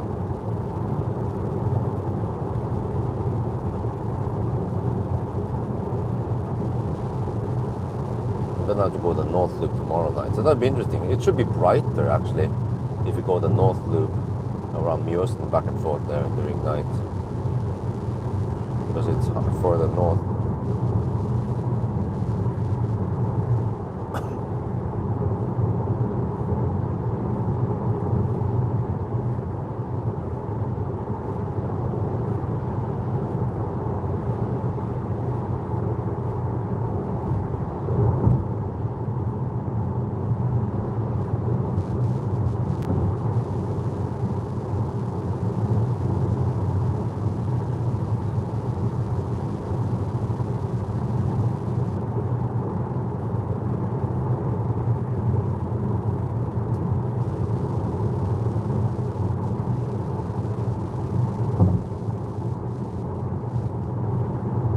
Well, the good thing is that I can just go straight to bed almost, or after. Actually, yeah.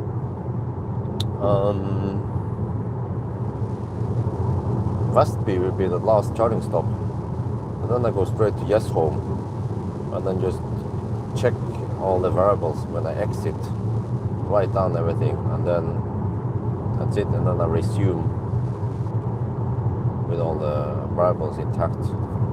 But I have to write down the distance, and then yeah, we count to 1006, so we just have to calculate the remaining distance to 1006 because yeah, I'm going to add 300 kilometer driving, so it'll be weird count to 1300. So I'll probably just reset everything and then start from zero and then count to whatever 300 something that is 1000.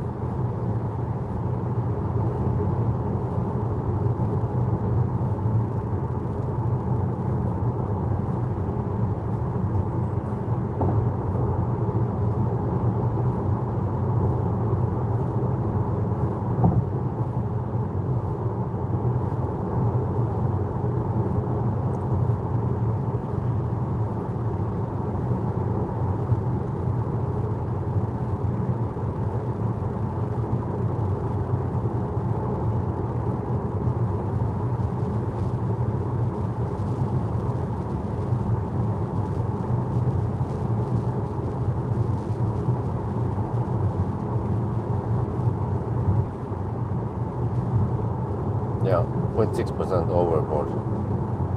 So I should be in Yes Home. Let me see, around 15 minutes past 4. Trying to get some sleep so I can survive tomorrow.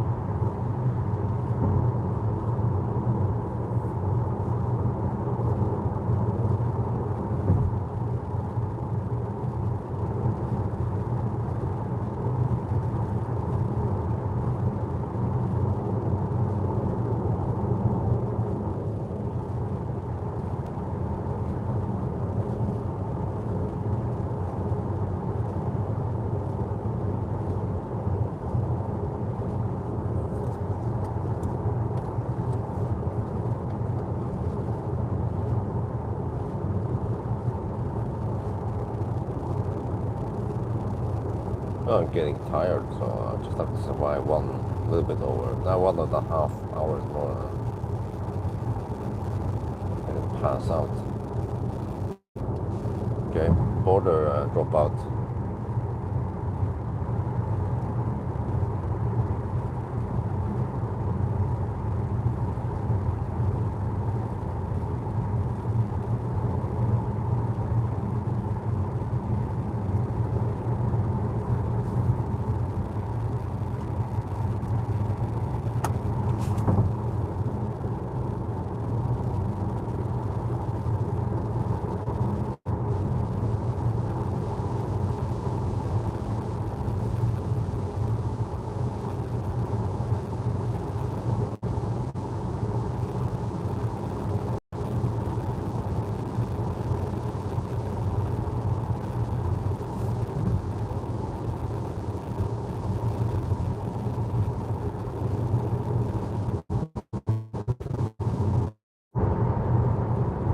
Well, welcome to Norway. Are you not tired doing the same test? Nope.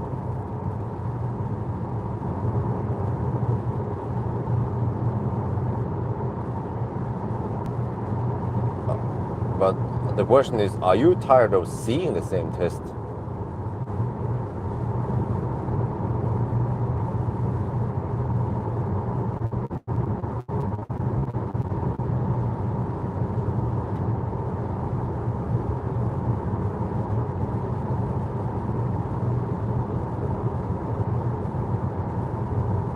Renault 5, I don't know yet.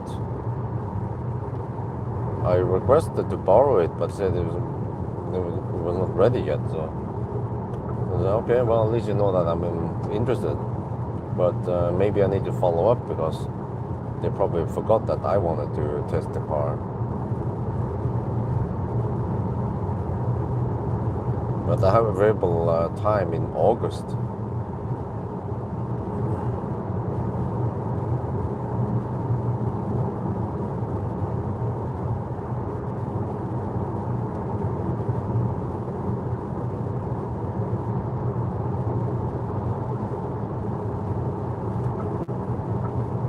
Then Firefly is supposed to come around July. Maybe I should grab it if I have some time to do some. Well, I won't be able to do any day test because there's no kindergarten. Well, unless I hire a babysitter just for the purpose, but.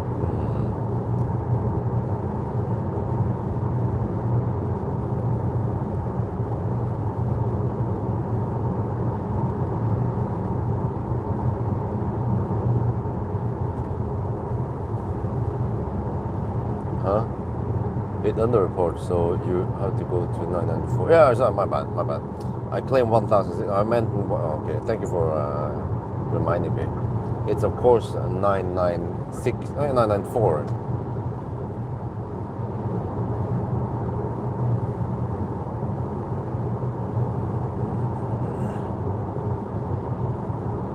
Yeah, it's quite empty now at night over here.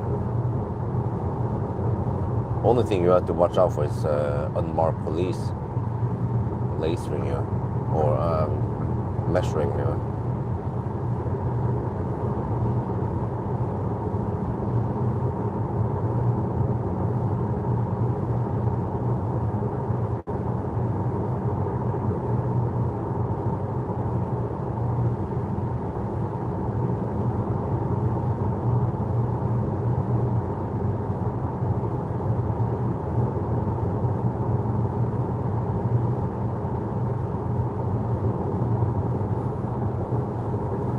So let me see, 400, yeah. So I had to count what they were 600 kilometers in the beginning now. And write down the exact distance that the car reported. And then take 994 and then minus the one we had. And that will be the remaining distance we need to drive tomorrow night.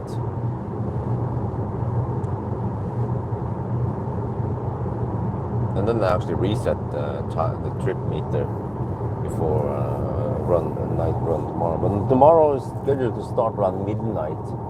and then go for another 4 hours until we finish, and then try to time it so I can get a charting test done. Either way, I can do the charting test after the challenge is done also, but then there's not that much stress and otherwise I need to nail it down to 10%, which can be maybe hard.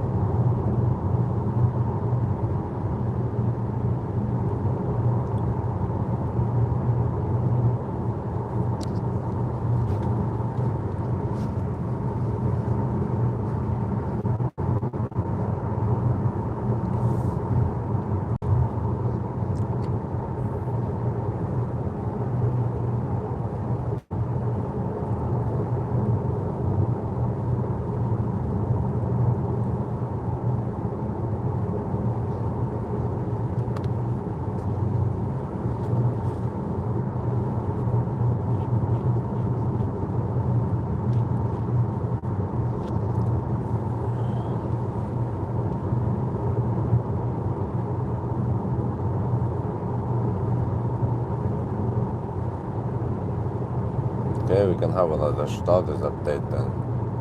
483 kilometers done and 248 consumption.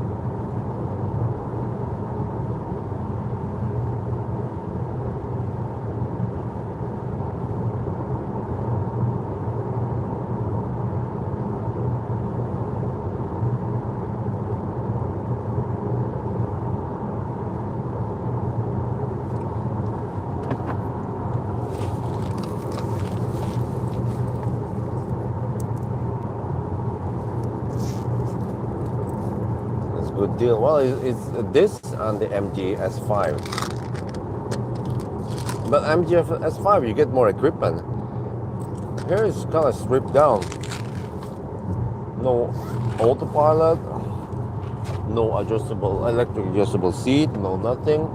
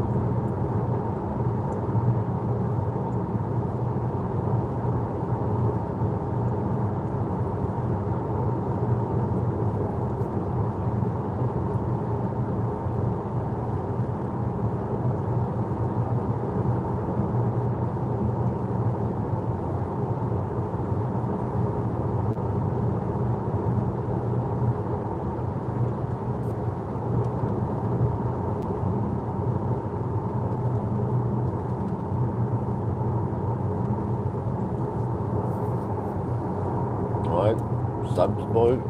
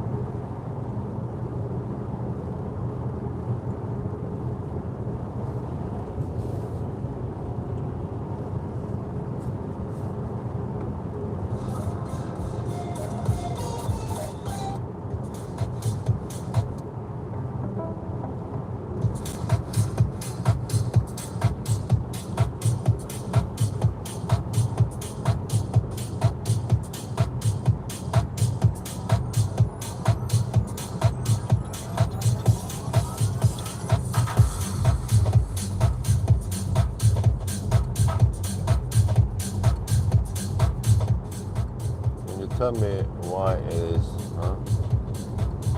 Which is best? Beach in Phuket. Huh? What?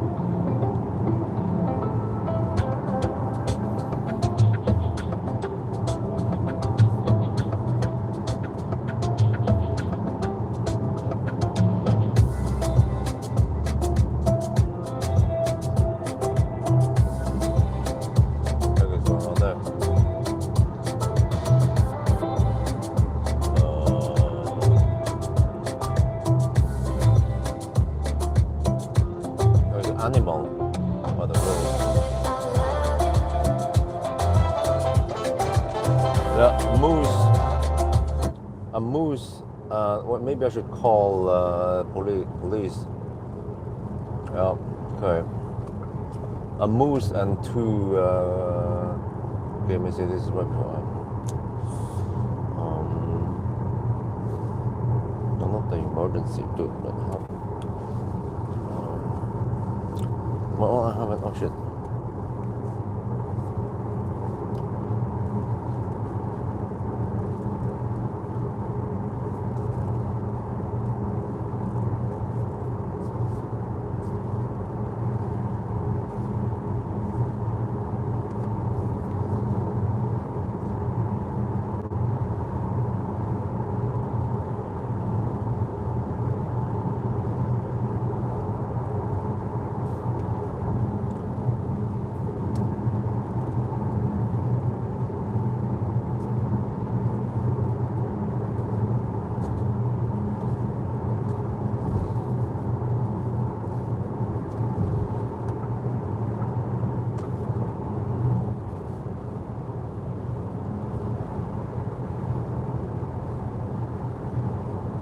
Scan.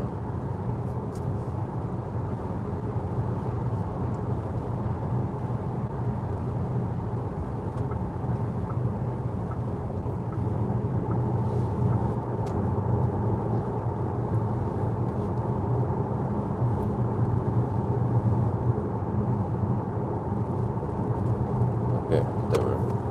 So it's too much hassle.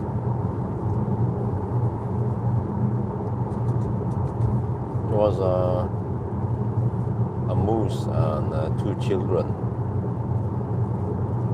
stuck in the inside.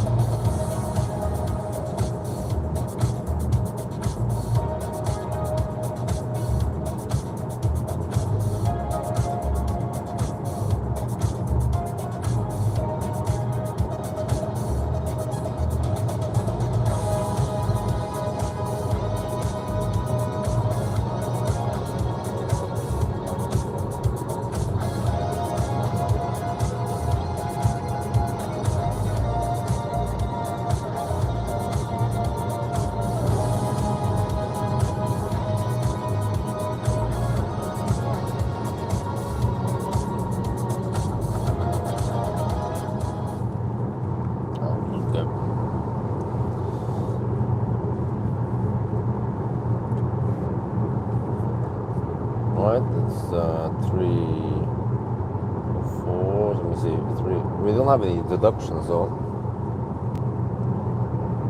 it was 9:50, right? 2 hours and 10 minutes before midnight. Yeah, 9:50. So we are at 9, 8, 10, 5 hours and 15 minutes there.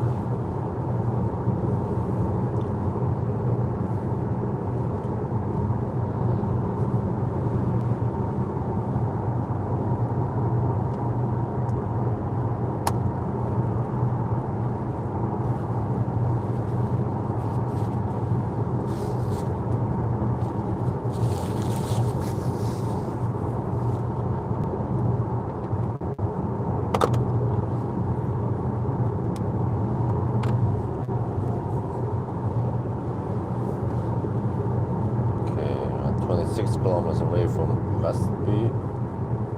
We're down to 21%. Yeah, I think that's fine. 7%, 5 to 7% at Westby.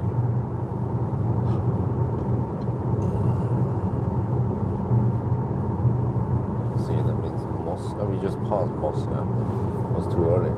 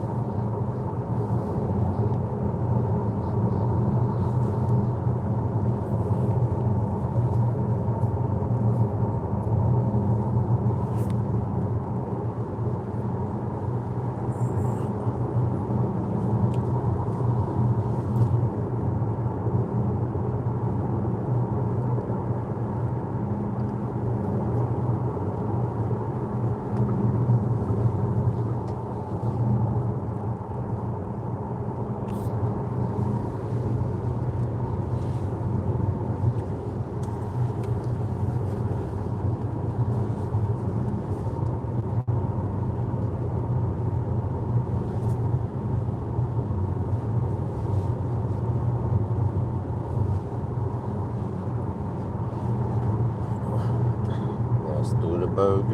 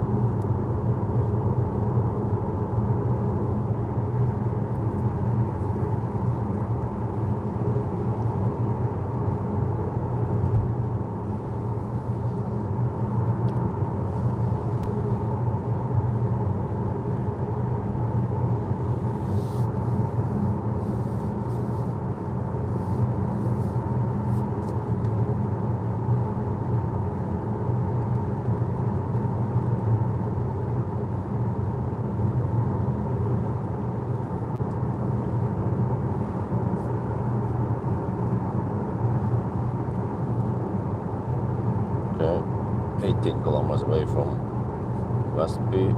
18%. Okay, seems like we'll semi deep again. That's fine.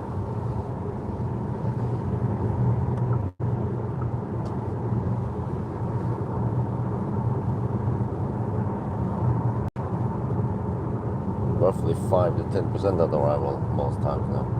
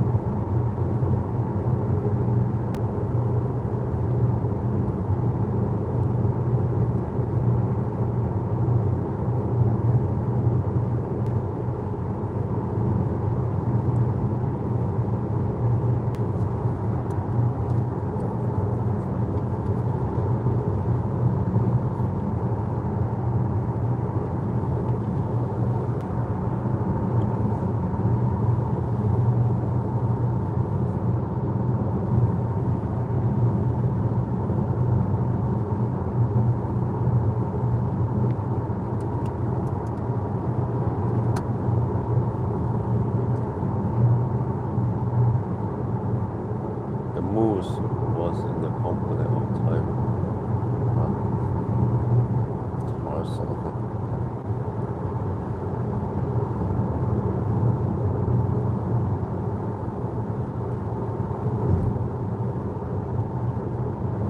Wow, almost no traffic, and of course no roadworks. Weekend is perfect. So Friday nights can be also done. Might consider switching to Friday night, so Saturday, because I can then get some afternoon naps on Friday. But I have to not make any crazy stuff going on Friday. Office hours.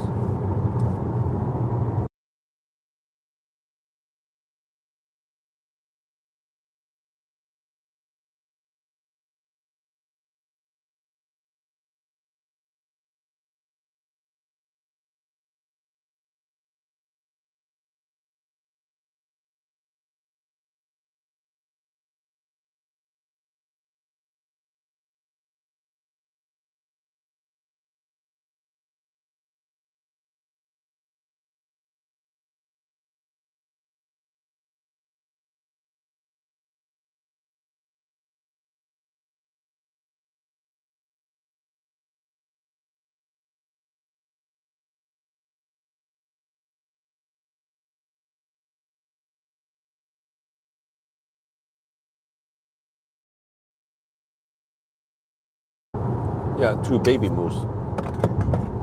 That's what I meant.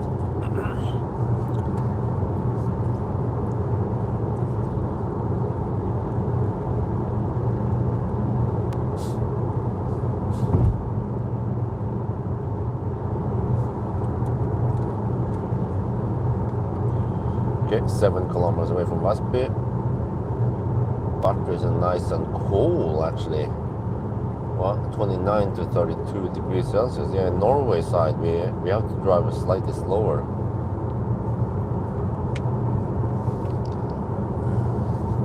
The battery cools down slightly more. That's good. Well, it's still running only fan 60. I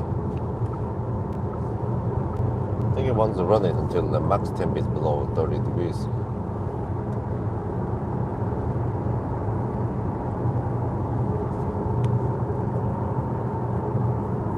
Dude, the fuck, man? Here comes some left lane hugging.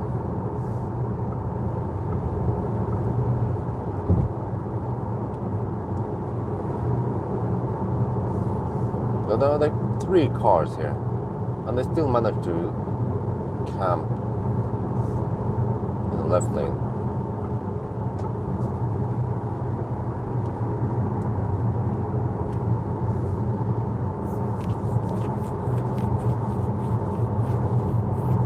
How is it possible?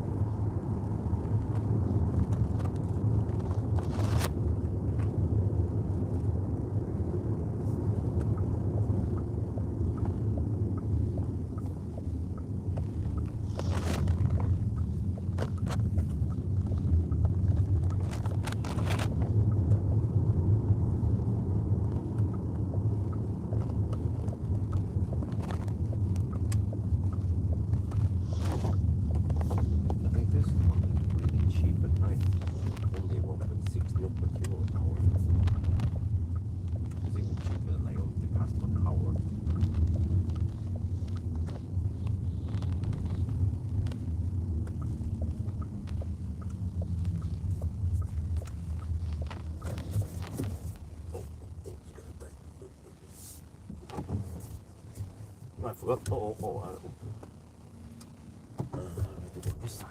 The charge port is the right side, it's the wrong side.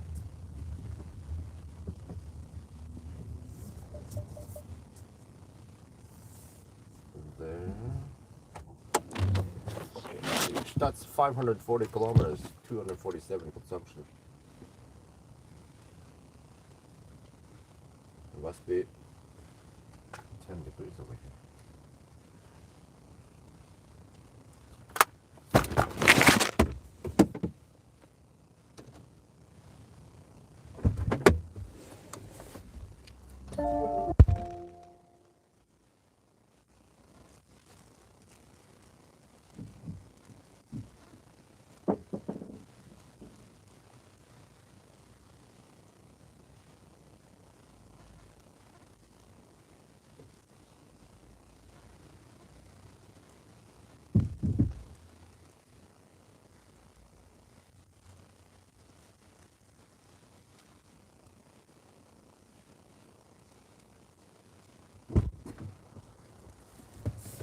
Handshake goes relatively fast on Tesla supercharger. Yeah, last charging stop now before I take a break. Yeah, it already started charging.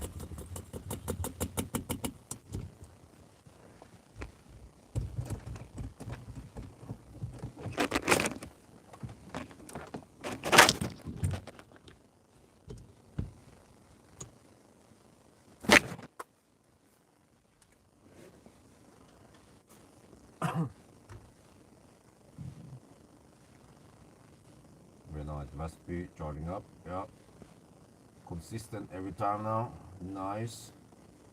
Not much to do. Okay, actually, let me show you now. This is going to be the last charging stop before I take the break. So I'll charge up here, and then by the time I reach home, it might be low-ish. I'm not sure, 25% something. Just gonna navigate there. Yeah, we don't have enough juice now. No. Okay, it's not bugging me about all this stuff. But yeah, and then we see. But 3:22 at night now. Let's see if I can take a power nap. I'm gonna set the clock.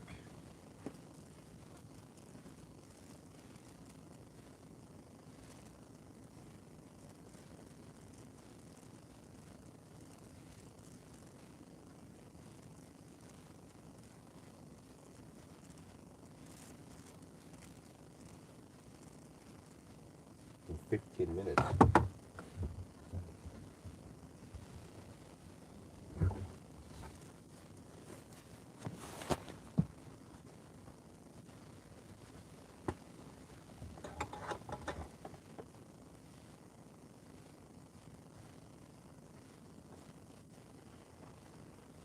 I want heater now. Let me see if that messes up anything.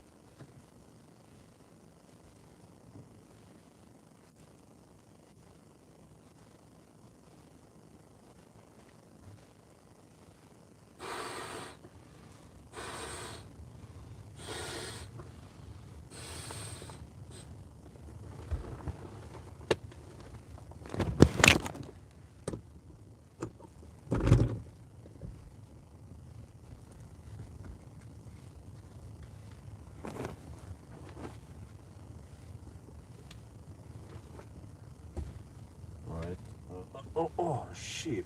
Okay. First of all, we don't have electric adjustable seat, but we also have this rotate thing. Oh man, feel a struggle with a poor man's car. Okay. Wait. Huh? That's it? Well, no, it goes more. It goes more. At least it can recline quite far. Not sure how far. Almost flat. Oh, that's good. There. Or not.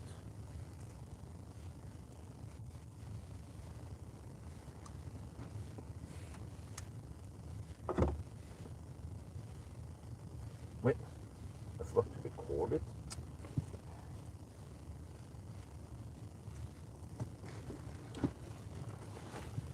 Right, always bring the store back pillow. Yeah, recline now. or not.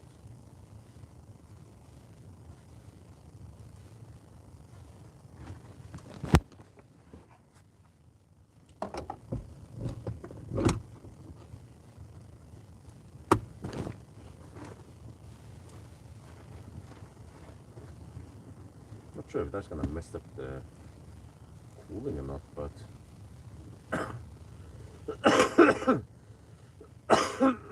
probably not. See if I can pass out for 10 minutes.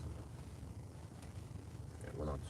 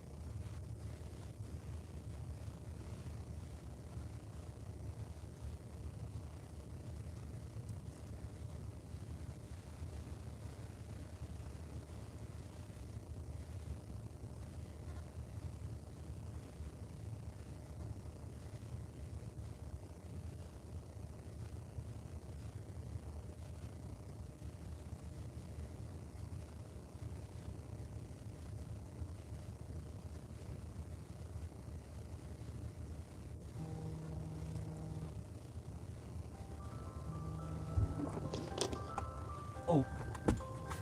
Yep, 60%. Horn up, done.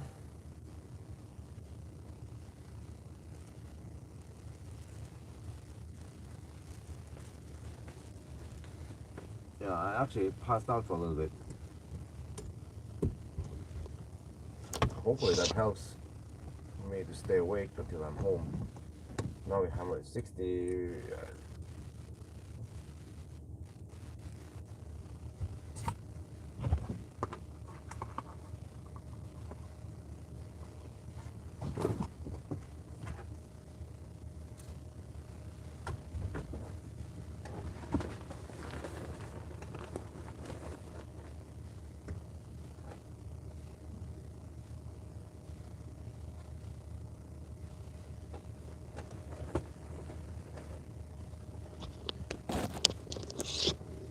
Oh, the much needed rest at least.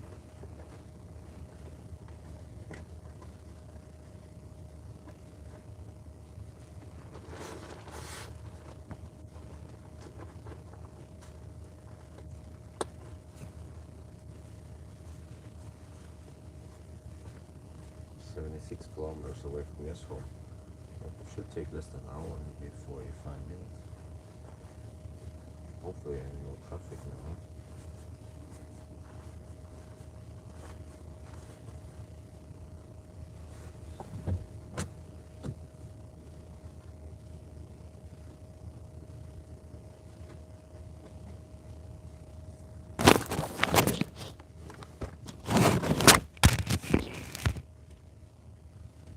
Alright, let's go.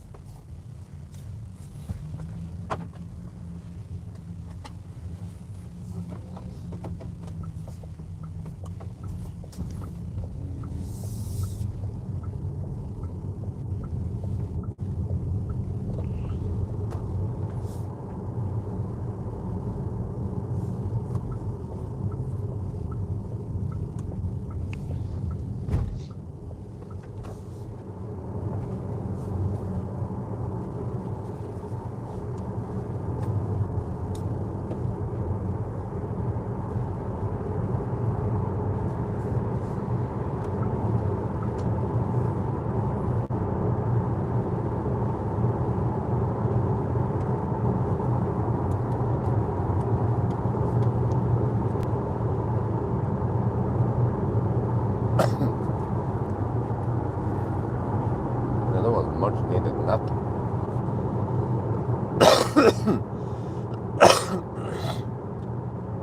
Actually charger 65, 66%, kind of high-ish, but now we're gonna go quite far before we stop.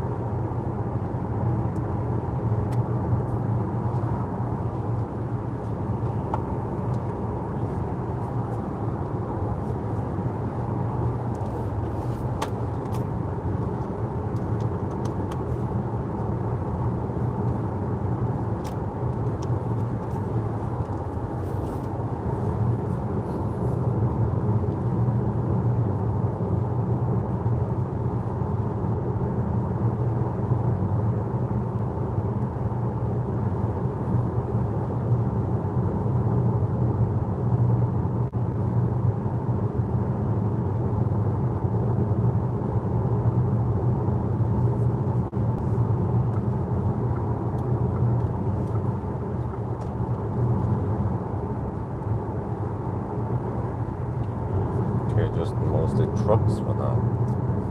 Trucks and buses, that's good.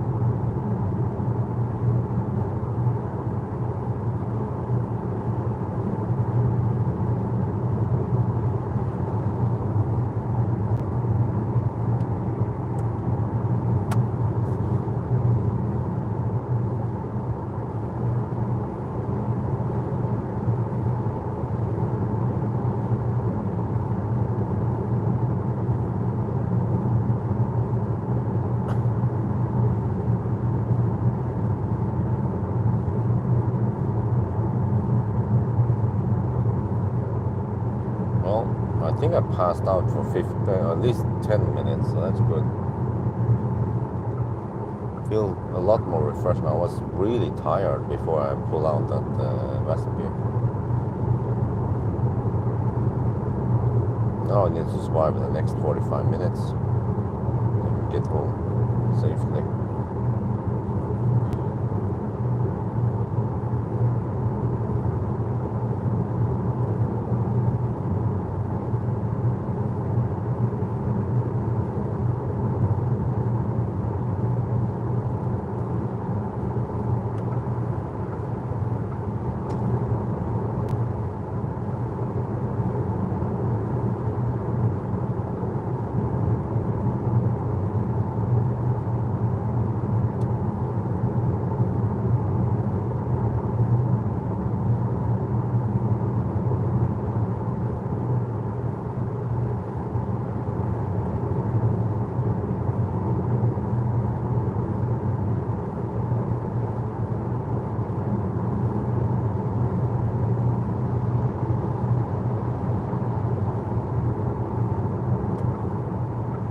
Why this run being split?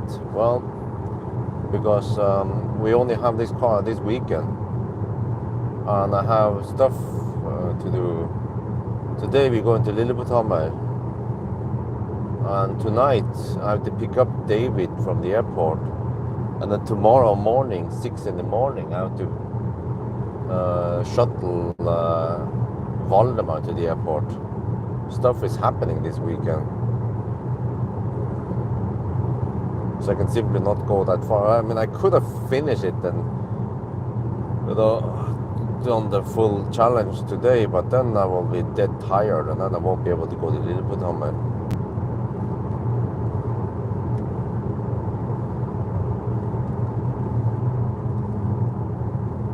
So I mean, no big deal. We have split it before with other runs, just no problem. But we have to be.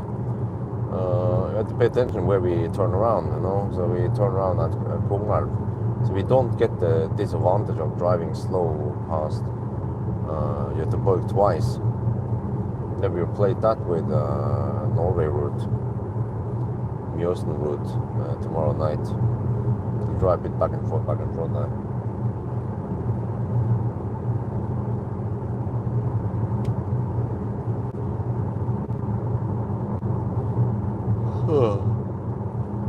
Let's hope I'm not too tired for the family trip today. So that's gonna be part 2. It doesn't have anything to do with 1,000 kilometer challenge technically. We'll just lure it in there. Sneak it in there. Sneaky. Except for that it just happens between the 1,000 kilometer runs.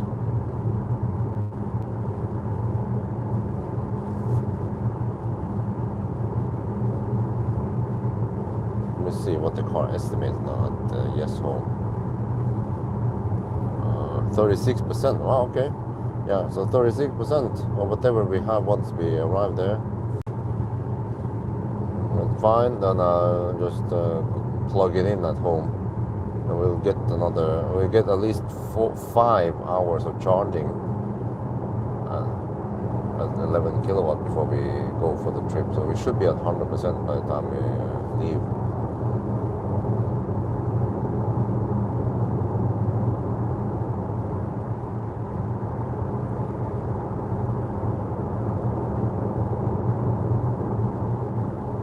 Yeah, I also feel a bit tired when manually. AutoSteer takes good care of, so you'll get the fatigue.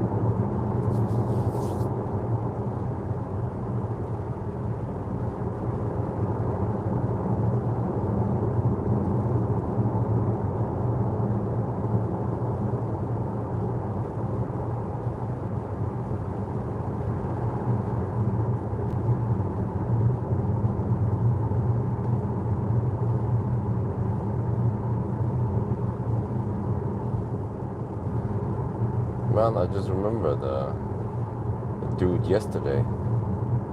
Right when I was about to start 1,000 kilometer challenge, Tesla Model X just backed up into my garage and then blocked me. Then he wanted to talk to me. I was like, dude, what the fuck, man? Now? And also, there's right. Okay, he just happened to be there on coincidence, but still, yeah.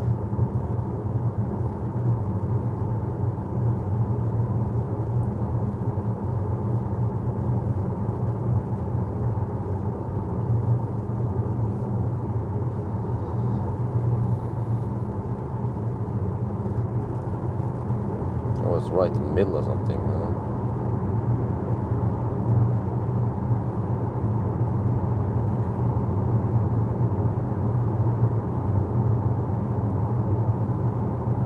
But I already said it quite fast that it is a bit inconvenient that you come now, and then they started talking.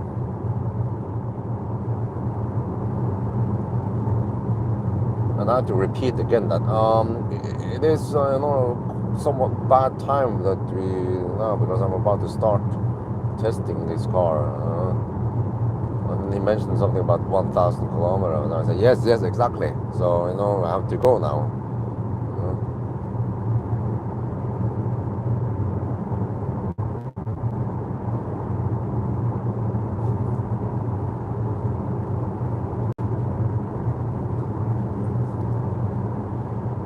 No, hopefully we don't run into the left lane huggers on the way out now.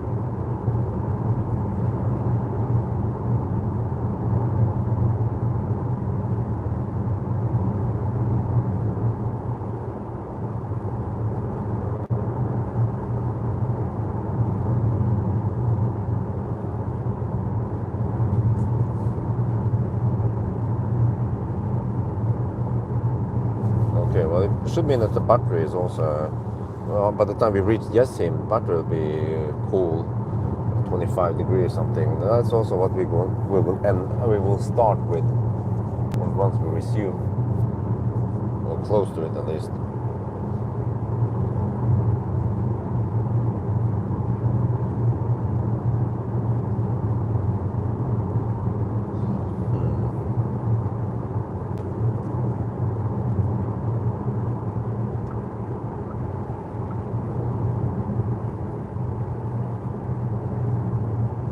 So no deduction so far, and we have 2 hours and 10 minutes before midnight.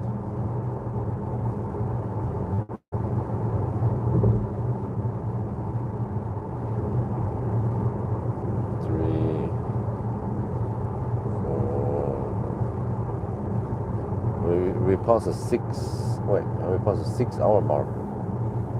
Yeah.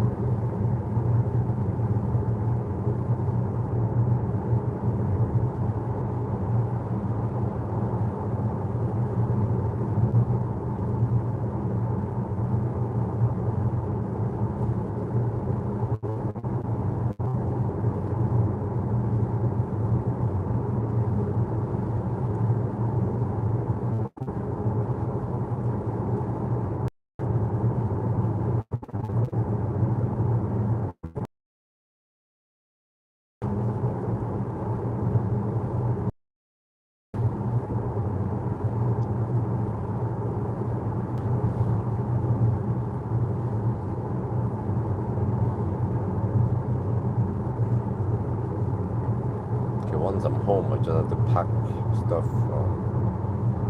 pack the live stream away, and then get bed ASAP, trying to get some sleep.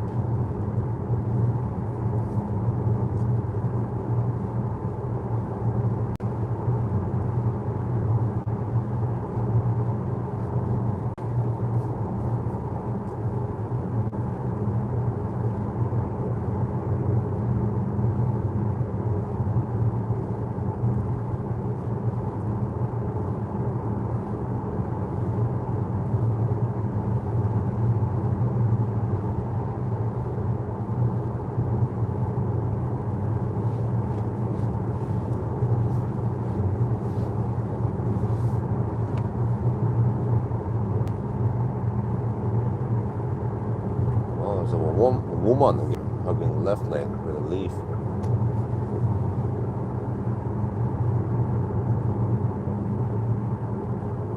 So many female left lane huggers I've seen.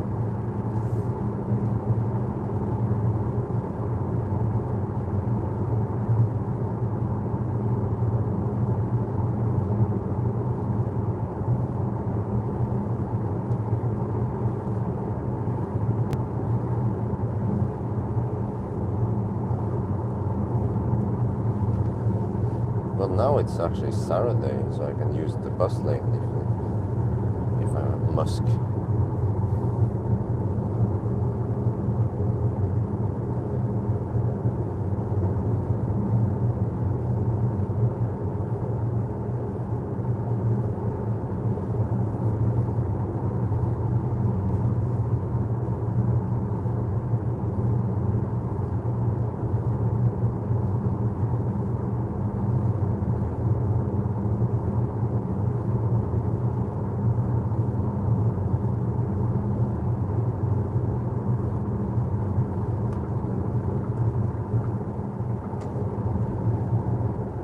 Almost 4 at night.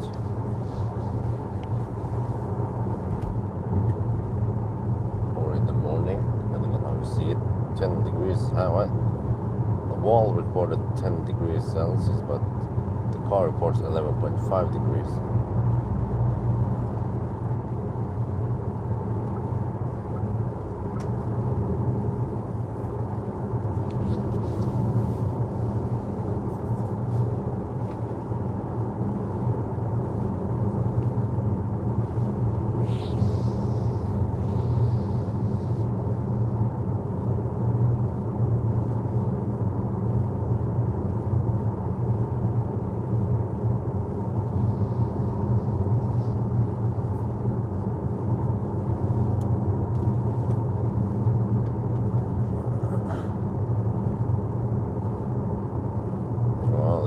Traffic for now.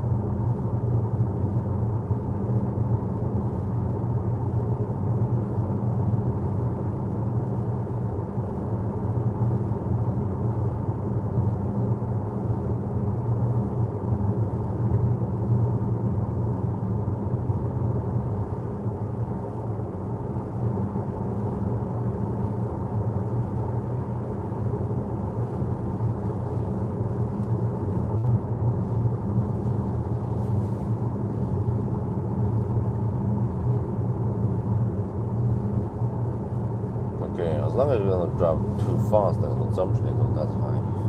Only 225 watt-hour per kilometer now. See tomorrow also, that'll be interesting. We'll do the family trip to Lilleputthamn and what the consumption will be.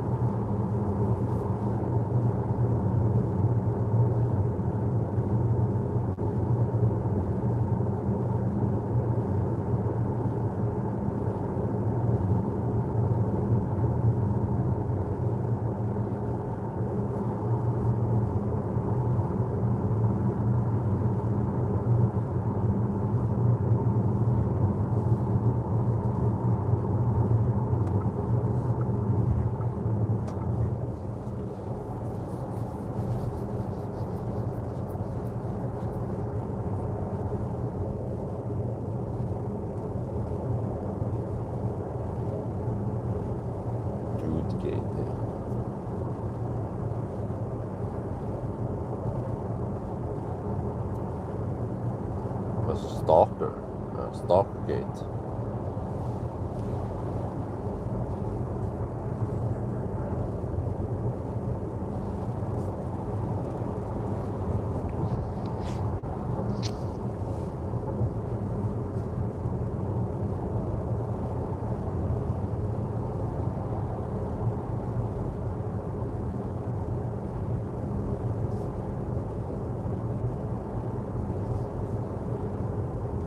more German cars.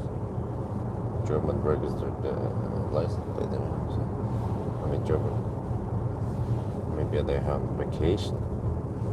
You just hug the left lane. It's so nice and quiet there.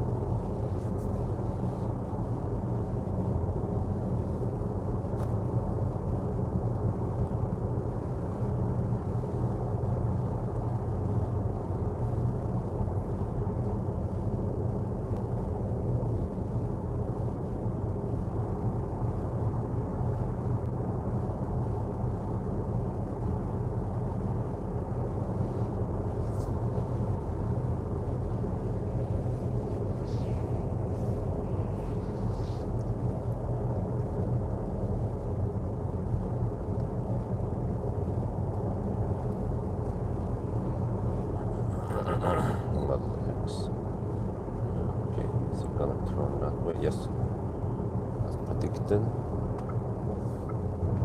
I bet he will slow poke once he turns. So now I need to get in front of him. Oh shit, that's kind of late. Actually, very late. Uh-oh. Alright. Barely legal.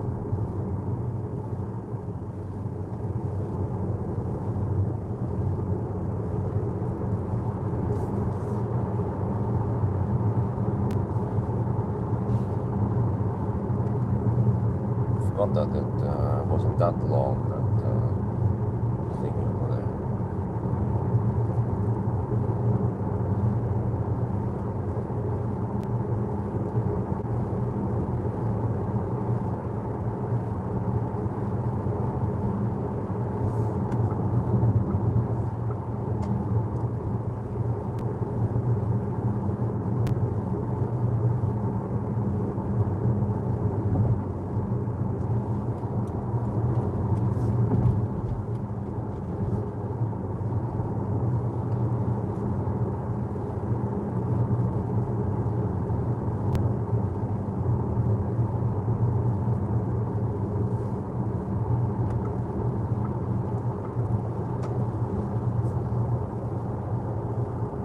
Still some activity here for at night.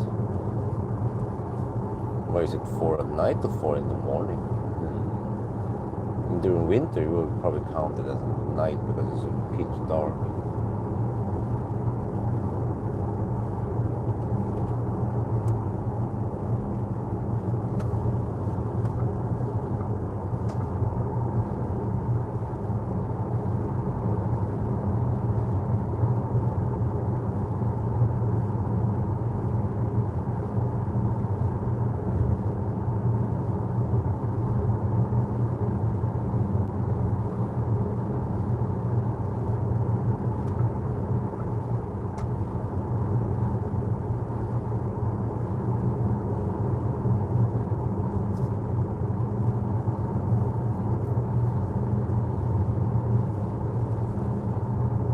Alright, only 33 kilometers from here to Yes home. Oh, I can rest soon. I'm tired, boss.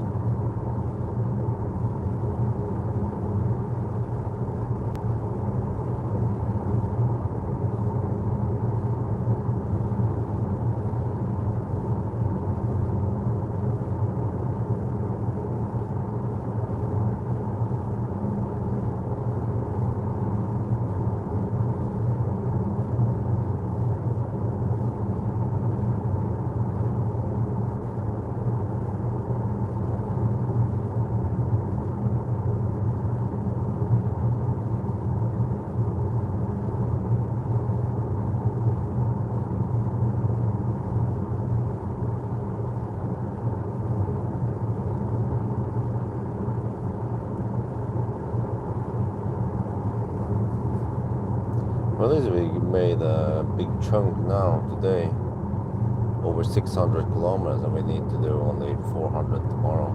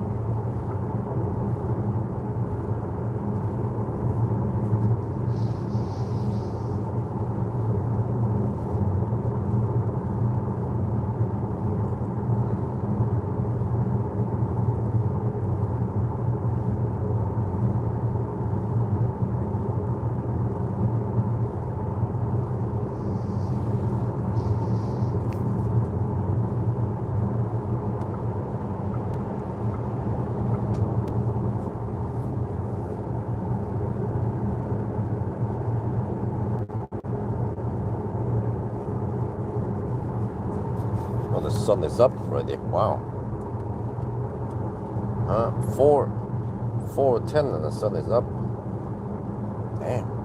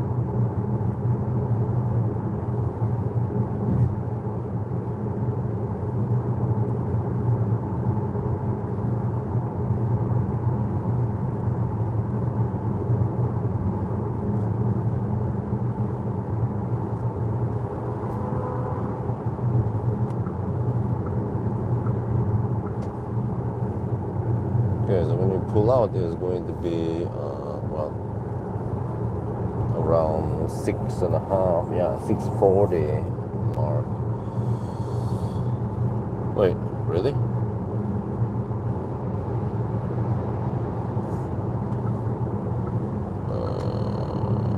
We only done 500 and well, we've done 600 now.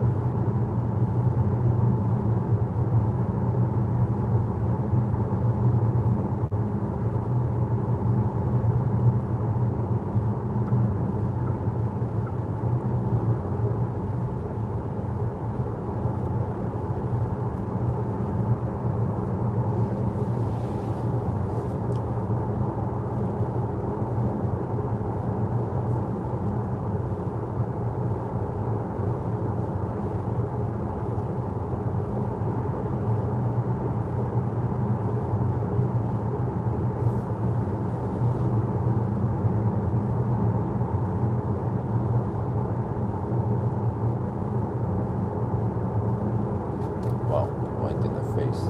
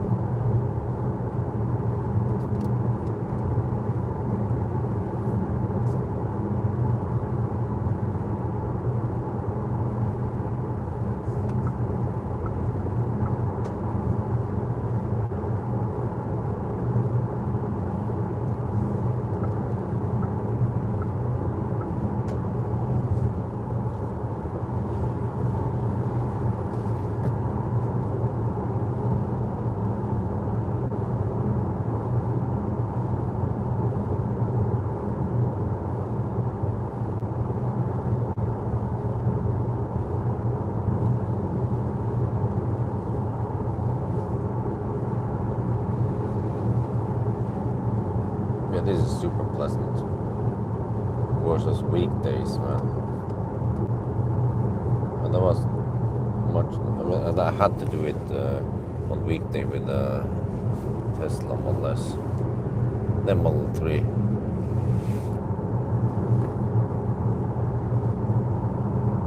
This is how empty it should be on weekends, on the morning.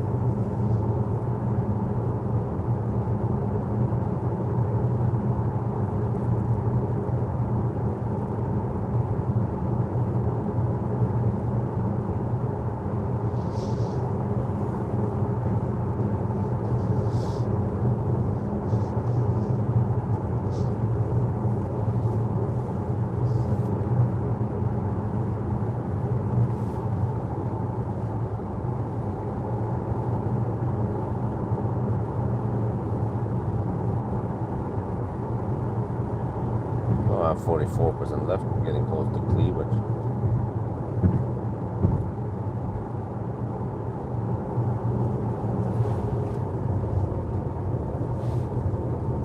Kilometers left for yes one.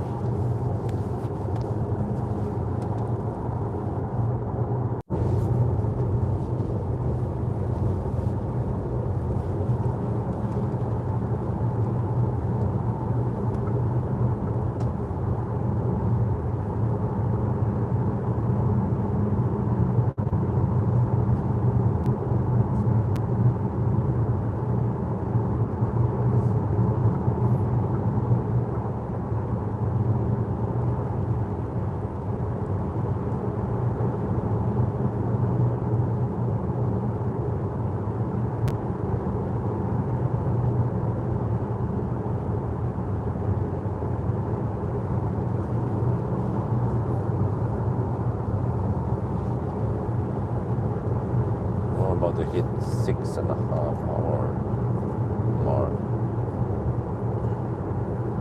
We are past 600 kilometers at least. And from here we have only a high speed stretch.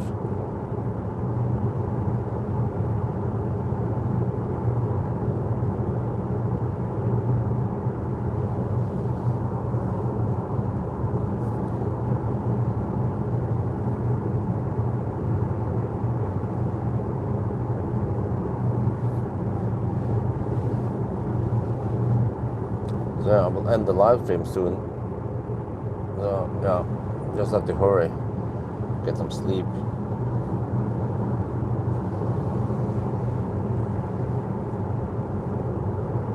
We can do a status update here. It's close to the exit anyway. Well, I can wait 1 minute until we hit the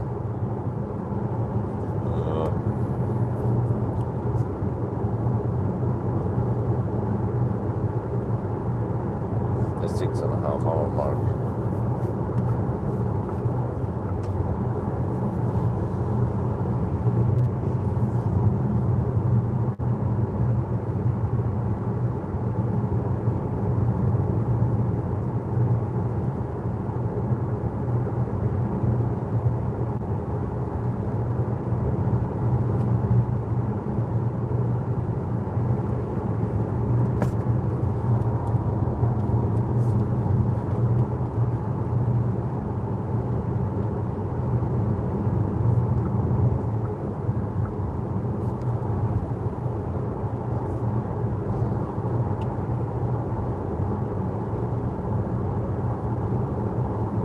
Meters here.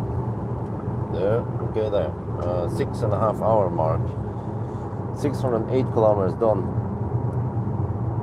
Consumption is 243. Now I'm just 7 kilometers away from home. But I'll do the checkpoint at the exit.